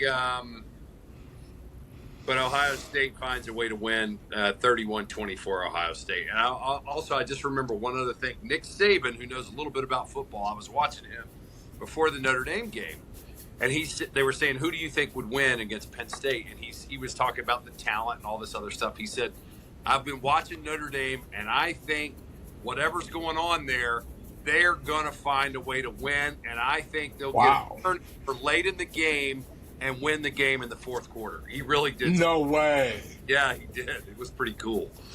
Holy shit. Hey, Chris, one more thing I wanted to mention. There was a lot of talk about the flu going through the team, prior to that game. What did you hear?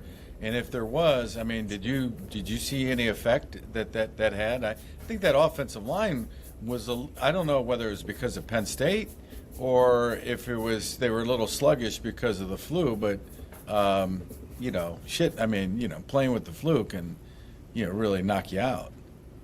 Yeah, I kind of heard that too, but I think I mentioned it to a couple of you guys before. I mean, you got 60 minutes and a lifetime to remember, so right. Kind of fuck the flu and take some asprin or take they something. They had the flu in the first half, and then by the time the second half came out, they didn't have the flu. They played better. Hey, so, if that was an excuse, I don't know, but again, man, and I only say that to think about, it's 35 plus years and we're still talking about that shit, right? So, like, the flu bug, please. I like it, Mike. They had the first half flu. Well, Chris, thank you for joining and being under the Golden Dome with your hosts, Wes Pritchett, Michael Stonebreaker, Frank Stamms. We want to thank our special guest, Chris Zorich, All-American at Notre Dame, for his thoughts, on the Irish and going forward. Chris, I hope we can have you back sometime. We are live.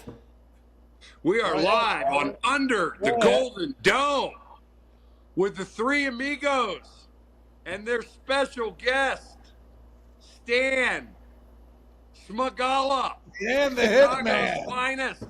Wes Pritchett, Frank Stamms, Mike Stonebreaker, Stan Smagala, all not in prison, all together, unfiltered, getting ready for the Notre Dame Georgia Tech game. We're going to talk about the Tech game coming up, and we're going to summarize the Stanford game, and we're going to have a lot of fun. So I'm looking forward to it. Stan, how you doing? Good, guys. How you guys doing? Dude, we have Irish fans. We have under the Golden Dome the greatest storyteller in the history of Irish football. He's going to tell his stories tonight, and half of them, all right, he can't tell because the statute of limitations isn't up yet. And the other half, he's forbidden from telling because of his probation settlement. So, Dan, and I have a he's got a question new for you. nickname, Stan the Hitman. Stan, I have a question for you. With that ankle brace on, how are you allowed to go across state lines? Permission. Permission? You had to get it cleared? I actually asked the Pope. The Pope granted his permission for me. And he's tethered to Frank, so they're both in good shape right now. I didn't even think about that. Do you guys have your ankles tied together? I got the three amigos right in my forehead over here. The picture. That's nice. That's where it No, ought to be. that doesn't. You show up clean. I don't know why that. Oh. I don't know. Why. Wes, does that show my the three amigos over my head? No, I don't see it. Oh, good, good. Well, I see it. Yeah, that's just. I don't know. I don't see it. I went in. You can see my background. That's fake. So this is the first time I've seen these three linebackers looking at me. I've always seen their ass on the field. That's right. Right. And, First time. I don't know how I'm supposed to interpret And- He that. had the nicest ass. Oh, you know what? Andrew has the best ass, Stanley. I saw Stam's ass a little too much on my side, so Well, Pritchett's ass had a bunch of Yeah. brown shit on it, so you don't want to look at it. Wes's ass was part of his back. It was just flat. Who are you talking about? So Stan and I were freshmen together in the same freshman class, freshmen of 1986. It was me, Stan, and everybody else. Correct. And That's out of the 8 other Catholic League of Chicago guys that came in our class, 2 of them went 4 years and played football for 4 years at Notre Dame. So 6 of those guys didn't complete I got to tell either you a the story. university And we'll or get into that. We'll let Stan talk about that, Stoney, because you bring up an awesome point. I just got to say, I grew up in a little private school Wait a in second, Atlanta Wes. with these preppy kids. I get to Notre Dame, blue-collar kids, tough kids. These kids from Chicago were on another planet. Smagala's group came in. They were all benching. Pearson was benching 400 pounds as a freshman, I think. Wasn't he? Zaleski, Zagelski. Who were all the guys that came in, Stan? Give us a 30-second story on all of them. This was in my senior year class at St. Lawrence. We had myself, we had Tim Grunhard, Grooney. Jeff Pearson, Mike Harrison, and we had another guy, Paul Galanick, who was the number 1 player, I think, in the country besides John Foley, who was from St. Rita coming out of high school. He was a super healer, John Foley. He was a what? A super healer. He healed faster than other Yes, people. yes. But anyways, I digress. Yes, and he was my roommate for my first I think it was 2 years. him and Dan Quinn that were onto that, weren't they? Dan healed really quick on the in the boxing ring. Hold on, we love John, just so that you know that. John was my We love roommate for John. 2 years. I We love love John John. Foley. No, but wait, who was the other guy? There was we're just- So Zaleski. here's all the guys busting from chops, these John. are the guys from Chicago. We had myself, Tim Grunhard, Mike Harrison, Paul Galanick, Jeff Pearson. That was out of my high school. Then we had out of St. Rita, we had John Zaleski, John Foley, who was the number 1 player in the country in high school, and Jason Zagelski. Zagelski. That's the guy. Zagelski. Jason Zagelski. So that was 8 guys. On his way to Notre Dame, Paul Galanick got kicked out. Yeah. On his way to Notre Dame. Yep. he never, So that's he never one stepped down. foot on campus. There's one guy down. Then Mike Harrison got hurt. He said he ended up graduating, but he didn't play with us. He played 1 or 2 years. And then you had Jeff Pearson, who's in Costa Rica jail. So he got kicked out. For murder. And then the other 2 guys from St. Rita, they got kicked out. Well, And I was can all just in their remember- class when they got kicked out. I can't remember if it was Zaleski or Zagelski because I can't remember them. The difference between the 2 of them. One of them fell off the balcony when we were out at That was Summercamp. John Zaleski. That was Zaleski. That was Zaleski. Zaleski was our backup punter that was like 6'3", 290. Do you know the story about the guy falling off the balcony? Like he's miracle he didn't die. He's an incredible athlete. He landed on very his feet like a flexible. He cat. landed on like a cat. He landed on all 4s. He's a punter. He's so- real flexible. There's no short of there's 50 questions that just, but over the last 2 minutes just comes to mind, and I want to ask Stan. And I guess the first question I want to ask is, how does the guy get thrown out of the university on his way to the university?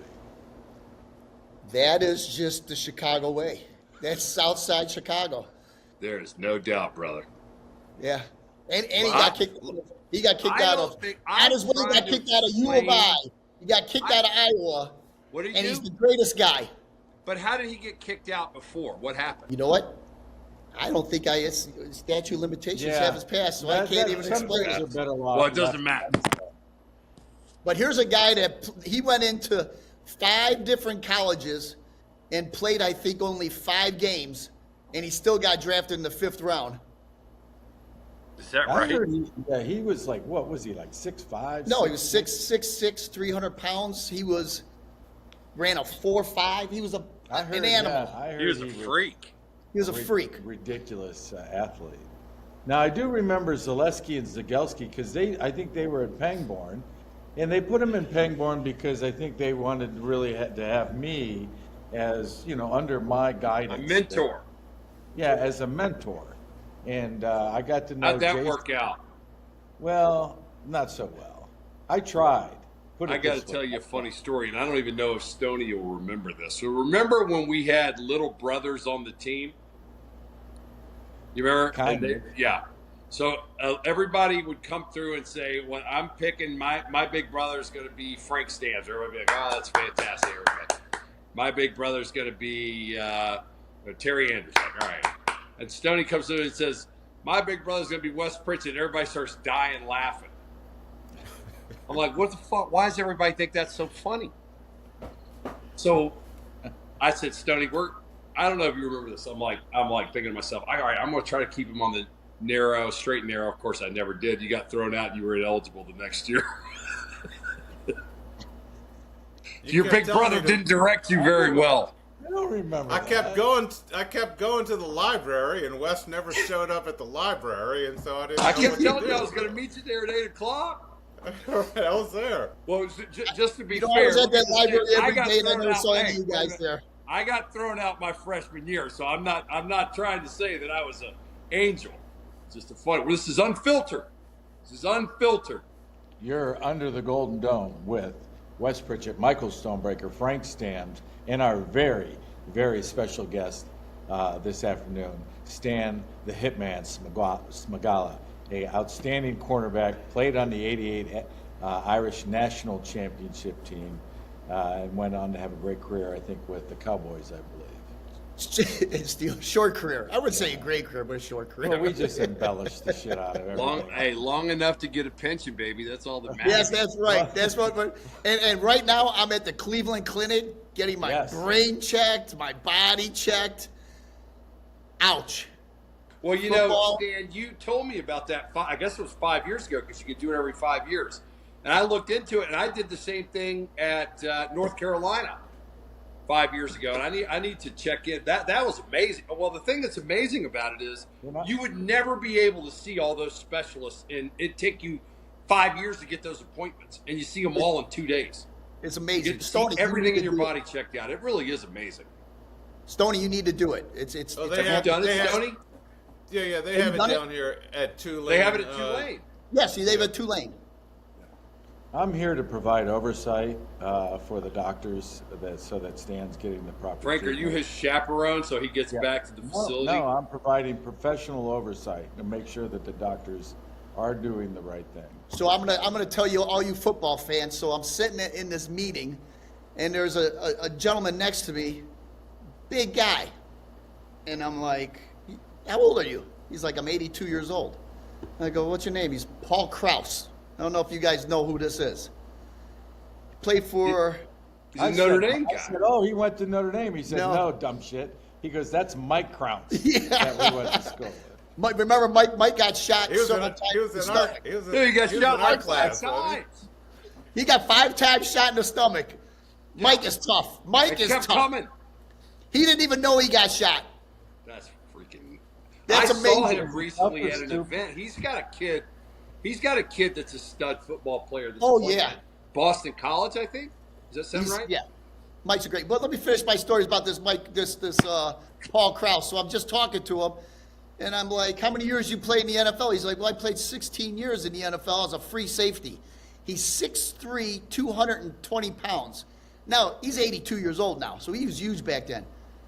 He's the leading interception leader in the NFL history. 81 interceptions. Are you serious? 81 Where the hell? Oh, he was at the hospital. He's at the hospital, checking his brain out. 81 interceptions. Yeah. Now, how about that one? You got to take that with a grain of salt because he's here and they're checking his brain out. Yeah, I checked him out. He's got the record in the NFL. Well, the good news is he's a Hall of Famer. that you don't 81. see many ex-NFL. Hey, you don't see a lot of ex-NFL guys in their 80s, so that's good. So we're talking. There's a whole bunch of guys we're talking. He goes, I had 81 interceptions. I was like, damn, I almost caught you. I was 81 short. That's like I was telling Stoney, my kid was in 6th grade. He catches a ball in the end zone in his first game, takes it back for a touchdown, interception for a touchdown. He's all excited after the game. He said, Dad, how many of those did you have? I said, 1 less than you. Well, I got to thank this man. 3 years, I was a 3-year starter at Notre Dame, and the only play that most people remember is my interception at USC is because this man hit Rodney Peete. The ball came out of his arm like a dead bird and landed in my arms and was able to run it for a touchdown. Stan, I actually watched that play a couple days ago. You broke on that ball hard, man. That was a hard out route. I saw you jump on it hard, and you took it to the house, man. You didn't need Frank for that play. That's right. Yeah. In fact, let me tell you, Hey. the right offensive tackle did a great job of just sending me all the way upfield where I'm in the position now. I'm watching the play develop. And Rodney Peete throws, I'm 5 yards behind Rodney Peete, and he throws a dart to the out, and Stan breaks on it, jumps in front of it, and catches it. Now I'm in great position to peel back on Rodney Peete and get that block. You didn't hit him before he threw it. You hit him. That just goes to show you, I had a complete negative on that play, but because of the turnover, people think that, wow, what a great job he did. I was just dumb luck. Well, right. Well, Stan. Do you realize today, number one, that would be a penalty. You can't hit anybody defenseless, which we looked for those hits back in our day, as you know. But how about this? Remember when an offensive lineman, the big guys would be coming around pulling, and you would just, at least for me, I would just throw yourself into their knees and their, whatever, take them out. You can't do that on defense anymore. Can't do anything. Did you see that? For the defensive guy to hit the guy in the knees. So, 100%. I didn't know that. Last night I'm watching the game. Aaron Rodgers. The worst play I've ever seen in my life. Yeah. You guys see that? I don't know about the play, but I was talking about his post-game remarks. He came out and blasted the officials on both sides. He even said the one late hit on him was well, I can tell you something. I think the officiating both at the pro and the college level is the worst it's ever been. There is absolutely no doubt about that. I had this conversation with a friend of mine today. I 100% think the NFL is rigged. The Jets had 21 accepted penalties. 21. That's a lot, guys. In 4 quarters. The sack that they gave as a penalty was the 21 accepted penalties. And a lot of those were pass interference calls. So, it's like 25, 30 yards. It was crazy. I hate seeing stuff. You go back and look at the Kansas City Chiefs, all the plays. You're not going to get a word in, Stoney. Go ahead, Stoney. No. You go ahead, Wes. No. I was just going to say all the calls against the Chiefs are ridiculous. Let's get back to the Notre Dame Stanford game here on. You're under the Golden Dome. Under the Golden Dome with Frank Stamms, Wes Pritchett, and Michael Stonebreaker. We have today our distinguished guest, Stan Smagala, 3-year and this shirt, guys. Frank, for the Irish 88 national champions. This is one of the most comfortable shirts I've ever worn. Thank you. Quality. Quality. And it actually makes my muscles a little bigger. Frank, did you knit that? 12 and 0 right here. Ladies, he's ripped. Yeah. I said, Stan, what size are you, a large or a medium? He said a medium. I said, damn, man, you're in great shape. That's weird, Stan. Mine says 12 and 0 on it too, man. Look at that. Holy moly. Anyway, that's a linebacker bicep. A championship apparel that the 88 team is putting together, and we're hoping to add the 24 team. And portion of the proceeds go back to Notre Dame NIL effort. and Holtz's heroes. So most comfortable shirt. This is the softest. Really they are great shirts. The great shirt.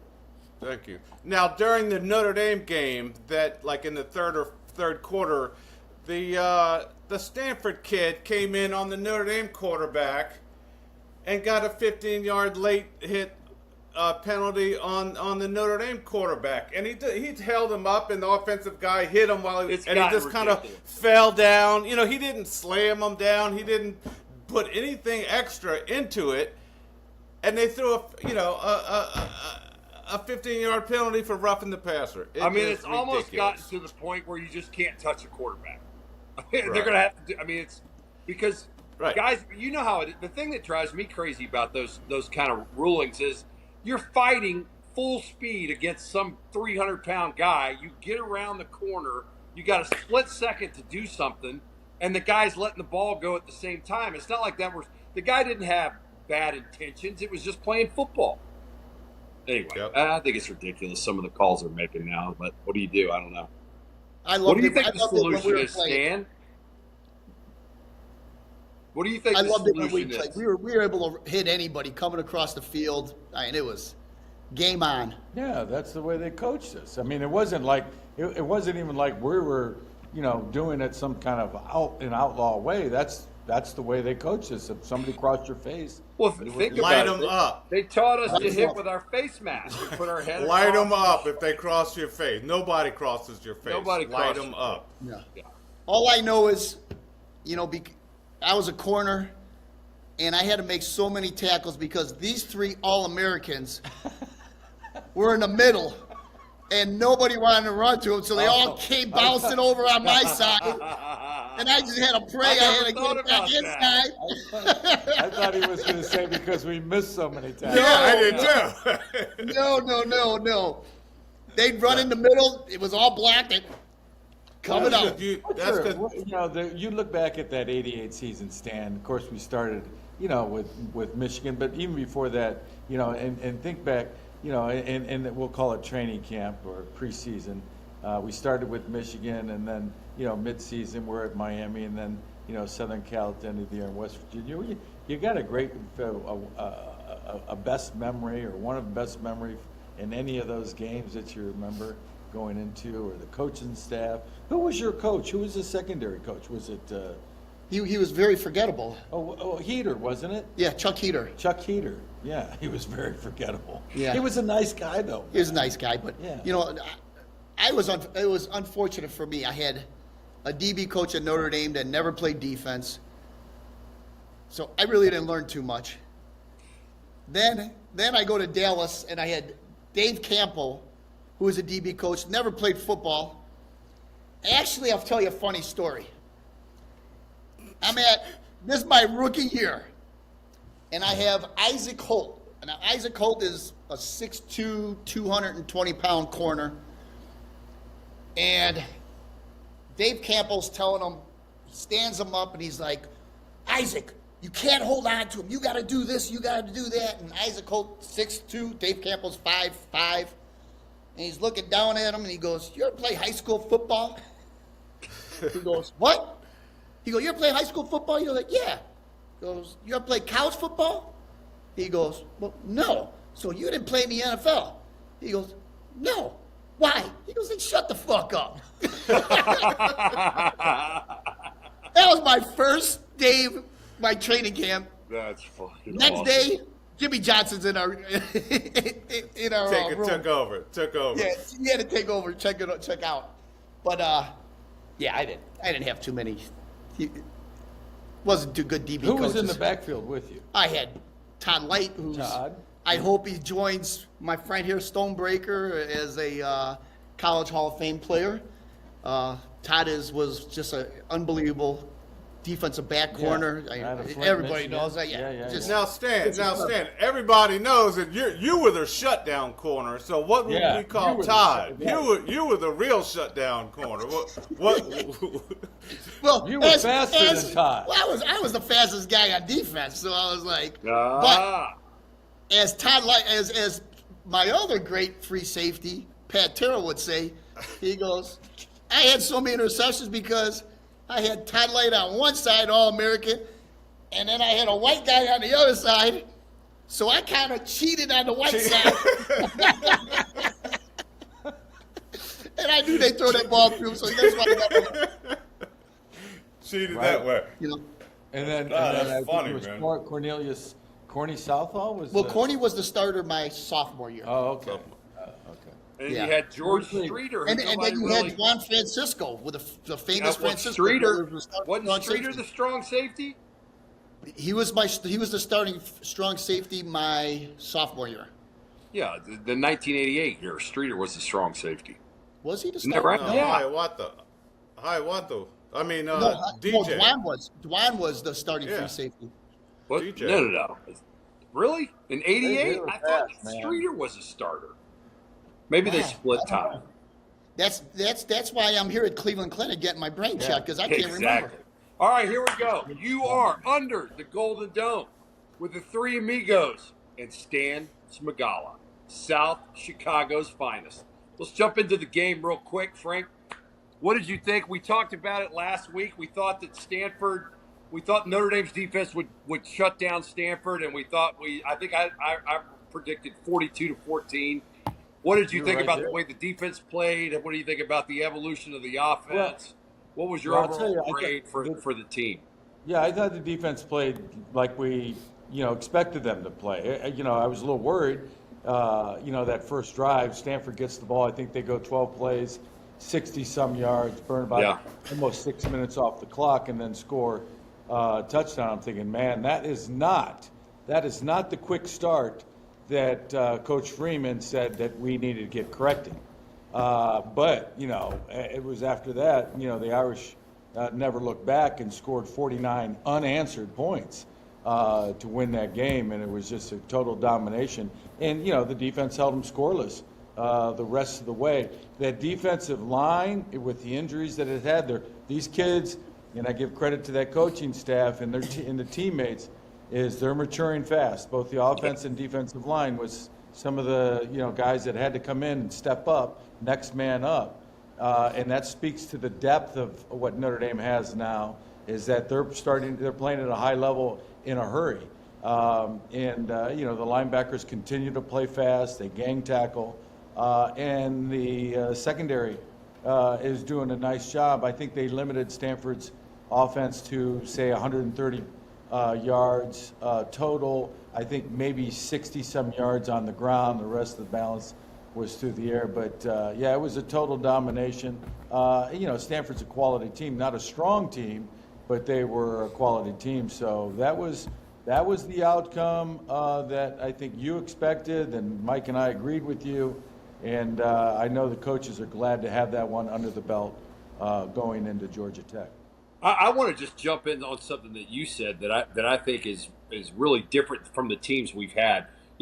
Everybody knows over the last couple of years we've really recruited well, and you can see the difference in that immediately because these young guys are being called to duty, because of the injuries, and they're stepping up and playing. I mean, what's his name? The kid that my son played against last year, Bryce Young, is making plays. We talked about what's the linebacker that played for the Bears' his son that plays free safety? That's Urlacher's son. Urlacher's kid. I mean, shit. They got a left tackle or right tackle on the offense. It's a true freshman play. We have 4 or 5 freshmen that are playing and making impacts. So I think that's exciting to see.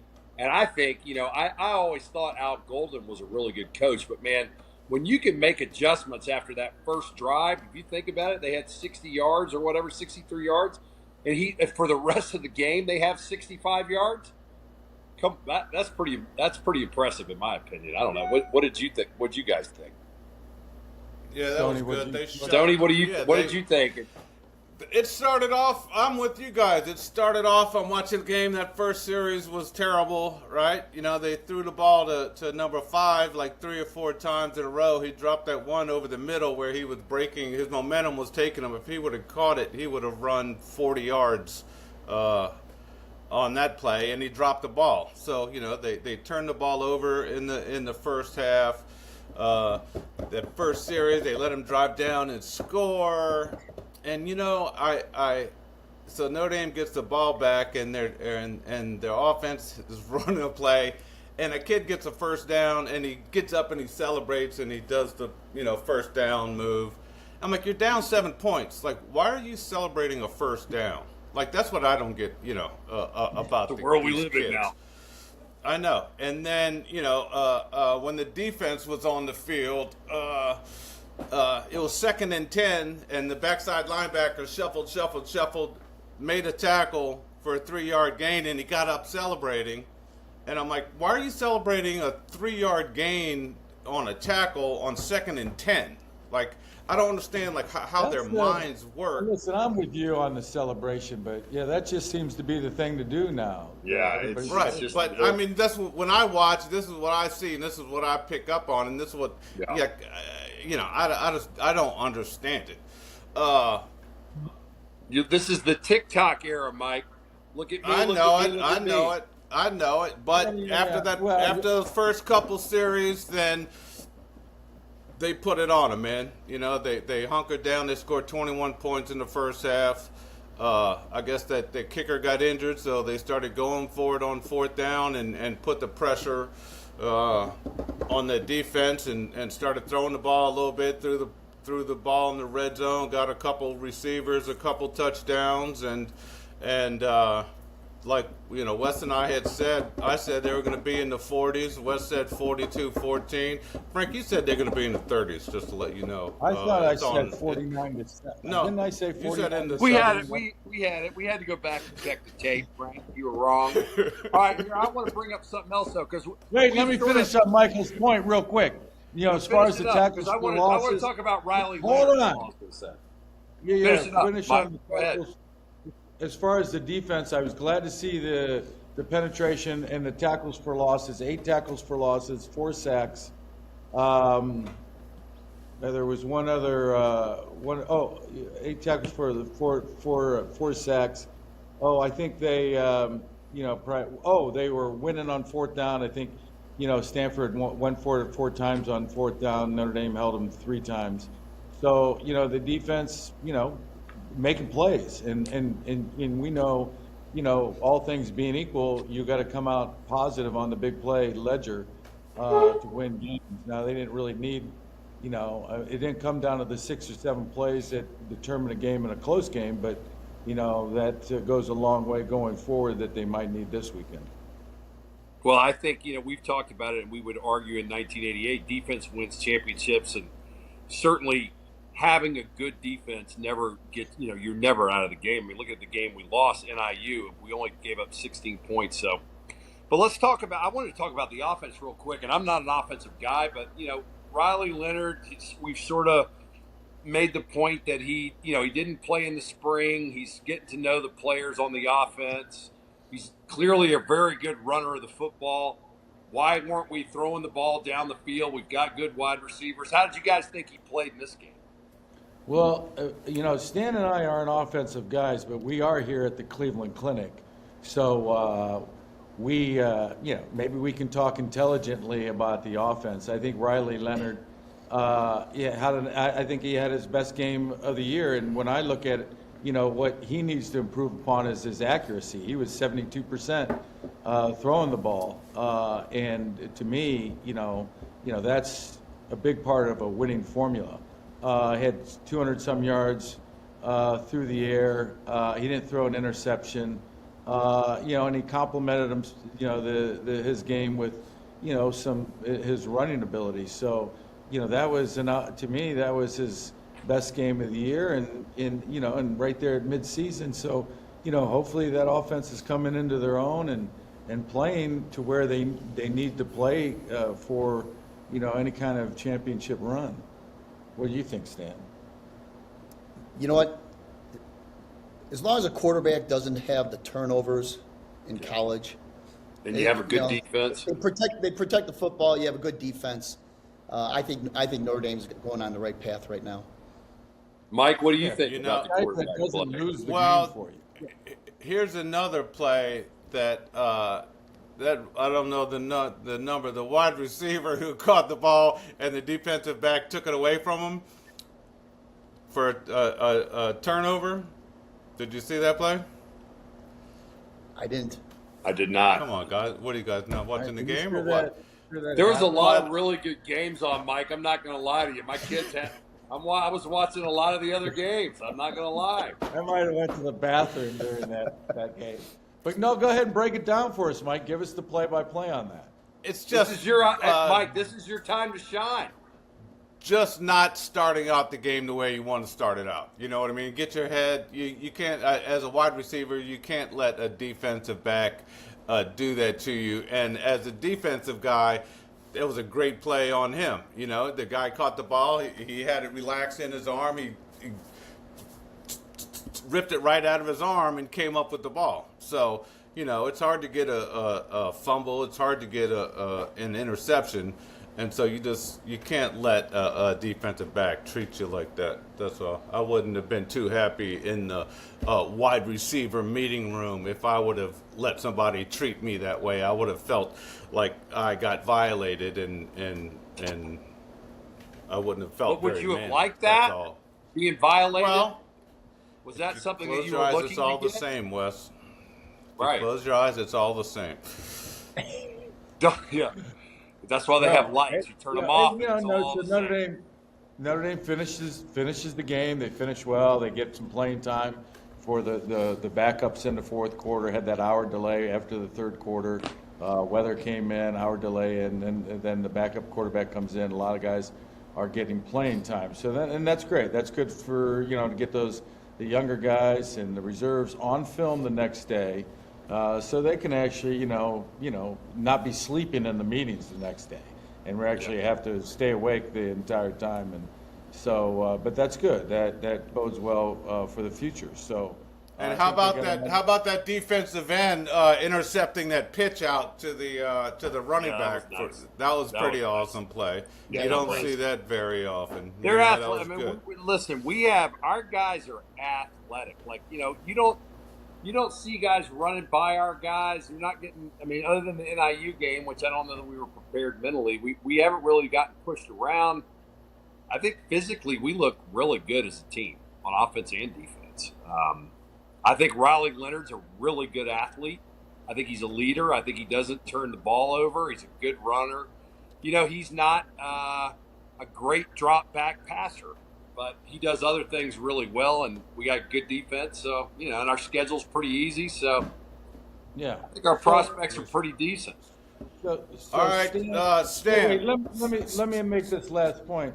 So, Stan, you know, we like to say the three of us serve as the board of directors for Marcus Freeman because, you know, we've been there, we've done that, we won a national championship. We saw a guy that really was at the height of his coaching game in Lou Holtz, and really saw how it was done. So I say that, I preface this next statement because I do have, you know, and I get this more as I get older, and I used to get it when I was playing, but I think maybe more from a different perspective. But I get the red ass a little bit.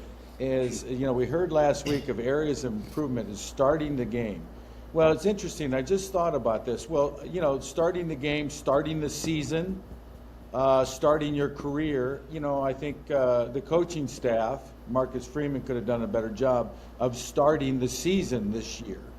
And you know, and that takes a hard accountability of oneself and the players. And I'm starting to see that now, that because of, you know, the loss at NIU, you know, some coaches getting some red ass and making the players accountable and challenging the players and getting in their grill and really upping their game and getting them to pay more attention.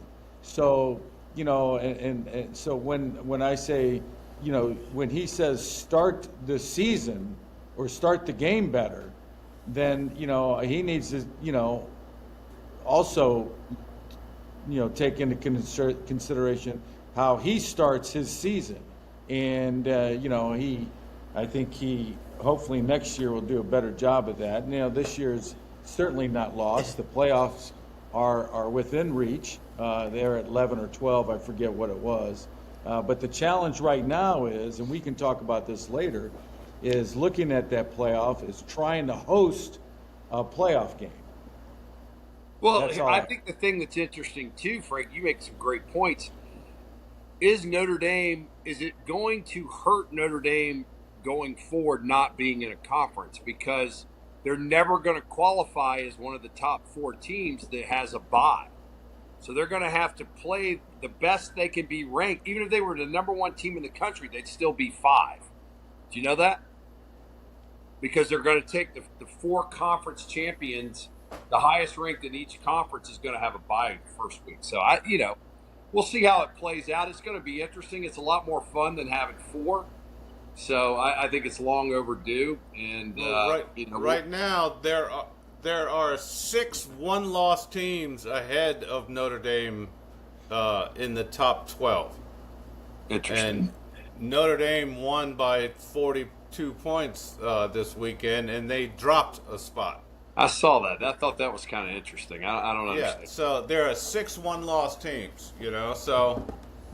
I think when you lose to Northern Illinois for the guys that rate the teams, it's just they're going to put Notre Dame down more levels. Yeah, again, I think we talked about this last week. I think the SEC, as strong as it is, they're going to have guys in there with 2 losses. They might even have an SEC team with 3 losses. I don't think Notre Dame can afford to have 2. Maybe they can. I think there's a lot more parity in college football. So I think because of this whole NIL and the transfer portal and all that, you've seen a lot of – I think the teams, to me, are not as dominant as they have been in the past. I mean, there's a lot of – the middle-tier teams, if you are all playing the top guys really tough. So, I mean, look at all those SEC games this weekend and the week before. Unbelievable. So, I don't know. What do you guys think about? I mean, Frank, do you think the NIL and the transfer portal is making college football have more parity? I can tell you what I think. Go ahead. Yeah, we want to hear from the guys. I love that the players are getting paid. I think they should do something a little bit different, but we all were there at Notre Dame as a freshman, sophomore, junior. We had our systems that we learned. For a player, if I or one of us transferred to another team to jump in a new system, I think it'd be difficult. Yeah. To jump in there right away. We were fortunate; we had 4 years to work on a system. You guys had 3, but Stoney and I had 4 years of the same system. You guys needed it. We needed it. Well, you were in remedial studies, so you had to take that. Right. But you know what? I think Dan, that right. I said right. But I think that makes these. I only had 2 years, Dan. But he was there for 4, but he only could play 2. Stoney's the only one that could have went anywhere and still fucking started the All-American. Stan, is it true that you had to put an orange marker on your right arm so you knew where right was? Well, I'm dyslexic, so this might be my right. I don't know which one is, but I'll tell you. I got to tell you this. But to the right of me is Frank Stams. That's all I know. Hey, do you remember what was the guy? God, what is the guy's name? Marcus Cotton.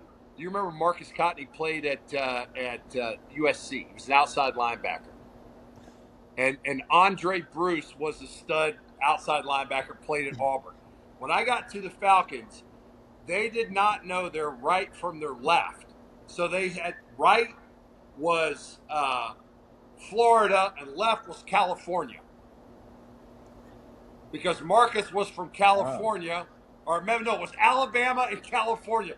Because Andre Bruce was from Alabama and Marcus Cotton was from California. They couldn't do right and left. Yeah, it's crazy. That's hard to believe. I learned that when I was a sophomore in high school. Yeah. But going back to the NIL, in 5th grade, the finest 4 years of my life. If you can't figure out right or left, boy, oh boy, that's nuts.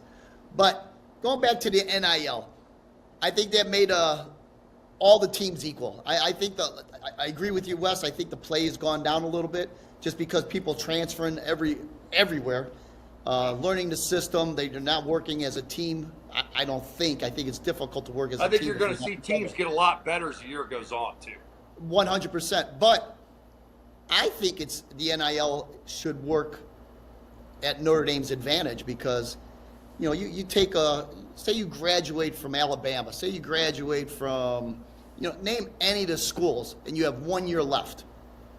Why the fuck not go to Notre Dame? Yeah. Well, they're getting a lot of post-grad guys. Do 1 year Notre Dame. You play 1 year. 100%. National TV again. Why the hell not? And well, that's why I think we're getting more post-grad guys than most of the schools. I know in lacrosse, it's been a huge benefit because think about all the guys that played at Yale, all those great schools. They have a year of eligibility. They want to come play for Notre Dame, right? And so I think in lacrosse we're going to be dominant again this year. So anyway, let's go to the. Let's go to the game coming up this Saturday. A little bit very special game for me personally. I grew up in Atlanta. My dad, when I was growing up as a kid, a couple of the really famous Georgia Tech football players were friends with my father. You got John Heisman is from Georgia Tech. Bobby Dodd is from Georgia Tech. They have an enormous amount of history. And when I was a little kid, believe it or not, my dad would always take me to the Notre Dame Georgia Tech game because he had friends that were coaches at Georgia Tech, and I would get to go down on the field and get the players' autographs and all that. So it was always a very big deal for me as a kid.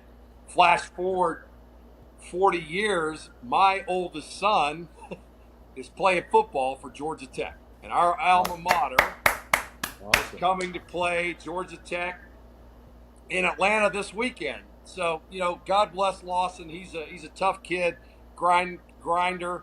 They told him he was going to be redshirted. He came in, Dad. He's like, I'm busting my butt. These other guys are getting to play. I'm not traveling. I said, just stay focused. Your story hadn't been written yet. Well, long story short, he had a great couple of weeks of practice. Coach Key brought him up in front of the team this morning and told him he's dressing and he's playing on special teams. Let's go! How about that? Yeah, that's genuine. That's awesome, man. That's awesome. Yeah, he's So anyway, my kid's first game, he's potentially going to play against my alma mater in my hometown. I mean, it's pretty cool. Yeah. Well, that's all you could wish.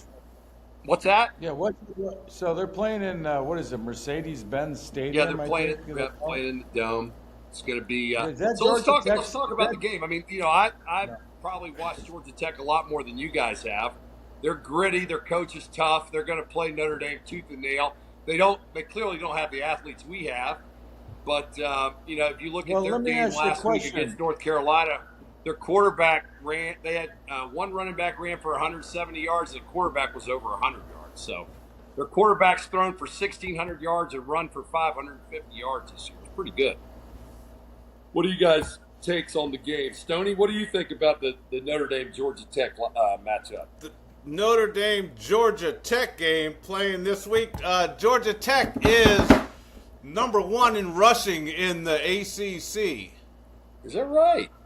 Georgia Tech's defense is, I think, number 4 in the ACC against the defense. Georgia Tech is 9th in the ACC in passing offense. Georgia Tech is 10th in passing defense. So they can't pass the ball real well, and they can't protect the pass real well, but they can run the hell out of the ball, and they can tackle well. So, Notre Dame's got to get in there and what did we say this past week? Try to establish the run. Maybe you soften them up with the pass since they're showing a little weakness in the passing game, but you know how it is. Georgia Tech's going to come out. I know they don't think that they're a 2-loss team, and they got those little Southern boys down there who play with a little bit of chip on their shoulder. And so Notre Dame has to come in. They, had this blowout win. And so, all right, are you guys growing up a little bit? Are you guys going to focus a little bit? Forget last week. Get your new assignments. Get locked in and go down there and put it together against Georgia Tech. Take care of business. You mentioned that chip on the shoulder that Southern boys play with. Does that go back to like the Civil War when you guys lost? We're still pissed off about that, brother. We killed more people. Anyways, so how about when my mom? I can't remember who no, it that's was. good. No, there's got to be a reason for that. My mom said, "Oh, Wesley, is he a Yankee?" I said, yes, ma'am, he is a Yankee. That was you, Frank. Yeah. Frank, what do you think about the Georgia Tech? Frank, the chip on the shoulder is it's a little bit hotter down here, and the humidity. Gotcha. You're out here practicing in the humidity, and it makes you a little bit stronger than some other folks. I'm more of a Greek American than I am anything You're else. more of a Stamatopoulos. Thank you very much. Yes. So, looking at Frank, the game what do you think now, the keys are to the win? What does Notre Dame need to do against Georgia Tech? So, where they're playing in the Mercedes Dome. Yeah, it's in the dome. Is that Georgia Tech's home field? No, nope. Well, why are they playing it there? Because I think Tech Stadium only seats like 45, 50,000, and the dome's a lot bigger, so it's a potential for a larger revenue. Is that the Atlanta Falcons? Yeah. That's where the dome is where they have the Falcons play. That's where the SEC championship game is. That's where the Super Bowl is. I mean, it's a top-notch facility, big time. So there's a couple things. I was listening to Marcus Freeman's press conference, and he addressed it a little bit, playing in a pro stadium because the numbers don't really match up, as they do in a college football field. And for most of our listening audience, they know that, but that does affect some of the alignments and landmarks that you do have more so offensively, but defense can affect too as far as the numbers and field position and alignment and all that. But, that's an easy adjustment. Anybody that graduated the second grade can make that adjustment. That gives Notre Dame a little bit of an advantage there. I think they have more players that graduated the second grade than Georgia Tech does. So I don't like the fact that Georgia Tech can run the ball, but I think that matches up very well with Notre Dame. I think Notre Dame's strength is its defense, and I think the defense is playing at a high clip right now. Offensively, what scares me is that quarterback sounds like he's a playmaker for Georgia Tech, and anytime you have that and you play fast and you got a guy that knows what he's doing as far as scheming, they could catch Notre Dame, and Notre Dame's been caught before. And if that offense can score 25, 30 some points, it could be a long day for the Irish. But I see the Irish coming out ahead right now. I think they're playing well. I think they've got it on track. I think Marcus Freeman and his players are starting to mature. They've recovered from some of the injuries. So I see Notre Dame going down there. It'll be a tough game in the first half, but I think Notre Dame pulls away with it in the second half. Well, Notre Dame's definitely got the better athletes, that's for sure. But I'll just tell you that. Haynes King is Georgia Tech's quarterback. He was a starting quarterback at Texas A&M, graduated in 3 years, and now he's in his I think it may even be his 6th year, I think. So he's like 23, 24 years old. Tough kid from Texas, played Texas high school football. Just an absolute gem of a kid. He actually lives next door to my son. I've hung out with him a couple times. I mean, not like at length, but drives a pickup, like an old pickup truck, like just a good guy. Old school.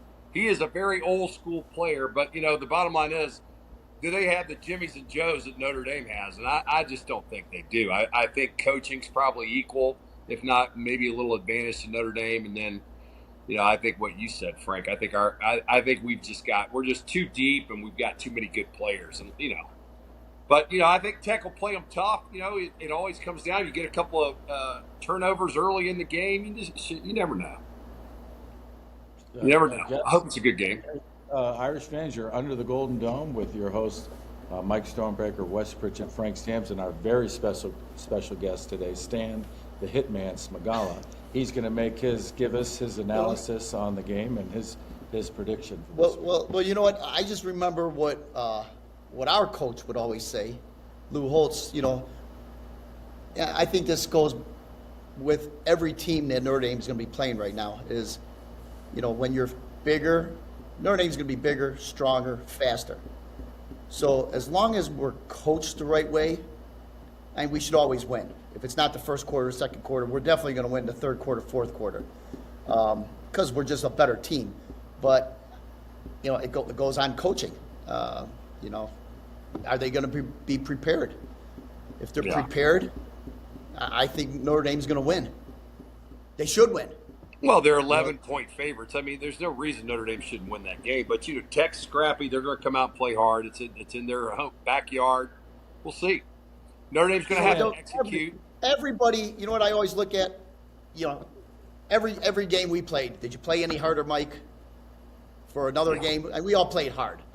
I mean, every game's the same. I mean, that's the way I look at it. Right. So that's the that's the question. Are these guys going to grow up and be able to come out there and forget last week and move on to the next week and play fundamentally sound football and take care of it? That's the key right there.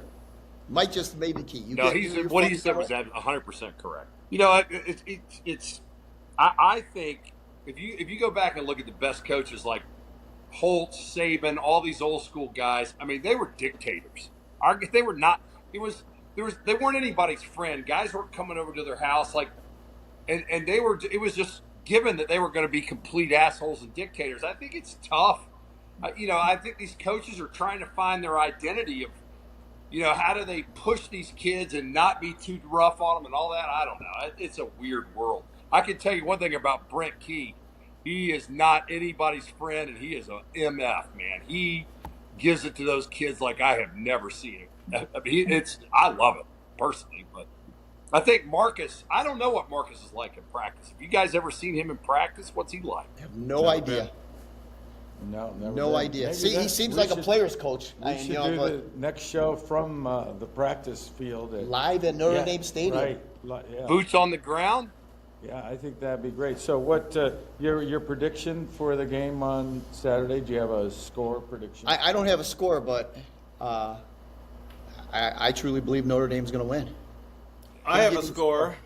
I think is our kicker still injured? I don't know, but I don't think they're going to be kicking. I don't think they're going to be kicking any field goals, and so the score is going to be 35-17. Thank you. We also have. I like it, Mike. We also didn't talk about the fact that our best cornerback's out for the season. Joe, did you guys hear about that? Morrison. Yep. He's out for the year. Blew his hip out. Huh? Blew his hip out. Ooh.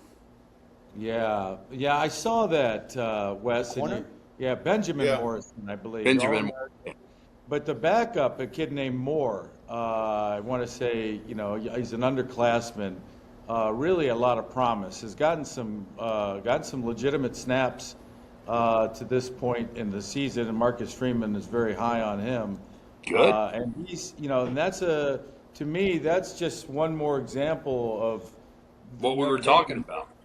What they need to compete, at the highest level is not so much the depth, but the quality of the depth that they have. And I understand this Moore kid is a kid that is going to step right in and really provide, maybe not a weak link where you'd see an offense go after them right away. So, that's impressive. That's very impressive. I like Mike's prediction on 35-17. I'm going to say 36-16 is the score, and I like Notre Dame to cover the 11. I like their chances of getting into the playoff at the end of the year. All right. You know what I think you guys should do? You should have a little side screen here and throw some bets. Should have a little betting screen in there. See how you guys do for the season. Ooh, I like that a lot. We'll tally up. And we always you guys all chip in there and throw it in there. FYI, the Irish they have covered every game but one, by the way. Just FYI. I didn't know that. All right, Irish fans. Wait a minute. I haven't had my prediction. Stoney's had enough of this episode. He's texting me, close this up. So go ahead, All right, Wes. I'll do a final prediction. I word. say the Irish win 42-28. I like it. Another big day for the offense. All right, I like it. I don't think Tech's going to be able to slow them down. Yeah. Thank you for joining us week 7. Irish are currently 5-1 with Georgia Tech up next, the Rambling Wreck. We're all in consensus that Notre Dame is rolling and will roll in this game. We want to thank our very special guest, the one and only Stan, the Hitman Smagala. Thank you, Stan, from the Cleveland Clinic. A great guy, a great teammate, a lot of fun, a great athlete, all the above, and we're really grateful. I'd like to thank Frank, Stoney, Pritchett for letting me join you guys. Stoney, you look amazing. That Hall of Fame made you even look better. It's impossible, but it looks fantastic on you. Thank you. Well deserved. Thank you. Well deserved. 5 minutes out, he said. That's fine. Yeah. No, great. Now, is that where you'll reveal your special guest? Yeah, he'll be sitting at the bar. Okay. He just did a shot. He just did a shot when I got there, and I passed on the shot. Nice. Well, we got to plug up this favorite bar. Right. That's what I'm saying. Right. All right.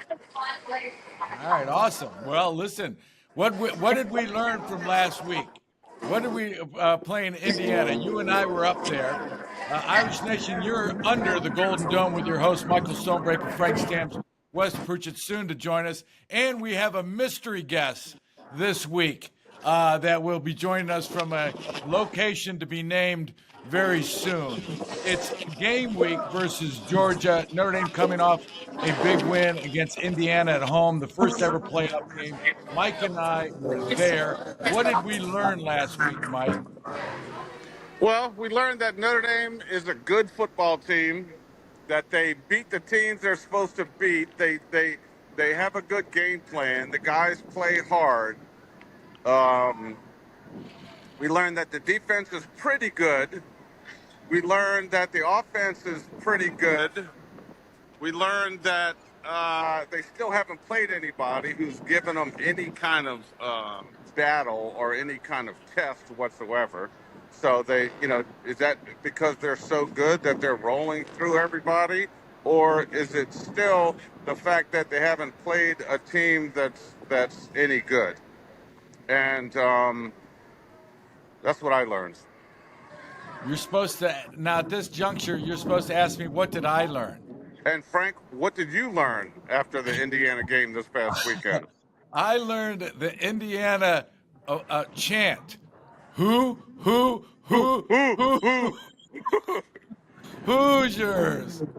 Yeah, I had never known that before, and it was quite a. I'm gonna have to walk down the street a little bit, Frank. I've got I'm here in the French Quarter, and we've got a band that's starting to play. I'm outside of the Cabildo here, which is the oldest museum in the country.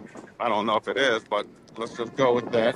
And I'm outside of St. Louis Cathedral here in the background.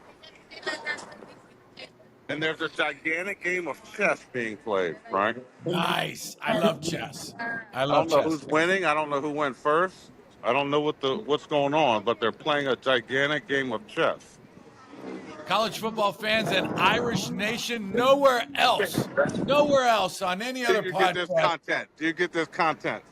I don't know what happened to Yeah, this. that's right. Will you get this content and production value That live? psychic reader didn't predict the rain today, I don't think, because they're not at their spot. So, is it raining? How hard is it raining? How hard is it raining? It's drizzling. I'm walking in the rain. Rain doesn't bother New Orleans. Right. Hell, when it's raining there just about all the time with all that humidity. That's right. It's raining just enough so it'll be nice, beautiful weather when the Notre Dame crowd gets in. Now, what's the feel? Is it more? Is it? I mean, can you tell at this point? I know we're still about what 4 or 5 days out from the game. Yeah, we're a little early. We're a little early for people to be showing their colors just yet. And I haven't actually seen anybody but Irish 88, our championship line, www.n88d.com, Irish 88. Get them now. They're in the French Quarter, and they're strong in the French Quarter, Frank. Right. Please support Irish 88, ir88sh.com, n88d.com with the championship apparel that Mike and I have created. A portion of the proceeds goes to Holtz's Heroes for scholarship funds, and for, we've lost some of our teammates along the way, and they've left family behind, so it goes to a worthy cause. So thank you for your support. All right, looks like, are you getting close to your destination? Well, Frank, right now I'm in Pirates Alley. So at night you don't want to be walking down Pirates Alley by yourself. No. Sounds like spoken from experience. Yes, I've stumbled through here many a times. And Pirates Alley, you don't have to talk like a pirate or anything, do you? Well, Pirates team. At the end of the alley, there's a place where you can buy absinthe and drink absinthe all night long if you choose. Wow. That's where the green fairies come out. I've heard of this absinthe. Yes. And I heard it's nothing to play around with, that's for sure. No, it's worm root, Frank. Worm root. What is worm root? That's all I can tell you. Gotcha. All right. Well, so what did you think about the Indiana game? So now, I just did is I jumped out in front of a police car. Yeah. While I was paying attention to my phone and nothing else. Yeah, just from the pictures you sent me, just stay away from the police on horseback, because you don't seem to fool around down there with the horse. You need one thing they do have, and they're very well trained in New Orleans, is crowd control. I bet. You need to be on your best behavior. Well, you can do whatever you want, just don't get out of hand. So what did I learn? So I learned the coaching staff coached an outstanding game. Starting with the quarterback, Riley Leonard, I thought they put him in the best possible chance to succeed. What they had a tremendous game plan. I would say close to 75% of their passes, if not more, were short to medium passes, and taking what Indiana's defense gave them. Riley Leonard showed a level of maturity that is it's a winning ingredient. I was very impressed with him, and of course, he ran it when necessary. The running game was outstanding. I thought Notre Dame controlled the line of scrimmage. Jeremiah Love continues to impress. I see him as a first rounder. They're just strong. That was a good game. Indiana was ready to play that game, and this is what we thought. They were sound defensively, and they had guys show up in the hole, but they just couldn't make the play. They were outmatched by Notre Dame's athleticism. Notre Dame was just bigger, faster, stronger. You saw that on offense. You saw that on the offense, and you saw it on special teams as well. Defensively, I thought they were sound. They pressured the quarterback. I thought they played well against the run. Didn't make any mistakes. As far as big plays. Penalties were at a minimum. I thought Notre Dame played a really, really good game. There was some, in my opinion, some garbage touchdowns at the end that made it a little bit closer than it was. Right. But score was not indicative. Weather didn't play any part in that game at all. It was cold, but there was no snow and it wasn't wet. So, but I thought that Notre Dame defense, it seemed like they pretty much stifled that Indiana offense. They did everything they did. They were on top of them. They were beating them to the point of attack, and they pretty much shut them down for the, like you said, until the end there. But that was garbage. Right. No, you're right. Notre Dame played faster than Indiana. They were just the superior team. Now, kudos to Indiana for getting there and turning around their 3-win season the year before. And to that coach, did a great job. But it was just a little bit too much for them. And coming out of that game, they'll be better going forward for having that experience. Now, on to Georgia. I think, Notre Dame is in good shape going into Georgia, especially with Georgia having to go to its backup quarterback. What are your thoughts? My thoughts are still all year long. My tune has been they haven't played any good. Notre Dame hasn't played a top quality team. Is this going to satisfy that question for you? This is the Georgia because Georgia's played, I think, 9 teams that are ranked, or 8 teams that are ranked teams, and lost to 2 of them. But they've been in those games, and they've experienced those games, and they've been in those situations, and they were in a few overtime game against Georgia Tech, which gave them that tight game experience. And when you're getting punched in the mouth, to punch back. And, Notre Dame hasn't been in those games. And everyone likes to hang their hat on, oh, well, they played Texas A&M. Yeah, it was the first game of the year, and Texas A&M was ranked 20th in the country. Right. It's not, and they've lost 4 games the rest of the year. So they're not a benchmark to hold your hat on. And so, obviously I'm a Notre Dame fan, but I'm not, buying into that they're as good, hopefully, as they think they are. And I want them to come out and be ready to play Georgia, because I think that offense is just fine with the backup quarterback, because they're going to do the same things, and their defense is strong enough to hold that team. You're under the Golden Dome with your host, Wes Pritchett, Michael Stonebreaker, Frank Stamps. Wes has joined us. We were just talking about what Notre Dame is going to expect from Georgia, Wes. And, it looks like now they've satisfied Mike's year-long question of they haven't played anybody. What are your thoughts on the Georgia game? South, I've been to Athens. I watched Georgia Tech play. I mean, I think when Georgia's on, I think Georgia's very good. I do not think that Hey, Stoney, can you mute that for a second? Mike, can you mute? You can mute. What does that say? Pat O'Brien's? Yeah. That does say Pat O'Brien's, home of the Hurricane, down here in the French Quarter. I remember my first year. I was with Jim Kelly. You wait. Could say that again? You were what? First time I ever went to Patrick O'Brien's, I was with Jim Kelly for the Bills. No kidding. The Bills. Wow. Yeah. Tell that story. Jim Kelly didn't do anything that wasn't X-rated, and I just tagged along. Anyways, you were saying, I can hear you better now, Wes, about Georgia.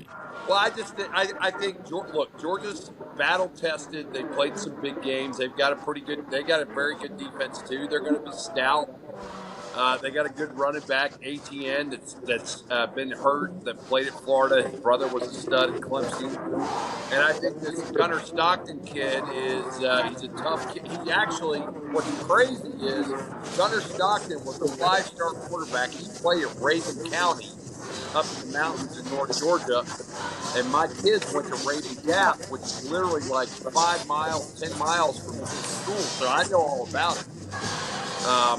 And he's a tough gunsling kid. I mean, he doesn't have a lot of reps, but from what I saw in the Texas game, I thought the kid looked great.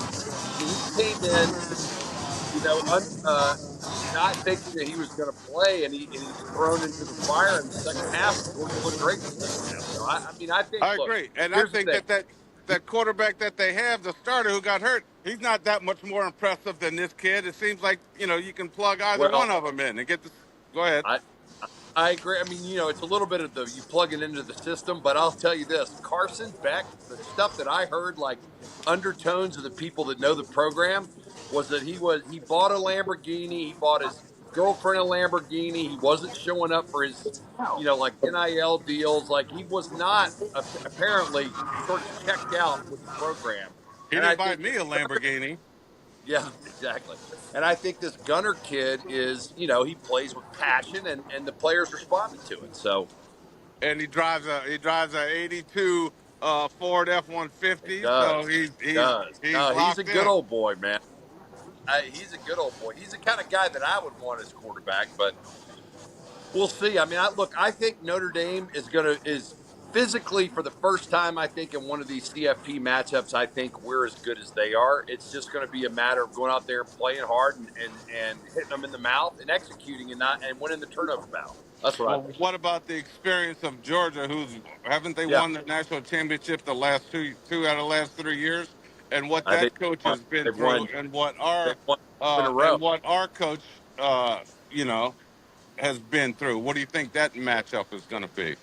Well, I think you make a great point, Mike. I think one thing when you watch Georgia play more than anything else is that they just know how to win. And you guys know how, once we learned how to win at Notre Dame when we were there, and after we won the national championship at 88, Notre Dame went on to continue to win for 10 more years. I mean, there's definitely an advantage of having been there, believing you can win, believing you deserve to be there.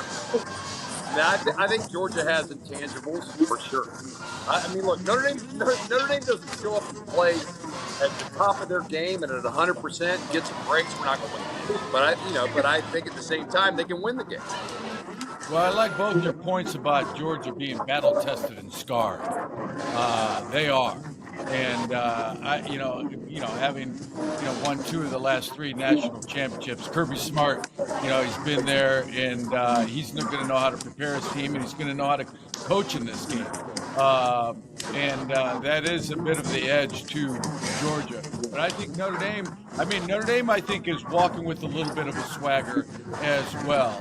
I see that especially on defense, and that's going to be important for them to come in. I hope that rubs off a little bit on that young offensive line and at the quarterback position, where they come in, that offensive line, especially with a little bit of a swagger and some meanness and toughness, like we saw out of Ohio State when they played Tennessee. That offensive line for Ohio State, they were out to prove a lot of naysayers wrong, calling them soft and all that.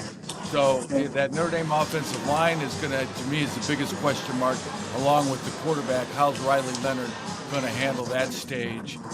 But we were talking earlier, Wes, I thought the coaches in the Indiana game, Notre Dame coaches, did an excellent job of putting Riley Leonard in a position to succeed with the short passing game, the rhythm passes, the high percentage completions or attempts early in that game, and then that just carried him forward for the rest of the game. I agree with you, and he made a couple of good passes down the field. I mean, look, here's the thing. I thought Notre Dame looked great in the Indiana game. The only thing that was disappointing was the last couple of minutes. And what was interesting, in my opinion, was that I thought Al Golden called a great game, and I thought we were very aggressive the whole game. We kept pressure on them, we did press coverage, and in the final 2 minutes, we get in that 3-man rush zone, and they pick us apart, and they get an onside kick and score twice. I just drives me insane. It was only 2 minutes of the 60 minutes, and I'm not going to harp on it, but I think it's going to be. I think what's going to happen in this game, actually, on both sides of the ball, is I think both defenses are going to press the line of scrimmage and make the quarterback win the game. I agree, and that's what I would do. Why wouldn't you do that? Georgia can run the ball. We can run the ball. So I think it's going to be a good old-fashioned football game, man. It's going to be who is going to punch the other guy in the mouth and who's going to be tougher. It's going to be an old-fashioned bloodfest, I think. Honestly. And that's what the coach said. Is that last 2 minutes he said he was kind of glad it happened because it gave him some coaching points and help them will help to get them back centered, and help them coach them up and refocus them Yeah, everybody across the board, when you run the numbers, they think it's an even game. But what still bothers me is, yeah, it's even if Notre Dame had played anybody worth a shit. You know, they haven't played anybody. Yeah. Georgia's played a lot of hard games, man, and they're battle tested, and they're a tough team, and they're a tough defense. And they're proven, and they know how to win. Yeah, that's my Yeah, I mean, problem. look, look, if you're going to win a national championship, at some point you got to step up and play the best team. If Georgia's the best team, then we have to play Georgia. So Correct. whether we play them in this round or in the final round, the ultimate goal is to win the national championship. So, Correct. time to buck up and play where we So are. now, yeah, Where the yeah. chips fall. There's no more avoiding teams or getting an easy schedule. Now you got to nut up and play. Yeah, it's like when I was talking to my son reported to Alabama. And I'm talking to him. I said, "How did it go?" He goes, "Well, Dad, 4 weeks ago I was playing against high school kids. Now I'm lined up against the number ones at Alabama. It's go time. Like we got to go. Right. Notre Dame's got to go. 290 pounds is 290 pounds, no matter how you look at it. 5 pounds of nasty is 295 pounds of nasty." I'll tell you one thing. I do want to talk about one thing, though, that really bothers me, I think, more than any part of the game. I think Notre Dame's going to match up fine, but the loss of our defensive lineman, the guy that was the leader on defense, 6'5", 290, 295, stud, was out for that game. I think that's a big loss for us. Yeah, I agree with you on that. This is a time of year where you want, people as healthy as they can be. Everybody's banged up. I mean, they're playing a pro schedule now. I mean, you're looking at whatever it is, game 14, going 15 for them. Yeah, you want everybody healthy for sure. Hey guys, I'm outside of Finnegan's Easy, which is man, just as he bar, was ready to go live from Bourbon Street. Oh, go ahead. A bar now you're back with us. that's right across from Pat O'Brien's, and I like to go in here and hang out sometimes and have some beer, and so I'm gonna come in and I'm gonna let me set it up for you. Irish Nation, you're under the Golden Dome and live from Bourbon Street with Mike Stonebreaker. Wait a minute, what? Tony Price, what are you doing? Might have a special guest. And our special guest. Wow, that was. You guys doing okay? Man, everything's great, Tony. You look good, man. You look good. You guys look the best. Antoine, I'm going to call you Antoine now that you're in New Orleans. You got What's that you guys up mustache. to today with the podcast? No. You should be down here. Football and I think I'm gonna take you outside so I can hear you. What are the Irish teams do to beat Georgia in a couple of days? Oh, I got down here. So I got here Thursday morning. Came here early because I had buddies down here. I was like, let me call Stoney to see if he's gonna be available. Got some technical. And I didn't know you guys were doing the podcast today, so it worked out okay. We've got a spotty connection with Mike live from Finnegan's Bar on Bourbon Street, right across from Pat O'Brien's. I know Mike will be there. Here, Tony, and our special guest today is quarterback of the 1988 National Championship team, Tony Wright. Tony, what are your thoughts on Georgia? I never liked Georgia. But it's more like this. Anytime that the Notre Dame, the Fighting Irish comes to play against any team, I root against the opposite team, so obvious I'm going for them. I'm glad that it worked out that I happen to be down here at the same time that they're going to be playing the game. So I'm going to stay here until the 5th. Stand at my favorite bar, Finnegan Easy. So if you guys are coming down, please come over here, enjoy us. I will be here having a good time and join the fun. Hey, you guys try to work to a better spot. See if you can work to a better. Okay, I can't hear anything you're saying. Try to get Wi-Fi connection or a better spot with your phone. Stoney should have had Wi-Fi here, but obviously didn't. How about now? Hey, you're good right there. We can hear you. We can hear you better there. So where Okay, are you good. exactly? In the first quarter, down here on Finnegan Easy, What across from Pat What's the name of the O'Brien's. bar?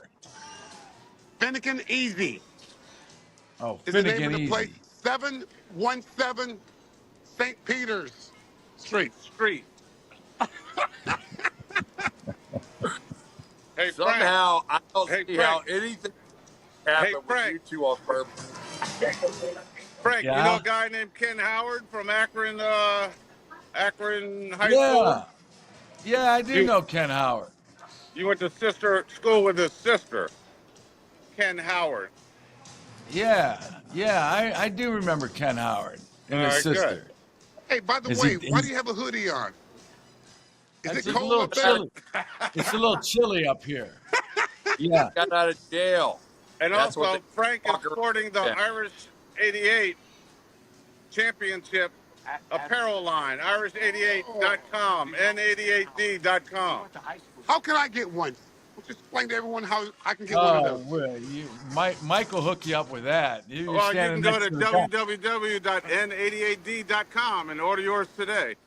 Right. That's what I'm trying to get to. Yeah, sorry. I was a little slow on the uptake there, Tony. Sorry about that. Frank, Yeah. you went to Akron St. Vincent St. Mary High School, right? That's right. Yes, sir. Yeah. Put Kenny It on. used to be the high school I went to, and then LeBron James came along.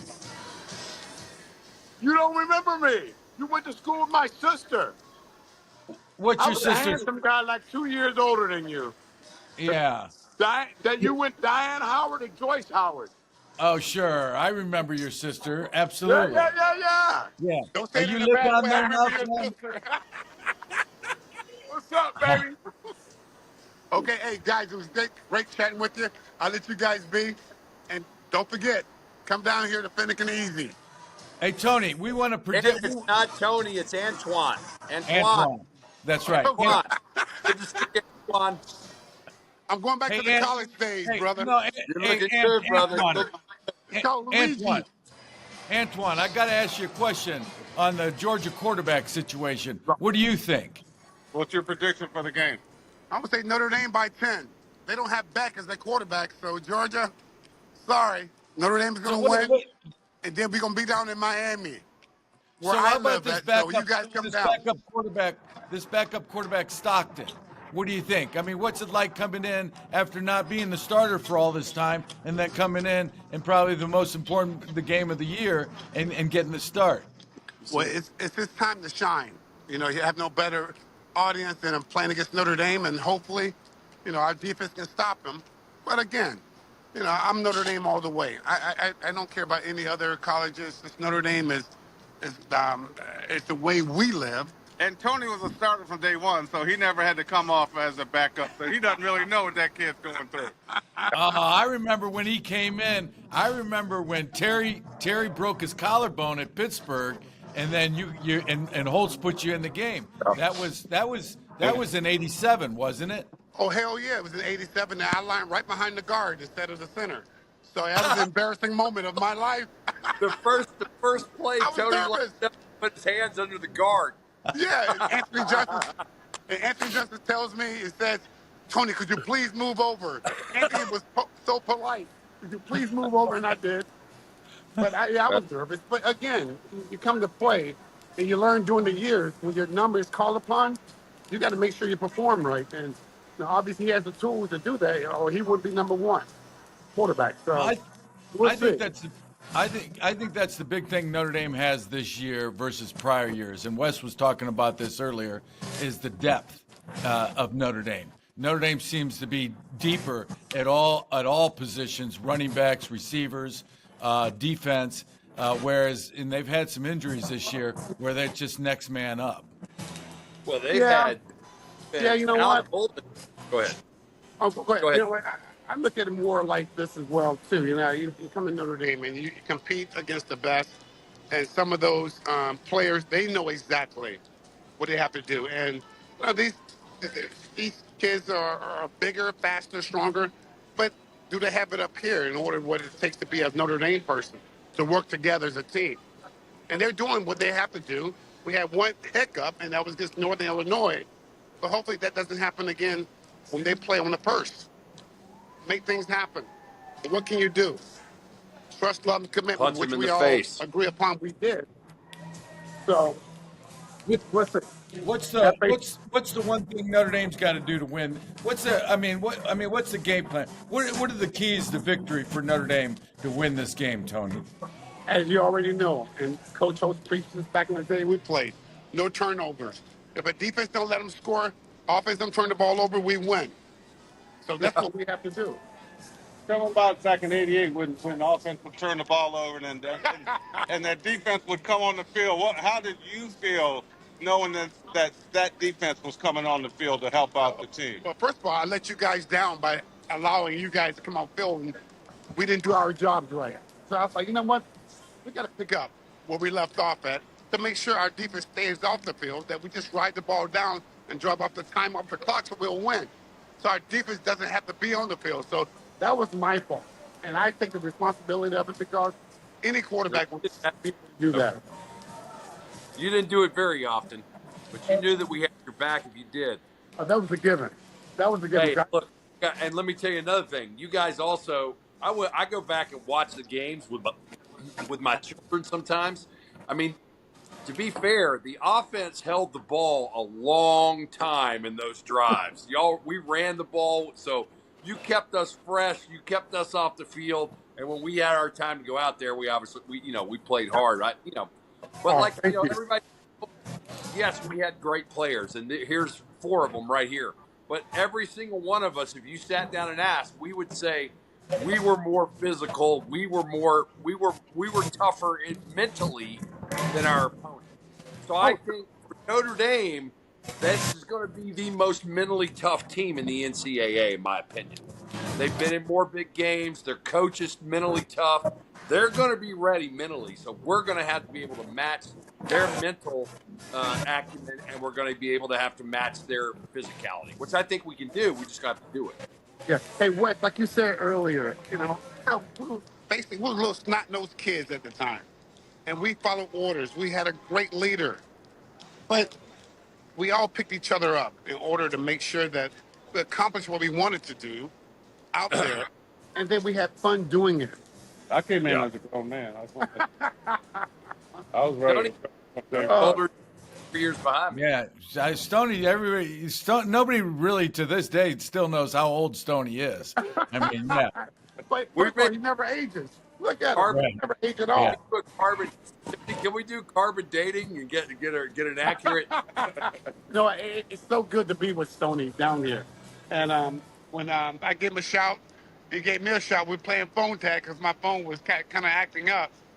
But for him to come down here and represent, and like anyone who comes down from Notre Dame or with the Notre Dame to represent, because we need all their support. And again, let's have a good time doing it. Let's win. So we go to Miami, where I live at, and play in the national championship game.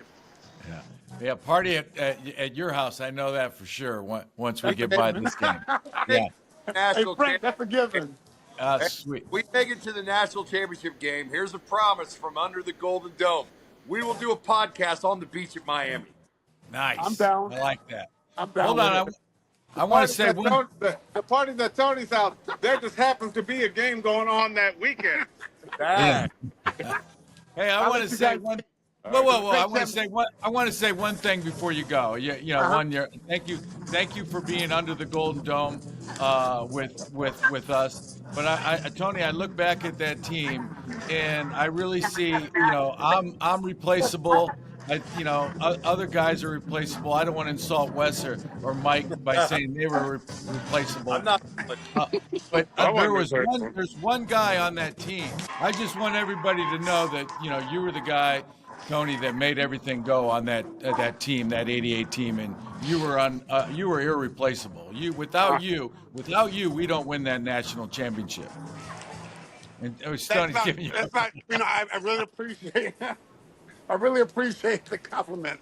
But it took all of us. Again, we push each other, and you know what? We had fun doing it, and we did something that hasn't been done in a long time. Win a national championship together. And no one can ever take that away from us.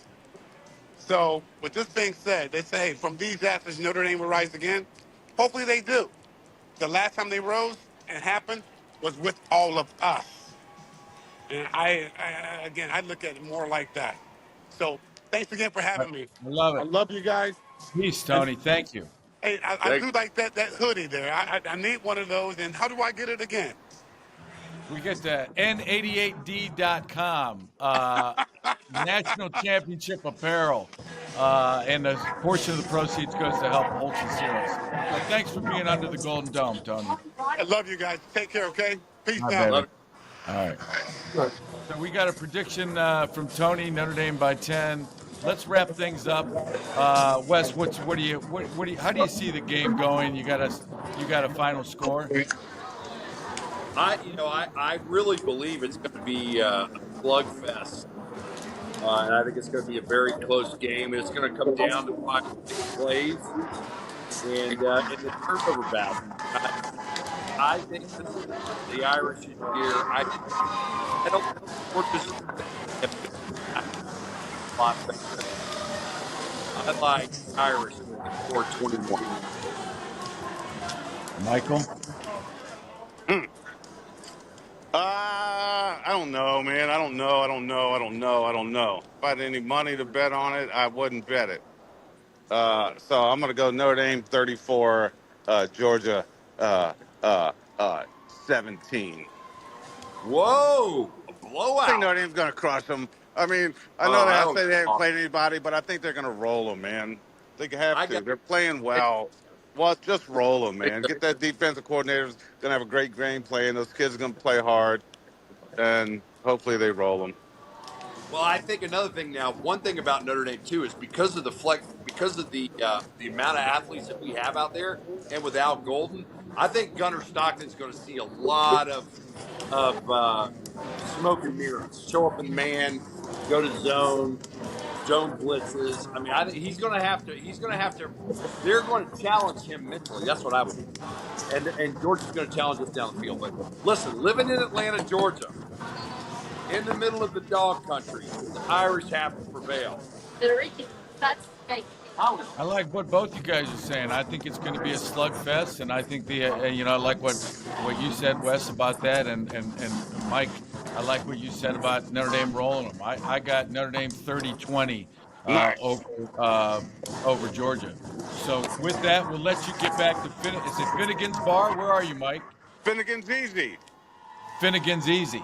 Mike, you need to go across the street and just have a hurricane just for Frank and I. I'm going to go across the street and have a hurricane at Pat O'Brien's just for you guys. And we're going to continue. We're waiting for the Notre Dame brethren to show up and continue this party. Is there any way we can say win, lose, or draw, perhaps? We need to do a podcast in Miami? Yeah, I think. Yeah. Why not? I like that. Yeah. Nice. All right, guys. Fire. All right. You've been under the Golden Dome with your hosts, Wes Pritchett, Michael Stonebreaker, Frank Stamps.